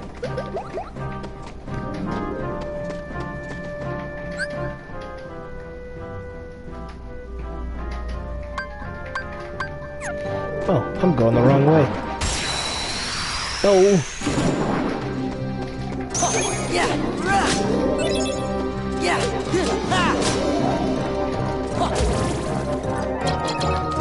Yeah.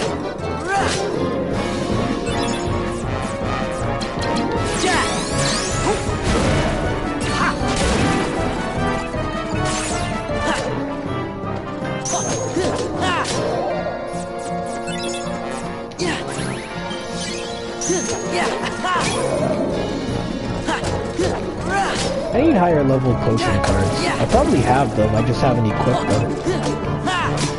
I need more card points first.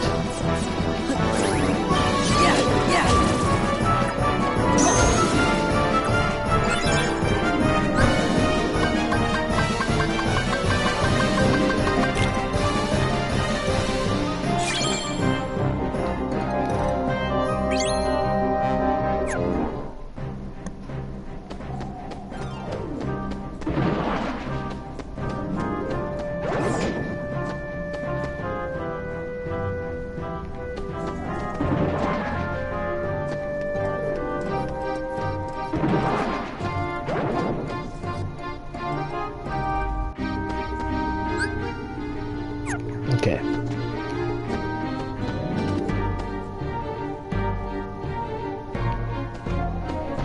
That music. What, the Halloween music? Yeah. I love it. It's good music. Yeah.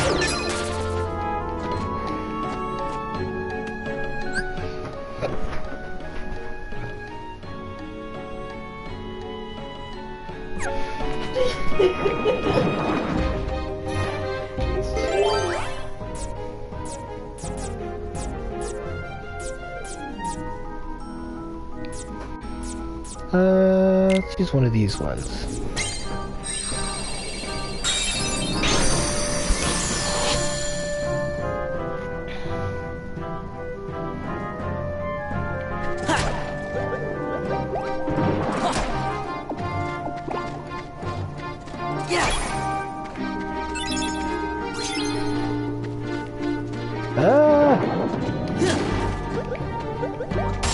Oh wow, the Heartless are just beelining it towards me. Normally they don't do that. Sometimes normally they'll spawn and stand still for a little bit before they do anything like that.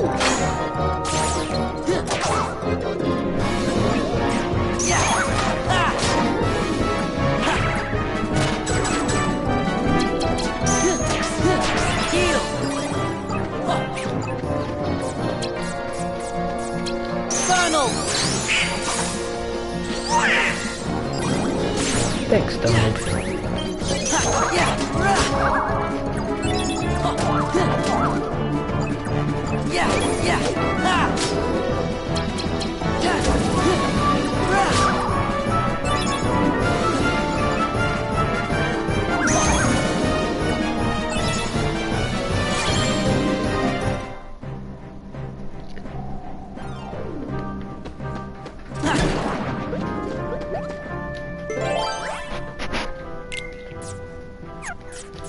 Let's use a green card for here.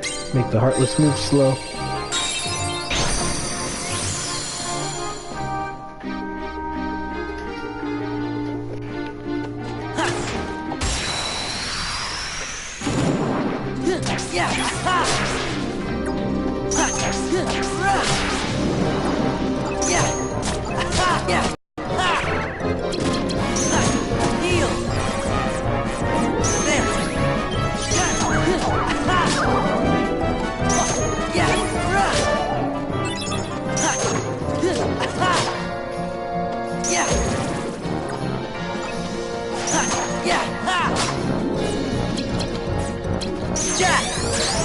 Come on, Jack. Yeah, there we go.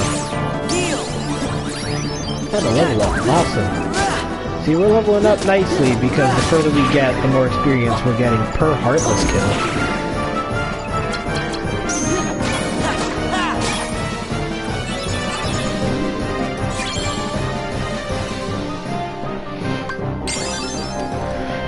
And we're pretty okay with health, so card power is pretty much what I'm upgrading the most here.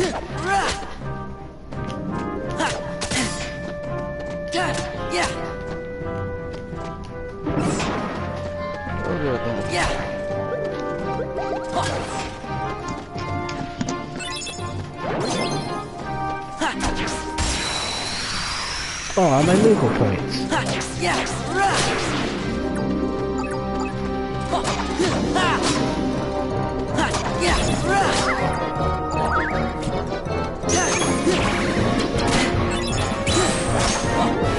It's over.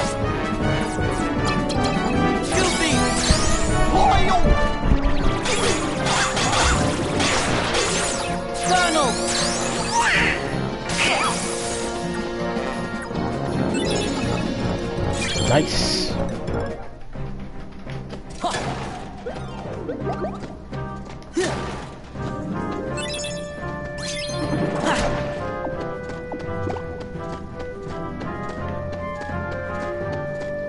Well, I'm getting some high value Keyblade cards here, which I am perfectly okay with.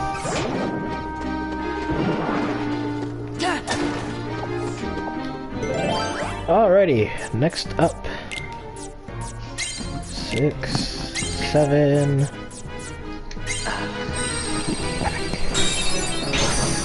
Welcome back, Eric.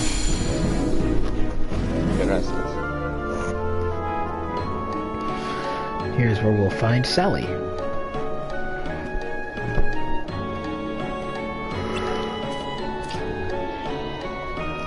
Ugh.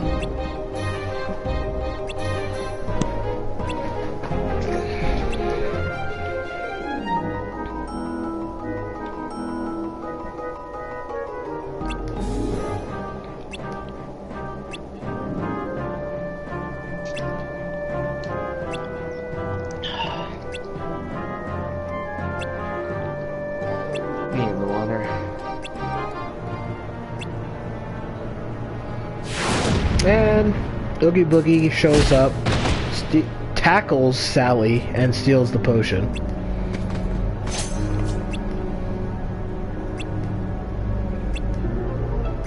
Okay, we go again from last game.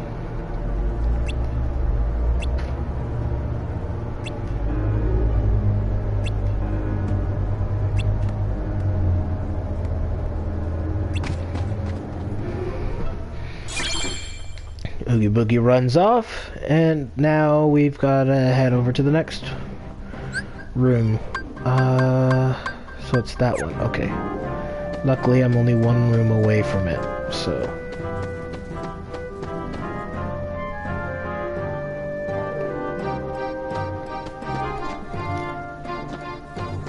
The cool part about playing like this game, well, my game and the Walking Dead game, is that you get to see like how other people chose how to play too, with, like more of the important choices. Yeah, that's true. I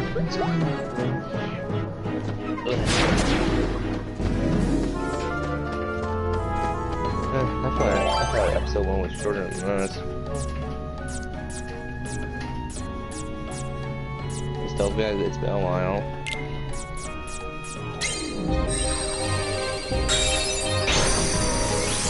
Oh yeah, in the very final area of Kingdom Hearts Chain of Memories, they make you use cards to open a door, and the value has to be 9, and it's a total of 99 points. So you have to hope you have a lot of cards to fit that criteria.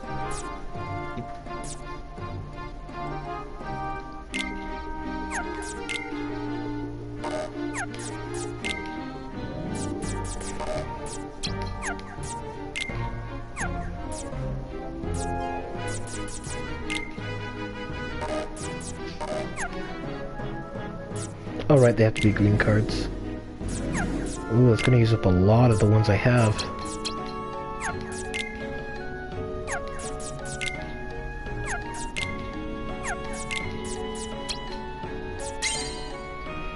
There we go.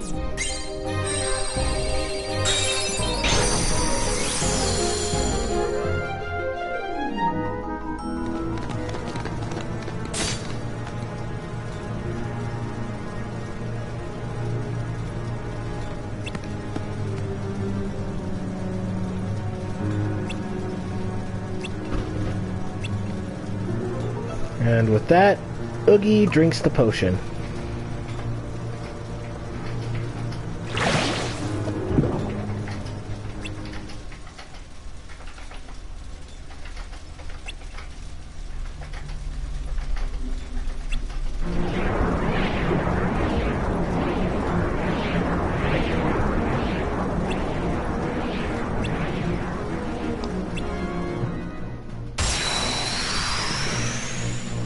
And I believe what happened here, and another Let's Player I watched thought of this too, is that he gets so scared after drinking the potion, and I always assumed it's because he gained, like, his true memories and stuff, and it was not a very good, not very good memories. Anyways, what we have to do is attack the dice to make this card appear. Then we use it to stun him, and that's where you wail on him.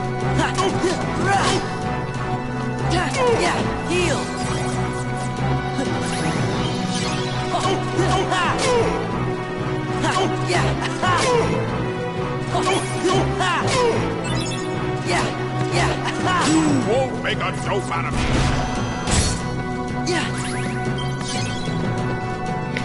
This is all there is to Oogie.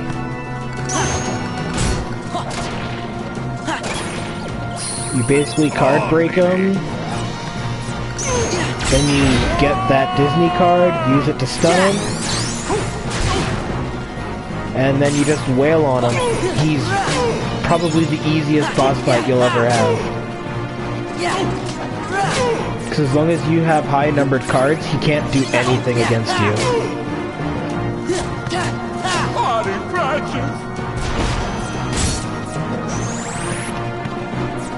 just gonna have that almost fully charged at the ready.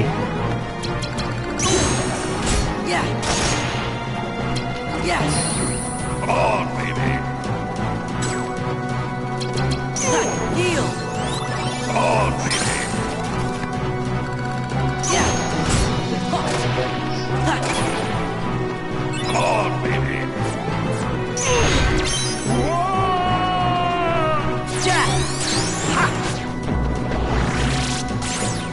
Oh yeah, most bosses resist the gravity spell, so don't expect Jack to really be that effective when that happens.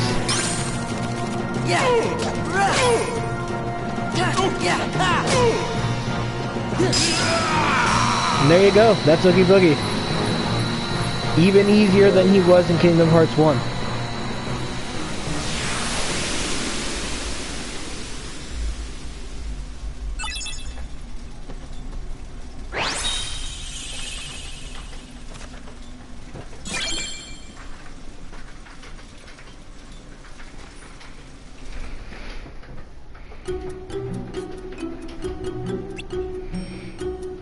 Drink nearly all of the potion and there's only a few drops left.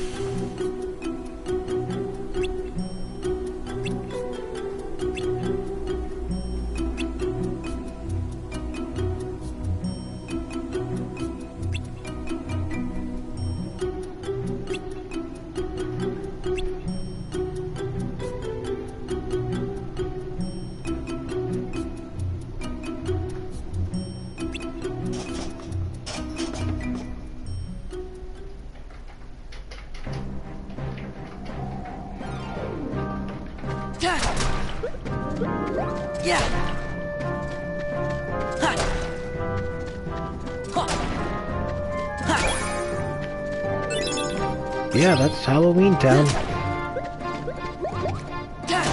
Honestly, it was shorter than Agrabah, now that I think about it. Well, actually, I find all the worlds in this game to be very short. Since the main bulk of this game is grinding for cards and level ups, learning new slates, and stuff like that.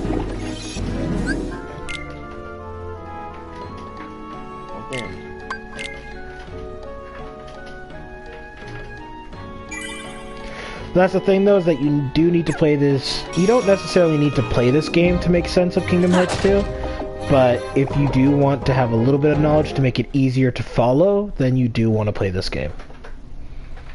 Or at least, like, watch all the cutscenes.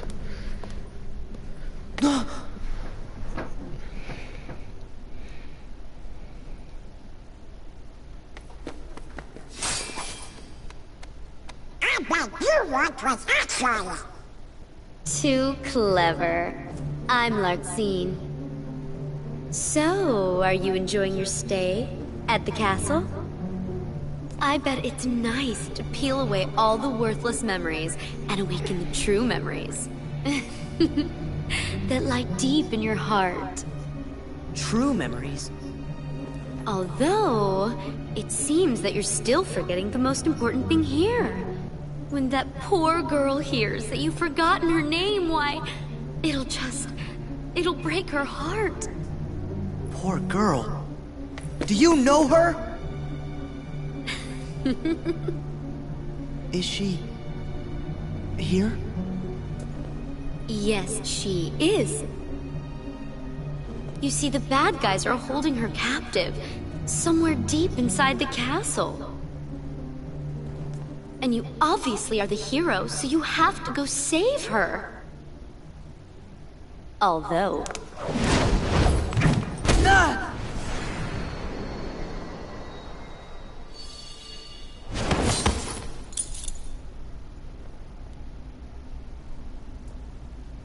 I'm a bad guy, so you have to go through me. Hey, Kodaka, sorry, but there is no Shadow Drive. That's Kingdom Hearts 2. Mine? What a shame! You've been wearing it all this time and forgot? No, that's not possible. The memory has to be engraved somewhere deep inside your heart. Sora, you think carefully now. What, oh what could it be? And who gave it to you? Meh. Sora, you're getting it now. Release the memory from within your heart.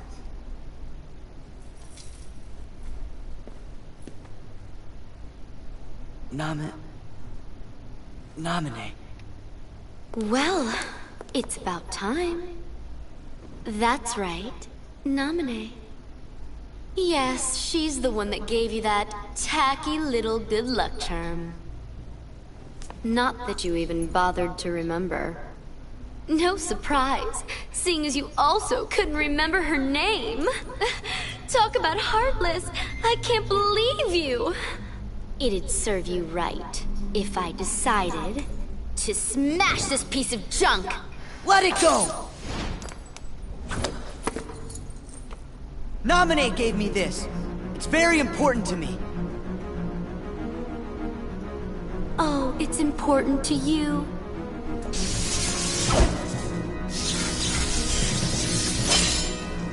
Ten seconds ago, you didn't even know what it was.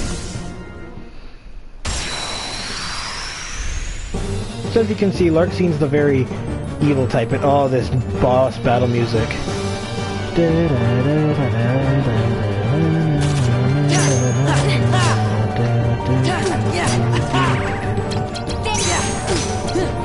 It's over!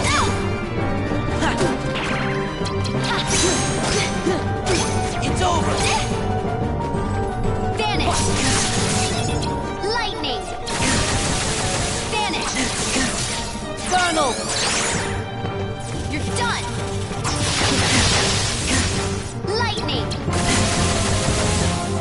Heal! There! Yeah! Vanish! Vanish! Yeah! It's over!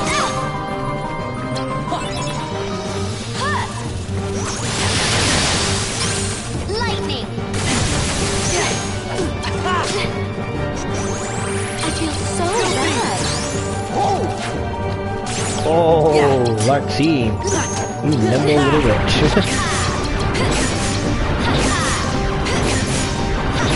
Uh-oh, this might be the end of me. Yep, I died. Yeah, that's from Kingdom Hearts 2.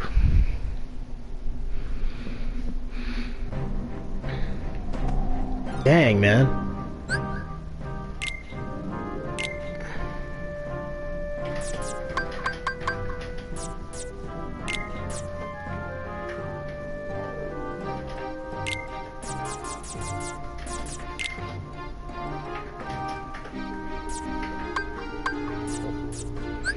Should also, let's remove that and that. Go back to this and equip some of my more effective heal spells.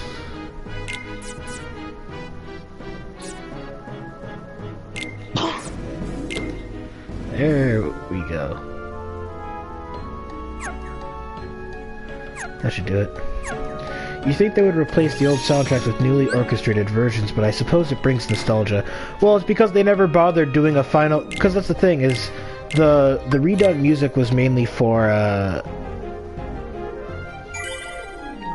that's because they didn't bother because they had already redone the music for the final mix editions and stuff like that.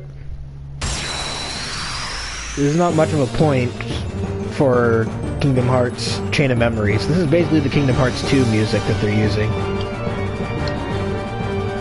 Kingdom Hearts 1 and Kingdom Hearts 2 music went into this game.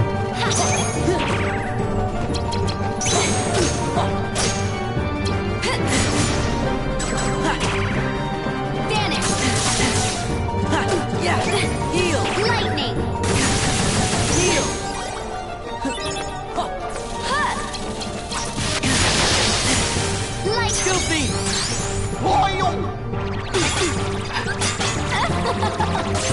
Heal! Yeah! Ha! Yeah! Ha! You're done! Dang it. Lightning! Yeah!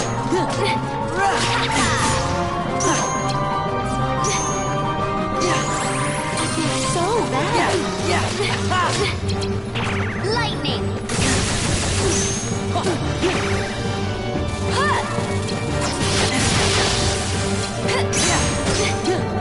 It's over! Yeah! You're done! No escape! Ah, crap. You have no heart! Back off!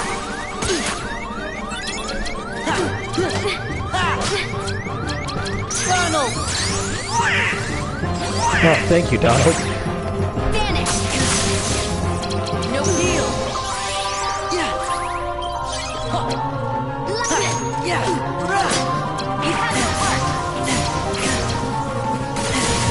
I'm gonna break you! Uh-oh.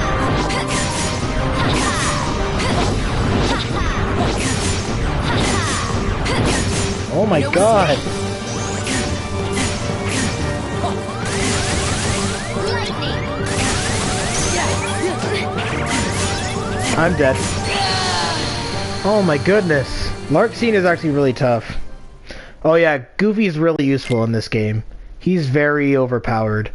But oh my goodness. Larkscene is a very tough person to fight.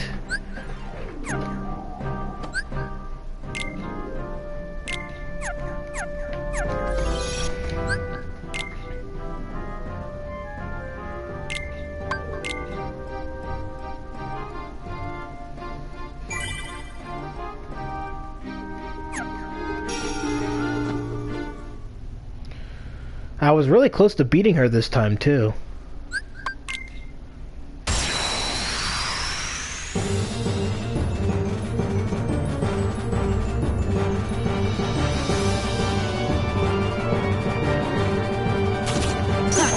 Lightning! Lightning! Lightning!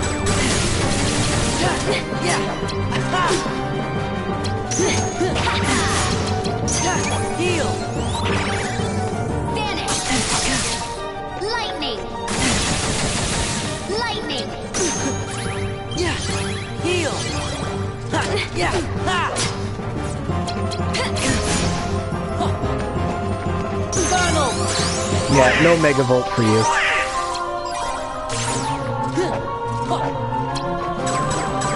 Vanish! Yeah! Vanish! Yeah!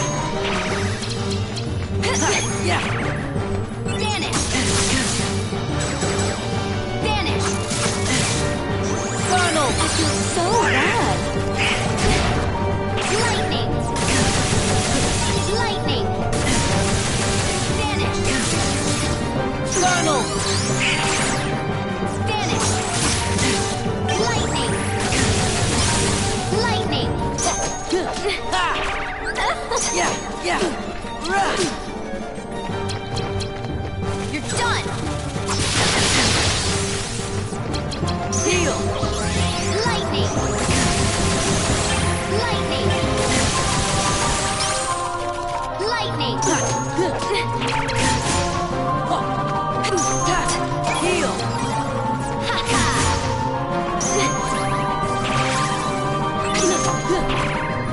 Yeah!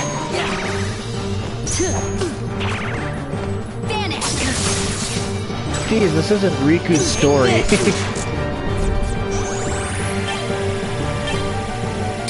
Lightning! Yeah! Yeah! I feel so bad! This is it! Donald!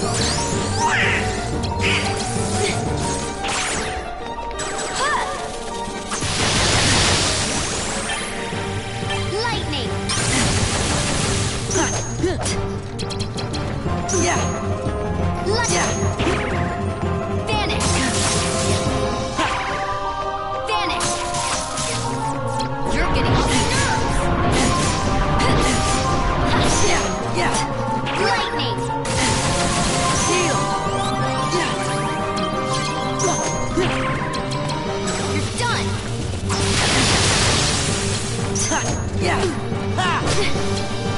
You have no heart. Come on. Hang in there, Sora. Lightning! Lightning! You're just a... Yes! Got her! There we go. Sorry for being so quiet. I had to really focus there because she hits hard and she hits fast, so I had to be very quick on my decisions. Understandable. One thing you can always do is you can create a slate and then not use it for a while and just use regular attacks, and then once they activate their slate, you can use yours to counter theirs. It's a good way to get rid of that teleport rush that she uses. Because that is broken. Like, she'll just hit you more times than your health bar can handle.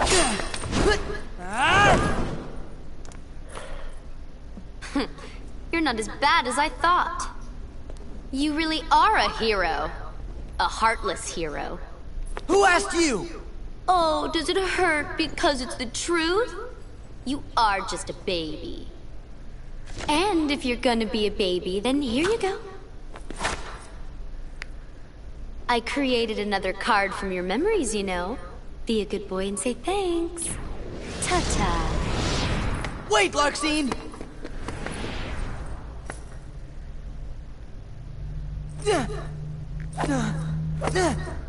Where are you? Don't you dare hide from me! Show yourself!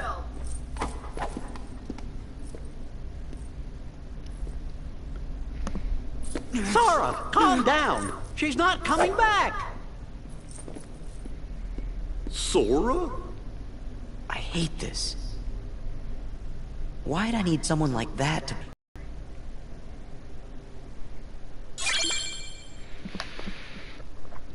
Atlantica, Neverland, Hollow Bastion, and 100 Acre Wood.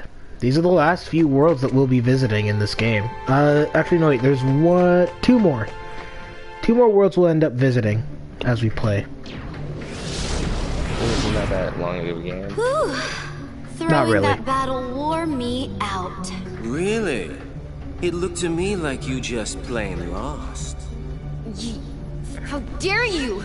You don't appreciate the nuances of An ungainly effort. Vexen. How could you be humbled by someone of such limited significance? You shame the organization. How can we help you, Vexen? It's not very often we see you topside. I came to lend you a hand.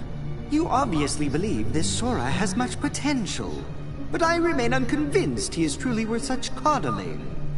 I think an experiment would show if he really is of any value to us. Well, here we go again. It's just an excuse, so you can carry out your little experiments, that's all. I'm a scientist. Experiments are what I do. Yes. Whatever. You can do what you want. But you know, I think testing Sora is just a cover for testing your valet. Valet? He's the product of pure research. What he actually is a toy. You should just learn to be quiet.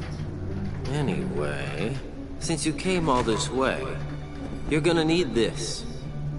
A humble gift to my elder. I hope you use it to put on a very good show for us.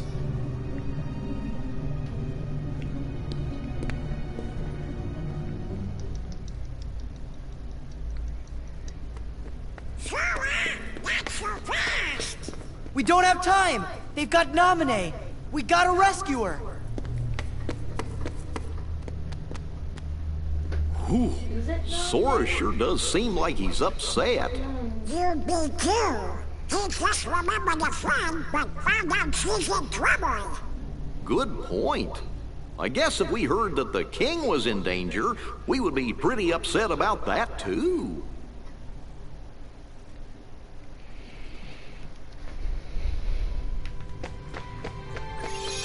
Alrighty.